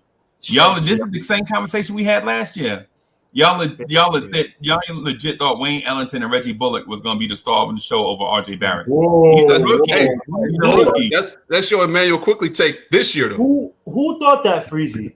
Yeah, who thought that? So y'all didn't think that? Is what y'all saying. No, I've never. Y'all think Jordan? So y'all didn't think that? Is what y'all saying? The most I said was that Wayne Ellington could fit a role where he could play as an off-ball guard, off-ball shooter. I've never personally. So what's the rotation going to look like then? So somebody explain to me what the rotation is going to look like. All if right, I'm I'll go. Mitchell Robinson, Randle, RJ, Bullock. No, Burks, and Payton. Starting lineup. I agree with that. Right? Second unit. Right. Bench. Chuck says DSJ, but you know. Noel, Obi, Burks, and Rivers. I think it's going to be a 9-man rotation. And then every now and then he'll use Frank as a defender. Quickley's not seeing the floor. Yeah, I don't think Quickley's going to see the floor. What's happening with Iggy? So our first round pick in the draft is not going to see the floor because we had veteran journeymen that's not playing in front of him. Obi's our first round pick. Obi's going to see the floor. What happened to Iggy? What? I don't know. What happened with Iggy Brazakis? Iggy may get more playing time than Quickley. For real. Iggy get more playing time than him. Iggy might beat out Kevin Knox. Y'all trolling. If he comes in and agrees, because if you think about our 3 positions, right? Who else we have at 3 besides RJ? Bullock at the 3. He's over 2 guy. Yeah, like it's either Knox, Iggy, and Jacob Evans, maybe. Oh, I forgot about Jay. Oh, and Amari spot. I forgot about those. Yeah. If Iggy can come, okay. I think okay. So now we're thinking the roster is deep. So before about 30 minutes ago, we were saying that this team sucked and it's probably the worst team in the NBA. But now hold on. So 30 minutes ago, you said this is the worst team in the NBA, and now you're saying this team is deep. So deep that we just feel that every team has a bunch of players they can say they have. Doesn't mean that they're deep. We're not deep. You just asked me what the rotation was going to be, and I just said, yeah. There's a lot of players, not say they're good. I even said it was a 9-man rotation. So based off of what Guillermo said, so based off what Legion of Doom said, Legion of Knicks podcast that MF of Doom said, he said that the team is deep, but not necessarily with good players. So now, if the roster is deep, but not necessarily with good players, you're telling me that the roster that's deep, but not necessarily with good players, is going to be too deep for a first-round pick at a position of need that brings skills that we need to the floor. What the hell are you talking about? You're just making sure. Listen. Hey, oh man, I know you up past your bedtime, but you got to pay attention. Every roster got the same amount of players. What do you mean deep? Yeah, every roster is deep. Like that. I was just naming players. I didn't say anything. Okay. So the roster is not deep, right? And the roster is not talented. So 30 minutes ago, y'all said this team is the worst team in the league. And y'all telling me a first round pick with skills that we need to bring to the floor is not going to get minutes. Not with everyone healthy. Freezy, are you not listening to people? I don't get your point. Your point is narrow. Your point is narrow. It's like I'm gonna just throw this lazy point out here and slide. We don't want to do that. We want to give the people in the chat legit conversation. You know what I'm saying? So you telling me, just tell me straight up, just be real with me. Tell me that Reggie Bullock and Alec Burke and Austin Rivers are better than Emanuel Quickley, and their development is more important than Emanuel Quickley, and then I can rock with it. Develop without playing time. Something different. You don't have to freaking play. Bro. Exactly. You act like they don't have practice time. Like they're not going to sit down with freaking shooting coaches. We actually have a shooting coach this year. He could actually learn how to dribble and shoot. You're acting like he is the quickest person on the planet. He is not. He can't dribble up and shoot. I said that before, and I got the freaking. Oh, you make me so mad. I have the Kentucky website of the breakdown of Emanuel Quickley on my freaking phone. Yahoo Sports even says Emanuel Quickley does not dribble up and shoot, but he could catch and shoot. He could do that. But guess what? He's not better than the kid from Seton Hall that we got. He's not better than Alec Burke right now, and he's not better than other people on the team right now. But next year he might have a chance. And after he starts dribbling up and shooting, he might have a chance. Hey, the kid can develop into freaking Devin Booker in the next 2 years. I'll be happy. But guess what? Right now, today, he's not ready. He ain't. And then we had the worst team in the league. You just said Miles Powell is better than Emanuel Quickley. Yes, right now he's better. Yes. Jeez, he is. Okay. That was nice, man. How is he not better? You act like Quickley You just said Miles Powell is better than Emanuel Quickley. I'm gonna jot that down. I ain't gonna lie. No, but at the same time, he's a 4-year Seton Hall player. Like, you act like the guy didn't have experience at a college for 4 years. Emanuel Quickley's been in the league for 2 years in Kentucky. I'm not gonna sit here and act like the guy isn't better. He actually was player of his conference. He's player of the year. Right. Yeah. And you want to hype up big SEC player of the year too. Yeah, but SEC, it means nothing. Like, it doesn't mean much. It's college. Who gives a fuck? Sorry. Okay. All right, I got you. I hear you. How many people in the Big East got drafted in the lottery? I'm waiting. I mean, by the way, I didn't. Who cares? I'll do the count for you. There's a count for you. There's a count for you, right? So you say Miles Powell is better than Emanuel Quickley, right? Emanuel Quickley in a tougher conference. Yes, they got drafted. You already out the argument. Oh man, my man left. My man, Guillermo Depp. Yeah, he said peace out. Peace, Guillermo. Okay. Yeah, Sadiq Bey was like 16th pick or something, right? So exactly. The first round pick. A higher draft. And matter of fact, isn't Tyrese Halliburton? Isn't he Big East? No, he's Big Ten. Big Ten, I think. Oh, the Big 12. Whatever it is. Yeah. So I mean, I legit understand your passionate argument, but I'm here to tell you what you're saying is wrong. Every word of it, every bit of it. From the time you took it, from the time you took that deep breath to start talking until you finish, all of it was wrong from start to finish. You can't compare Miles Powell to Emanuel Quickley. You just can't. Kentucky played a tougher schedule and historically plays a tougher schedule than the Big East does now. The Big East is not the Big East of old.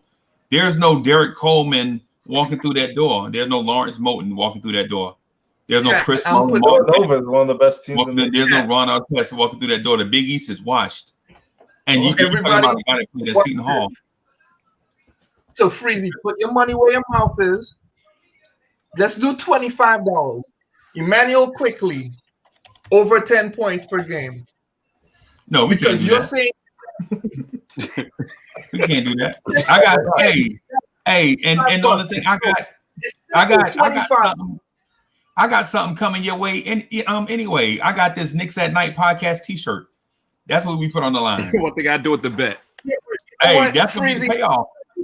Like this, that Knicks at Night T-shirt might be less than $5 worth right now because but I'm gonna get Chuck B to sign it. Okay, all right, $10. So it won't be worth $5. It'll be worth $5.50. You know what I'm saying? So the thing is with Emanuel Quickley is this. So my man brings elite skills to the NBA. Those other guys, all those guys that you mentioned, they had good NBA careers, right? But my man Emanuel Quickley is a 90% free throw shooter, right? Oh, nice. A great 3-point shooter, right? And point guard, he was a penetrating point guard in the mold of Kira Lewis and changed his style so that he can shoot. Now he's a shooter, right? You want to compare him to guys that average 6 points per game for their career in the NBA. Like this dude has no upside. You know what I mean? I'm legit before you eat your young, before you throw your babies away, before you throw the baby out with the bathwater, let the guy get some run. We already have him. He hadn't even been to training camp. Training camp start next week. What I'm saying is let my man get into training camp and prove his worth. It's the same thing I'm saying about Obi Toppin. Before we anoint him 35, 20 rebounds, and 32 assists, let's see what he does in training camp. We want to throw the youngins away before we even see what they can do. And it's the reason why people fight to the death over cats like Frank Ntilikina. You know what I'm saying? It's what we need to do is let these cats get on the floor and prove it. You know, we not just gonna say, hey, put him on the bench and bury him a first round pick because we signed Austin Rivers. Are y'all serious? Raphael, that's what it is. That what? No, I'm not. we legit like before we see our first round pick get some run, we gonna staple him to the bench, and we only win 20 games a year. We want Austin Rivers to get some run. Are y'all serious? Yes.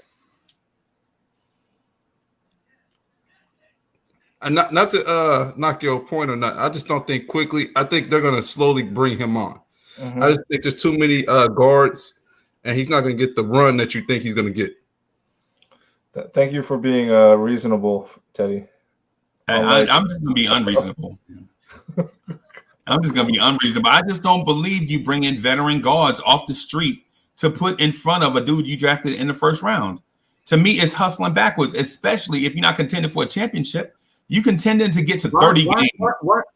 I don't want to cut you off because why is it backwards? Because if you're on a playoff team, you don't have time for rookies to develop. Your championship window was small. So if a rookie comes to your team and don't develop, but the veterans that have rode the boat for you got you to the playoffs, you stick with them.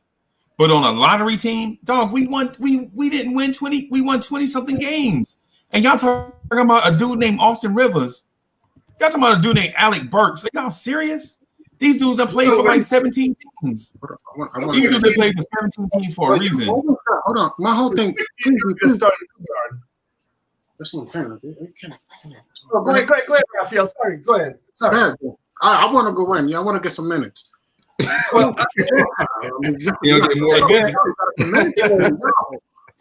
Yo, my whole thing is, what's this? Freeze, no, I want to talk to Freezy. Freezy, come back. Freezy runs away. I want to know what is this whole thing about this fear of having a veteran in the roster? Like, what is this? Where do these people come up with this thing? Like, yo, man, I can't have a veteran in the roster. I can't have a decent like you can't. Yo, this roster needs a lot of learning to do. Like, who created? Like, where's the thing? I want to know who created that philosophy when they say, hey, we don't need. Yo, Jason Tatum was struggling to get minutes with Marcus Morris. Marcus Morris was Gordon Hayward was taking minutes from Jaylen Brown. When Terry Rozier was there, Kyrie Irving was taking his minutes. And then after that, they traded him, they let him go, and they went up for Kemba Walker. So, like, what is this whole thing? Like, oh my God, we bring in a veteran, and we don't need a veteran because we are a lottery team. It doesn't work like that. What team are you referring to? What team doesn't? So, what? I want to know what blueprint are you listening to? What blueprint? Yeah, I mean, well, the Knicks don't need a veteran in the roster. Like who's you want to be like Phoenix? You want to be like Denver? You want to be like who? Like what is this whole thing? Like the Knicks don't need a veteran in the roster. Like okay, all right. So I'll give you some facts. Yeah, right. So in '79, the Lakers had a point guard named Norm Nixon, right? So Chuck, you ever heard of this dude named Norm Nixon? Yeah. Remember he was the face of the Lakers, right? And they couldn't win nothing with Kareem, right? So the Lakers drafted a guy in the first round, and they let him play, right? And the dude's name was Magic Johnson. You know what I'm saying? Like the first and so this kid Norm Nixon was a vet. You know what they did to Norm Nixon? They traded Norm Nixon to get him out of the way of the vet. And after the vet was gone, they won championships. But I got one more though. I got another one. Yeah, I got another one with me. So the Chicago Bulls had a dude named George the Iceman Gervin playing shooting guard for them in 1984, right? And they saw George Gervin, right? They was like, yo, Iceman, man, you know, you the man, whatever. They drafted a dude named Michael Jordan. Guess what?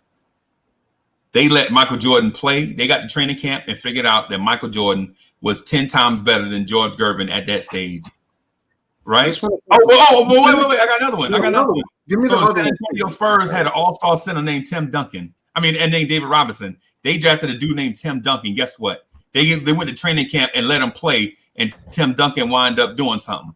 Right? So the fact that you saying we drafted a rookie in the first round, You saying, well, what's wrong with another argument? Do you have another one? Let me get another one because I don't feel like those. I got. There's plenty of them. There's plenty of examples. Give me something within the last 5 years. I'm tired of hearing from anything under 1999 or less. I don't want. I'm tired of the old news. I want something more current. Raphael, I'm being honest. Hold on. Who won the championship? Who won the championship last year? I'll give you an example from that team. I want to talk to Freeze. I want to give me something current. Like what are you listening to that is today? Give me something current. Like you following a blueprint of 19 something that the Lakers got very lucky to get. Hey, Ruffy, I'm sorry, man, but I just love basketball. I love the NBA. I can do this legit 24 hours a day. So I mean, so past basketball, while it might be old and outdated to you, it's very outdated. It's the reason why I'm up 3:30 in the morning catching up with y'all. Good argument. I'm just trying to be honest, which is not a good argument. It's not. Yeah. Hey, and for Sheik Job, if you don't know what you talk about, then hey, bring some examples. Kobe. Because she was looking mighty shaky in that chat. He was like, my man said George Gervin. If you don't know who the hell George Gervin is, this chat might not be for you. About George Gervin. I'm not talking about you, not you, Raphael. Not you. I'm talking to somebody in the chat. Okay. If they don't know who George Gervin is, this chat right here, this basketball chat that we be doing late at night, this might not be the thing for you. You might need to like watch Monster Trucks or something. But everybody in this video chat love basketball. That's the reason why we do this thing right here. You know what I'm saying? You talk about George Gervin. He said George Gervin. Your ass crazy as hell. George Gervin's a basketball icon. The first poster a lot of us had is George Gervin sitting on the ice cube. About what team? Yeah. I don't know. See, I respect Magic. I ain't salty. What I'm saying is that you legit with everybody on this panel make legit points. A lot of them be excellent points. Like what Raphael said about an hour ago, what Teddy was saying. The argument I'm trying to make. The argument I'm making with you, Freezy, is you want to follow what Denver's doing? Do you want to follow what Phoenix doing? Like, what general manager are you trying to follow? Because you always. I feel like you jump from here to here to you jump. No, Rep, we don't have a blueprint, dog. We are stuck in the lottery. We are stuck. That's why we are still following a blueprint. You can't use Denver's logic if Denver's not stuck in the lottery. We're still following a plan. It's just that I don't feel like you see it. We are following a plan. I feel like you just don't see it. We're still steady in the rate. We're moving steady. But Raphael, you don't have proof. We just got this roster just now. This roster right here hadn't played a minute yet. We've been building since Porzingis. We've been ever since that we traded Melo and that whole situation. Like we've been in this for years now. And you bringing stuff about Michael Jordan and George Gervin and Magic Johnson. Like that's what I'm trying to figure. Like, I didn't hear you. I'm sorry. This is what I'm saying. You said we've been doing what? I said we've been in this. We've been tanking since 2014. Since then 15 with Porzingis, right? We drafted Clay Anthony early. We drafted Ron Baker, right? Right. And then Porzingis in 2015, and we've been tanking ever since. So, see, Max said the plan is fade for Cade, but to your point, Raphael, what I'm saying is how do you legit make that point, right? And this is I'm just trying to follow. You said we legit been tanking since 2014, yes. Dog. That's 6 years, and you think that's a successful blueprint to follow? It seems, but what I'm trying to explain to you is it looks like we're following something like what the Phoenix Suns are doing, something that the Denver Nuggets are doing, and this, that, and the third. So why I just don't understand when we bring in a veteran, you're like, that is the worst idea possible. Like, why? What makes you say that? I just don't. What makes me say that is this: every team drafts and eventually gets lucky and hit on a star, right? Every team does, no matter who. And we can argue that all you want, but we just recently saw New Orleans get lucky. We saw Memphis get lucky, right? We saw Minnesota get lucky, but the Knicks don't get lucky with the lottery. We can't do stuff like other teams. We don't get the number one pick in the draft. We don't get free agents we don't sign free agents to come here. But there's still a chance. Miami made it with Bam Adebayo and with Tyler Hero, so there's still a chance.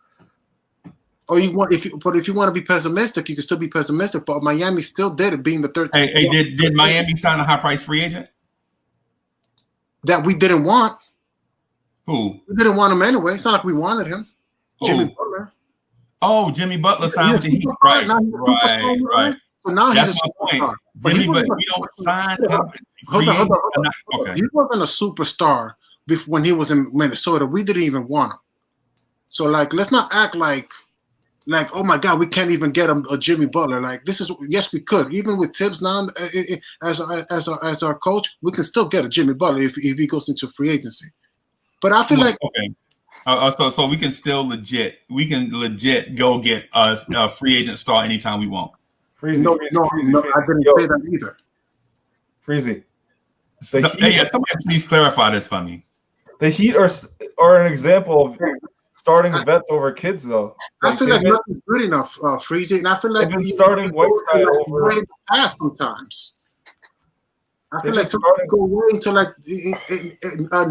we get into a 1990s argument, 1980s arguments. I'm like, it's just I don't know how to say it, but it's just like I don't know. It's just so you're saying that the Miami Heat started all veterans, but 2 streams ago we were creating a hero. Goran Dragic they traded for Goran Dragic, and he's been $20 million for years from Miami Heat. I'm sure if he was with the Knicks, he would have been killing him. He doesn't have enough dog. He doesn't have this. He doesn't have that. He doesn't have this. Okay, all right. So with that said, you're saying that this team right now, as currently constructed, is a playoff team. You brought up a playoff team, right? That plays veterans. So this team right here that we have is a playoff team. This team right now? Yeah, they do. You do the comparison. You brought up that team. Because you have RJ and you have Julius Randle. Yes, it does. Yes, it does. Okay, I'm with it. Sign me up for it. Yeah. Sign me up for it, because before you made that point, I was in a mindset that free agents are not coming here, and we never get the number 1 pick. So every time we draft, you don't always need the number 1 pick either. Okay. Sure. All right. So let me ask you this: Who won the NBA championship? The Lakers won the NBA championship, right? I want to hear. I couldn't hear you. Say it again. So the Lakers won the NBA championship, right? Right. They got right. So how many guys got the number 1 overall did the Lakers have on their roster? 2. 3. So the Lakers had legit 3 dudes drafted number 1 in the draft on their championship what's team. The point? Okay, I don't want. Okay, we want to compare ourselves to the Lakers. I don't get it why, but okay.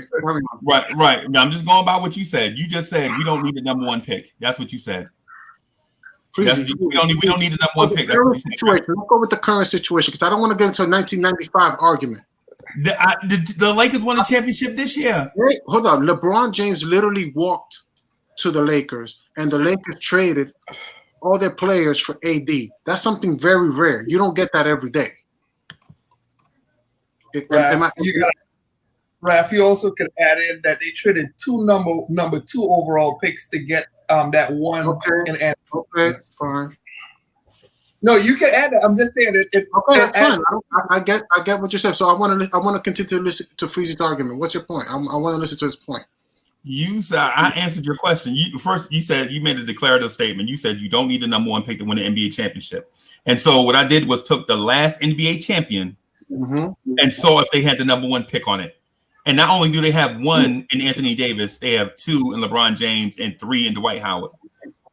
So that means what you just said right now, right there in that moment, is not true. So what about Toronto then? What about the year before that? No. The Lakers ain't draft one of them. What you said just now was not true. So Toronto's old news, you're saying? So my Toronto argument is old news. What about Toronto? Talk to me about Toronto. Toronto had Kawhi Leonard.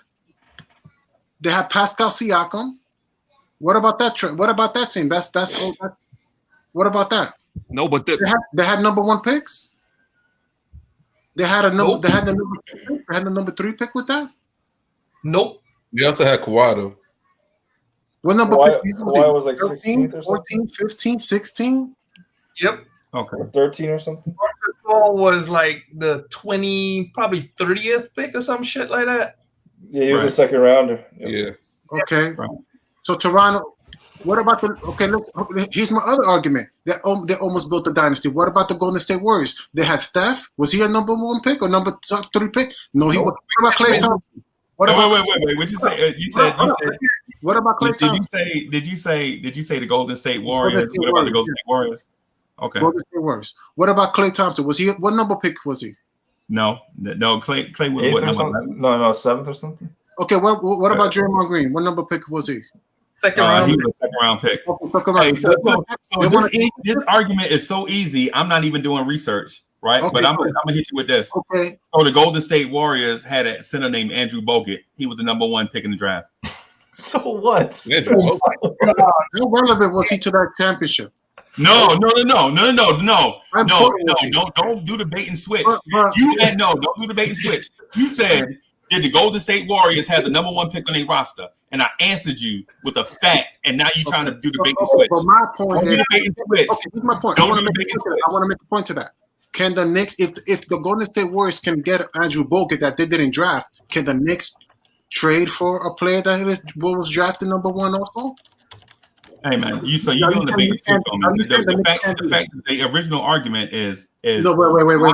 Why would you you trying to make an argument with the Andrew Bogut and at the end of the day? I didn't make it. No, I didn't. You asked me a question and I answered it. I'm countering your question because you're trying to say they didn't draft. Anyways, I think you're throwing the Knicks are not a conventional team. If the Knicks were in a conventional situation, all the stuff that you're saying may be true, but we can't get a LeBron James to come here. We can't get a Giannis to come here. Anthony Davis ain't coming here. And you sit by your TV every June and watch the commissioner ensure that the Knicks don't get the number 1 pick, right? And then you're like, oh man, I thought we were gonna pick first, man. We picking 8th every summer. You go through the same thing, and then you bring up this argument like, all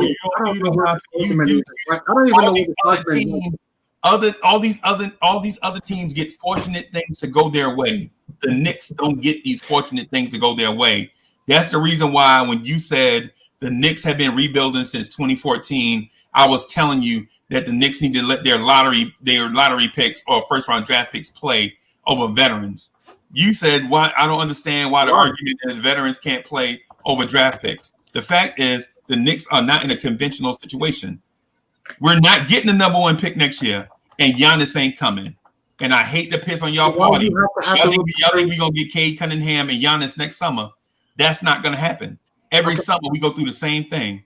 Every year it's like, oh man, we might be able to get Fred VanVleet or Chris Paul and then get LaMelo Ball with the number 1 pick. Or we might be able to get Kevin Durant and Zion. Every year it's the same thing. We don't get that to go our way like that. What do you think? That's why when you get valuable draft capital, you have to see what it is that you have. You have to play them to see if you have a star or not. You can't just bring in Alec Burke that played for 7 teams in 10 years over your 1st round pick. You got to let your pick play. So you don't believe veterans help into developing your players. That's what you're saying, right? Okay. All right, man. Just go buy your Austin Rivers jersey. I mean, have fun with it. I'm saying legit. Go ahead and buy your Nerlens Noel jersey and go get it autographed. You're saying veterans don't help the rookies. You're saying that's what you're saying, right? No, what I'm saying is, and I said this like 4 times already. The Knicks are not in a conventional situation where they can try to build like other teams. I already said that. The Knicks are not getting the number 1 pick in the draft. Y'all go through this every summer. Every summer, we like, well, we might be able to move up in the draft to get such and such, and y'all always move back.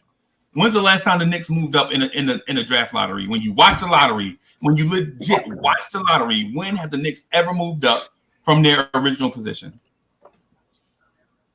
Freezy. Yo. Hey, Freezy. You do realize it's the deepest draft in a long freaking while. If you go compare it to like 2003, I think the New York Knicks would have been happy to get Melo at 4.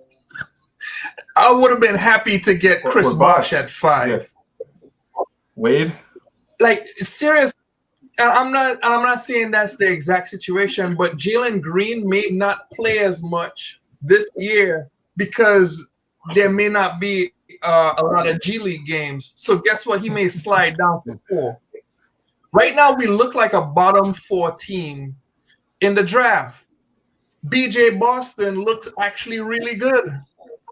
Cade Cunningham is not the only player in the freaking draft. It's not the same. You can't just say, okay, I know all this talk you're talking right now, I want to see you with an Emanuel Quickley jersey. Because you're acting like if Emanuel Quickley with like 30 minutes is gonna all of a sudden become an all-star and become Devin Booker or something. He is not. Like, and but because he doesn't get. But okay, I'm not saying. Freezy, you got to understand what we're trying to say. If he wins the starting position or plays well enough, then he earned it. But as of right now, the best player is Alec Burke or Austin Rivers, and they do deserve that spot because they are better today. Don't act like if it's something like scientific. We're not doing Scientology. This is just Knicks basketball. It's simple. Best man win. Testicles. Step up. Just show your fortitude. Like, who cares if? But Nick G, what I'm saying is I agree with you. What I'm saying is afford this young fella the opportunity. That's what I'm saying. The opportunity, but he's gonna start on the bench. You can't tell me that he is better than all these other guys. I have the Kentucky website that says Emanuel Quickley is a bench player. Kentucky basketball says he is a bench player. I'm sorry, he's a bench player. What do you want? I'm not for sure. I'm not for sure where you getting your info from, but I'm gonna tell you this. Sea of Blue website. They broke it down and they even said Sea of Blue is a Kentucky website. They actually said Emanuel Quickley is a bench player. I'm not making it up. Who the hell? If people who watch, eat, sleep, breathe Kentucky basketball says that Emanuel Quickley is a bench player, why in the world we as Knicks fans who just draft this guy are saying he's a starting player? I'm sorry, Goku, but it doesn't work. What I'm saying is we have to give these kids the opportunity to do something. I'm saying. Okay, we have to give these. Okay, all right. I feel like I'm in the minority when it comes to being optimistic about what we do in the draft. You know what I'm saying? Y'all like Alec Burks, go buy your Alec Burks jerseys. And nothing against Alec Burks. I'm sure he's a fine human being. You know what I'm saying? Quickley jersey. So you're gonna buy a Quickley shirt. Yeah, I don't hate veterans, bro. I'm not that guy. I don't got. I'm just saying it's classic. It's classic Knicks. Classic Knicks hate rookies. If the Knicks get a young player, Knicks fans will basically hate on that young player. Freeze, I feel like you guys sort of despise these veterans, even if it's like Austin Rivers, and just because they're in the roster, go buy an Austin Rivers jersey. Just because they're in the roster, buy an Alec Burks jersey. Just because I feel like there's a level of despise just because that player so far is better than the player I don't hate them, Raphael. What I'm saying is for the veterans, for the guys that we just mentioned, at this time in their career, we understand who they are as players. We understand who Austin Rivers is as a player. We understand who Alec Burks is. So far, our players are not that good. Thank you. They're not that good. They need to get. They could use a little like, yo, man, I need to learn from. Let me sit on the bench and learn from this guy. Mm-hmm. And then, not to mention, okay, let me give you another argument, Freezy. I mean, what? Like last year, we traded Morris. Everyone loves the 27th pick that we got for Morris. Let's say Austin Rivers magically has a Morris-like season, and we get a 27th overall pick for Austin Rivers. Raphael, are you happy with a 27th overall pick if we trade Austin Rivers? No, man, I don't understand. Like, what's this concept about this whole? Hey, listen, even if this player is not that good, and these players are very timid, that we got to give them 30 minutes, and we should. And if you like Austin Rivers, go buy an Austin Rivers jersey. Like, it doesn't work like that. Like, that's just ridiculous thinking. It's one of the most ridiculous thinking I've ever listened to so far in the podcast. What are you saying? I'm my bad. Go ahead. Go ahead, Chuck. It's one of the worst thinking I've ever heard so far. It repeated itself. Raphael, you just said that. Chuck, go ahead. Oh, nah, you bugging out. Like we've been wrong for the last 3 hours, and I want to help you, but then I want to help you, but I want you to learn at the same time. So, as many people that can talk sense into you, the better for you. But you just not getting it. So Chuck, it's easy to say it like that without saying a point.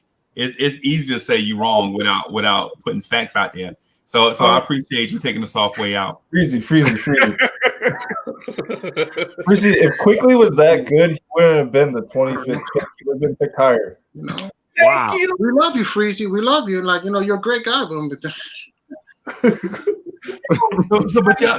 what it is, what I think it is y'all not understanding like what I'm looking to say, and maybe I just made a bad point. But what I'm saying is this: why would you bring in veteran guys and not see what you have with your first round pick? And y'all are like, well, if he was that good of a pick, he'd be in a lot. No, dog. I'm talking about the right now. What are we doing right now? So what are we talking about right now? You supposed to have a team full of 18-year-old. I don't get what you're saying. Yeah. They're not supposed to be all kids. What the hell team does that? That's another way of subjugating the point. That's not what I said. It's not a tryout. He's not having a tryout. A whole team of 18 people. What I said is the first round pick. You need to see what you have, and you said, well, you can't have a team full of 18-year-old dudes. You know what I'm saying? That's not even what I said. My point is, see what you have in your first round pick. They are going to see. I guess he doesn't trust them, Chuck. I guess he doesn't trust what they see. I guess if Tibbs doesn't like what he sees, I guess they don't trust. Like, hey, that they're giving them a chance. They don't trust the front office. Maybe I don't know what it is, but I feel like this might be a level of distrust that they're not giving them a chance. I don't know. All right, so let me ask you a question then, and I'm just ask this and just sit back and listen for the answer. What gives you the confidence to trust a front office that has been in at the last 20 years? Because it's a new front office. I feel like I'm fortunate that I only look back 2 or 3 years. Or sometimes I only look back one day. Sometimes I only look back a few months. I don't look back that far. So I don't look back 20 years. So I'm fortunate that I don't have to look back that far. Thank you. He's right. I'm not for sure if I can buy into that, because I've been a Knicks fan for So you're gonna blame Isaiah Thomas's failures on Leon Rose? D is real. The reason why I say that is this like, just for us to say, hey, Joe Blow, just have total confidence in this new front office that we bought in. I think we think we can. This front office will build a championship contender for us, right? Now, so we heard that in 2020, but we also heard that in 2018, and then in 2016, and we also heard that in 2010, and I think it was 2004, and then we heard it in 1999. So it's like all these years going back, you keep giving us the same message, and guess what? How many rings have the Knicks had in the last 20 years? How many times have the Knicks been to the Eastern Conference Finals in the last 20 years? What about the second round of the playoffs? Once. So while reasonable minds can accept the fact that you can give new people time, smart people time to work their magic and put a plan in place, after you keep hearing the same message over and over and over again, you establish a level of distrust. Where when you hear that message, it makes you think, oh, this is the same thing I went through 2 years ago. This is the same thing I went through 4 years ago. The same thing I went through 7 years ago, right? So you asking me, like, why don't I trust the front office? And nobody can point out any stitch of time in the last 20 years where that line of thinking has bared any playoff fruit, any long-term sustainable success. Nobody in this video chat can point to any long-term sustainable success, right? But you asked me to just to follow the same blueprint. So then when I say, listen, we're not like everybody else. We can't do things like everybody else. We need to do things a different way. Then you laugh at me and say, hey, man, you not be like one of these kids is not like the other. Well, you know what? That's what I've been saying the whole time. You know what I'm saying? That's what I'm saying. And so I'm saying, like the Knicks can't build like other teams. The other teams get afforded opportunities we don't get. Philadelphia legit tanked in a system where everybody knew they was tanking, and they got the number one pick numerous times. And they picked top 3 numerous times, right? When the Knicks decided to tank, they changed the lottery rules because they can't allow the Knicks to tank. Because if the Knicks tank, the Knicks might get lucky and hit, right? As soon as you heard the Knicks start tanking, they changed the lottery rules. But the 12, 15 years before that, when everybody was tanking, they didn't change anything, right? But you want me to trust the fact that the Knicks can rebuild like everybody else. And I'm asking you to show me where the Knicks started to rebuild successfully and was successful at it. And you can't point to playoff success. You can't point to the superstar we drafted number 1, and you can't point to the free agent, the high-priced free agent we signed the free agency. To say to that, I think you have great points. Okay, so let me put that out there. You have excellent, great points. At first, I don't know how far. Sometimes we're looking at the situation with the current regime. I'm not sure how far we're looking back, and so sometimes I don't understand where you're coming from. I'm coming from with Leon Rose. I'm not going back as far as you're looking back. So I feel like you have a bigger argument to my small argument. I'm looking back at the situation. You're looking at total picture, and in total picture, I think you're 100% right. Yeah, who's not to say that Knicks won't win a championship the next 10 years? I don't know how you would feel about that. That's a big question. That's a reality that could happen. And but I'm just looking back at this situation, like when I'm debating with you, I'm talking about me, us. I mean, I'm talking about the current GM, Leon Rose, and the current situation that it's a new situation. And I'm just debating that, but I'm not trying to debate you that far back, because if you want to, you should have your trust issues. I feel like it's legitimate. There is a cause for concern, not just in the past, but in the future too. So I don't know how to answer that question, and I think it's sort of a fair argument. So I don't know what else to say to that. Okay. So Juan Morella said, let Freezy explain his. Okay, so let Freezy explain what would be his offseason move then. So if we do it from here, I think everybody in the video chat will agree that the Knicks are not going to make the playoffs, not to play in or whatever. Mm-hmm. I'm assuming that everybody thinks that the Knicks has probably the lower 3 roster in the league, right? Even with a great coach. Mm-hmm. The Knicks have a bottom 3 roster in the league, mm-hmm. right? Would y'all agree or no? Y'all think the Knicks probably have a better roster? No, I'm agreeing with you. I'm with you on that. Bottom 3 is kind of but had we had Westbrook, I probably we would have had a chance, but no Westbrook, so we're asked. Forget it. We don't have a chance. So what you think, Chuck? Where's the Knicks roster ranked right now? I'm looking. So what you think, Nick G? I think it's bottom 2. We're at the very bottom. It's a very right. So we're at the 31st team. I would say in a situation like this, right? I'm not going to trade for anybody. I'm going to rock with who we have. Toes online. We moving with the cats that we got, right? There's no need for us right now to panic and go out and trade for a guy. I was all for Westbrook until the roster was built. Right? Mm-hmm. But now if you bring in Russell Westbrook to this roster, I don't believe in my heart of hearts that Westbrook can drag this roster to the 8th seed. You know what I'm saying? So what I would do is rock with what I have. For the Frankers, for all the Frankers, the people that love Frank, I'm letting Frank get some minutes at point guard. What do we have to lose, right?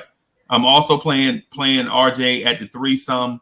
For all the people that want to move RJ to the 3, hey, we're gonna give RJ some minutes at the 3.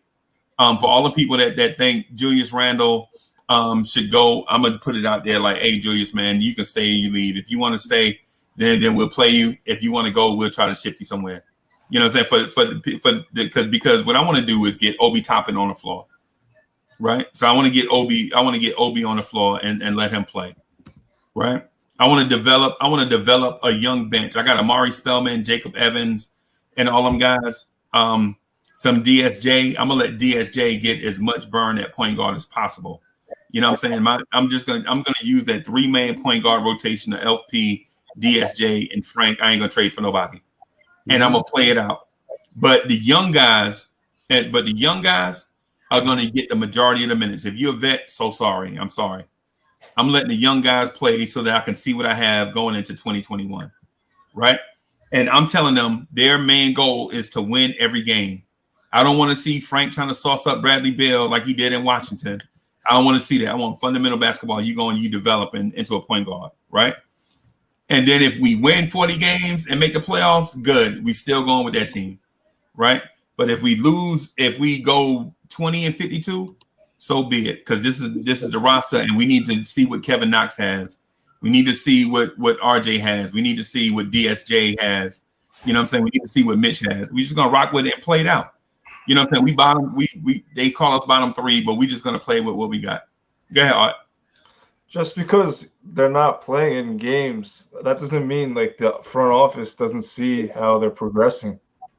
Like they see these guys at practice every day. Right. Like just because you, the fan, doesn't see Knox playing, like that doesn't mean like he's not developing. No, I didn't. I never meant to insinuate that. What I'm saying is, I want to see them in high leverage contests. Is what I'm getting at. Yeah, but like still, like if you play like a rookie that doesn't know what he's doing, like that's a detriment to the other players too. You know what I'm saying? That's why you have the vets. Yeah, and so like what Recognize said, practice is not a game. I understand it from both sides, but what I'm saying is, I want to see these kids in high leverage situations. They're not going to be in high leverage situations because they're going to be losing all the time. But Art, you can't have it both ways. You can't have it just be in practice and not in the game, and then not have them be in the game because it can't just be all vets or all kids. It has to be a mix. But I never said all vets and all kids. I said put them in high leverage situations. Is what I'm getting at. You know, but in order to put them in high leverage, you need some veterans. You're going to need like a couple of players. You're going to need Randle to play. You're going to need Payton to play. Right. Like the good thing with Payton, he knows how to play point guard. Like freaking DSJ and Frank don't know how to play point guard. No, but I legit have to give DSJ minutes on the floor. Right, I'm not going to give the veteran. What if he's thinking it up? You're going to keep on giving him minutes?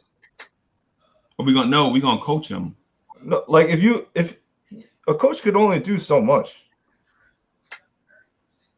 No, I mean, I agree that they should get minutes, but I just think that the veterans should be getting minutes. So I think they all should be getting minutes. Yeah. I mean, that's how we're going to be close to engaged. Okay. So I concede some, right? And I have the sense that the question is evolving more into I want my point to be the not right, but the most important point. Like I literally conceded. I conceded to Chuck, I conceded to Teddy, I conceded to Raphael, right? I conceded to Chuck, let DSJ play and develop, right? I conceded to Teddy, let Frank play and get minutes at point guard. So I conceded all that stuff. Like 2 hours ago, it was the opposite, right? We were stonewalling, right? And then now in that concession, now we saying that, no, you can't do it that way. You know what I'm saying? You got to do it. So what I'm getting at is this: no matter how we try to slice it with these vets, you can't allow the vets to block the development of the young guys. Like what Art just said. Art said, legit just said, we have to do it like Moot Morris. If you can get the 27 pick for a guy, and then he referenced Austin Rivers. Like if Austin Rivers balls out of his mind, then we can trade him for the 27 pick. He right? could play 10 minutes. Hold on, but what is the 27 pick if it's not valuable? You know what I'm saying? So basically what we got from Mook Morris is Emanuel Quickley. So what's the point of letting Mook Morris ball out of control to get Emanuel Quickley if you're not going to do anything with him? And say you do the same thing next year with Austin Rivers. You let Austin Rivers ball out of control for the 27 pick, and then we trade and get the 27 pick and we draft a guy and we don't do anything with them. What have we really done? Most 27 picks is in the G League. First, I like what my response to that is I like that CP3 and Shea Gilgeous was playing together and they were playing off of each other. So I would have like a Frank Ntilikina and Austin Rivers, or a DSJ and Austin Rivers as a backcourt. That's my vision of like when I say what. So that's my vision of how I like, or Alec Burks and DSJ, or Alec Burks and Frank Ntilikina, like something like that. Like that's what teams do. Like it don't have to be like, you're like you're the enemy. You should be in the back of the bench. You shouldn't be getting playing time. You're like I don't get like why people have this this mindset. Yeah, talk to me. I agree. Hey, I agree, man. The chat. Let me tell you something. The best chat by far in the Knicks community. I've been laughing since I got on this. Yeah. Like all y'all takes. Let me tell you something. Guy had an argument that started out with Quickley that went all over the place. Like it was the best commentary I've seen in a long time. Seriously. Was I wrong in this? You're right. Freezy was wrong. He had a good point. He had a good point, but it just he didn't present it the right way. Who I didn't present it the right way? No, Freezy had a good point, but it was just the fact that he, thought he was gonna get some playing time. He may get some if somebody, like he said, someone gets hurt, then he'll be out there more. But right now, it's too many back people right now.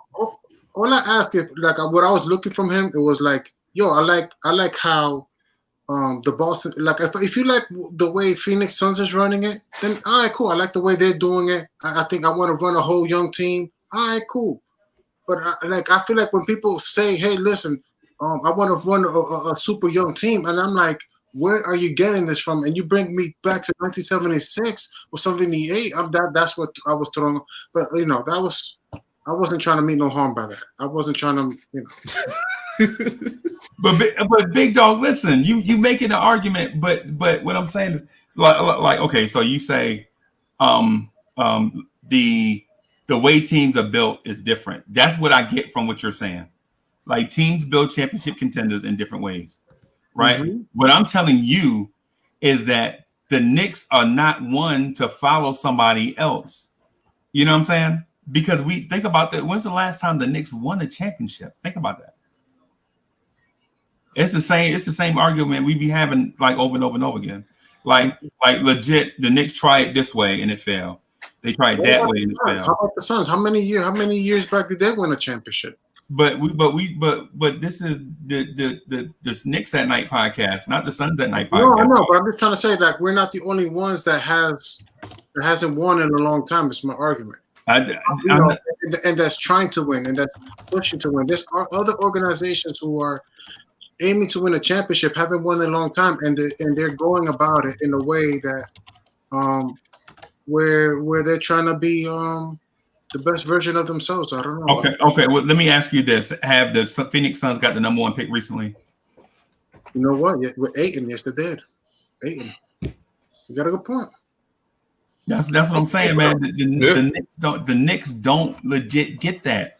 Yeah. I'm not bashing this team. The Knicks are my love and my passion. That's the reason why I'm up past 3:45 in the morning, because I love the Knicks. That's the reason why I be battling Chuck all day on Twitter, because I love the Knicks. You know what I'm saying?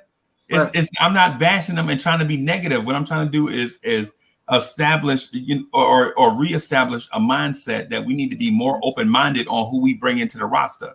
Like, we legit can't say Frank Ntilikina is our favorite player and everybody else suck.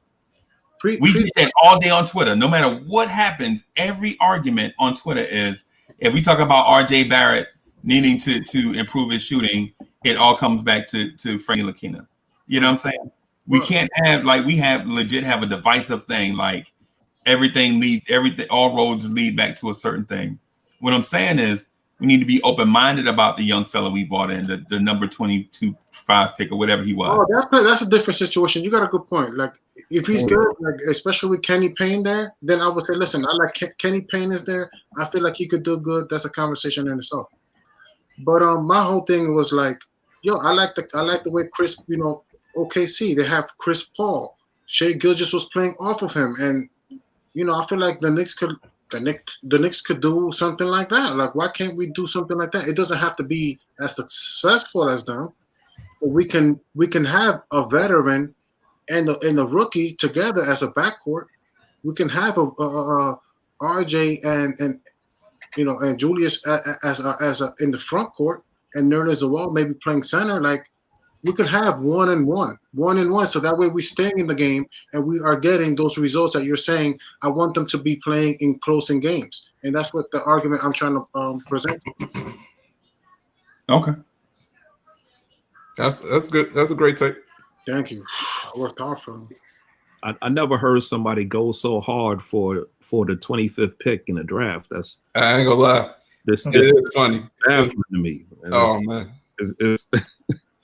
Those guys are usually in the G League, and you already trying to put them in the starting lineup because he's a Kentucky player though, Chuck. He's a Kentucky player, so he's from Kentucky. So and Freezy not looking at it like Freezy was bugging out when we drafted him, and now he switched up to like the next Booker. I think he just looking at the fact that he's a first round pick. He's at the back of the first round. He shouldn't even have, because people were debating that he shouldn't have even been picked so high. Because we would have got him at 35 or 33. Mm-hmm. He would have been there at 33. Yeah. We were supposed to take Terry Bain. Something wrong with Freezy, man. Hey, man, they kept saying keep leaving to eat his potted meat. Hey, crazy, man. Something wrong with Freezy. Right. I think that's super late. I think that's super early. I think that's a good conversation to have.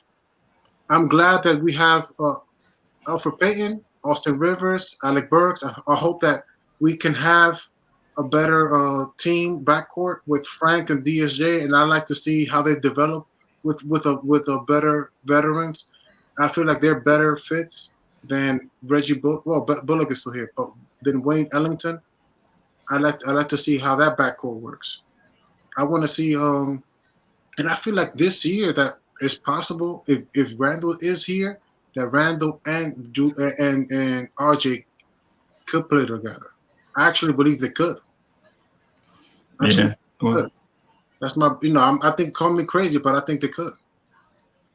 Hey, well, I mean, so we all have opinions on it, and if you've been a Knicks fan for any stretch of time, anytime you talk to another Knicks fan, they're gonna have separate and independent opinions that they're gonna stand by.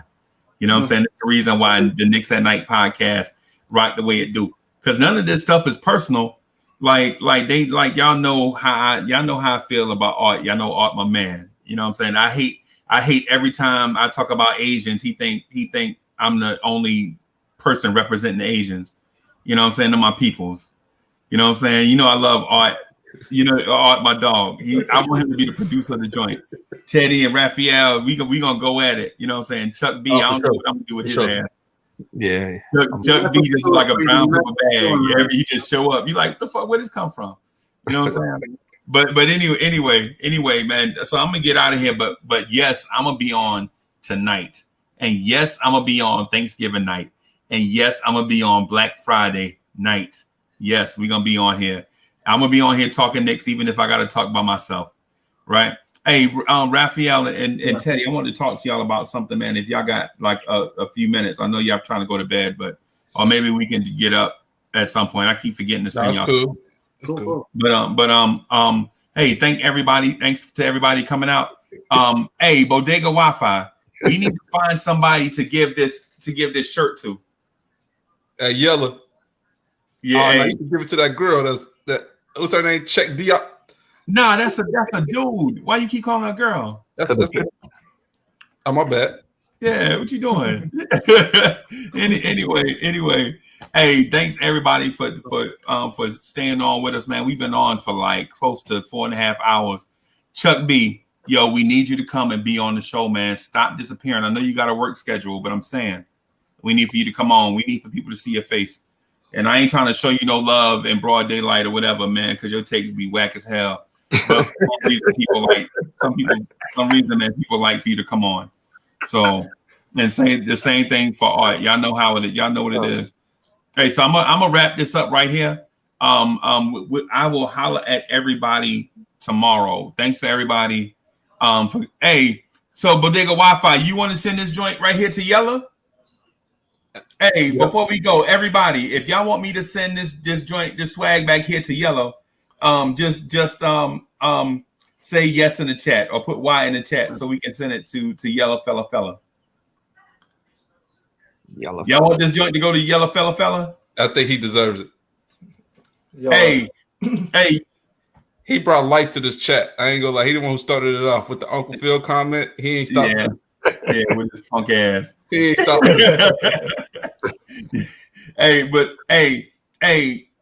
Yellow Fella, hit me up on Twitter.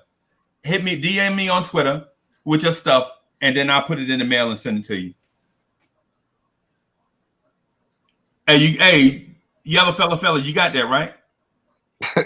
Stop saying Send it to Potty. Yo, abbreviate that. Yo. He is hilarious. Yeah, that was strange as hell just now. But anyway, I'm gonna get in this broadcast, man. Hey, Yellow Fella, this joint right here is yours. Hit me up on Twitter. Stop saying the whole name. Yo. Hey, that's that. Hey,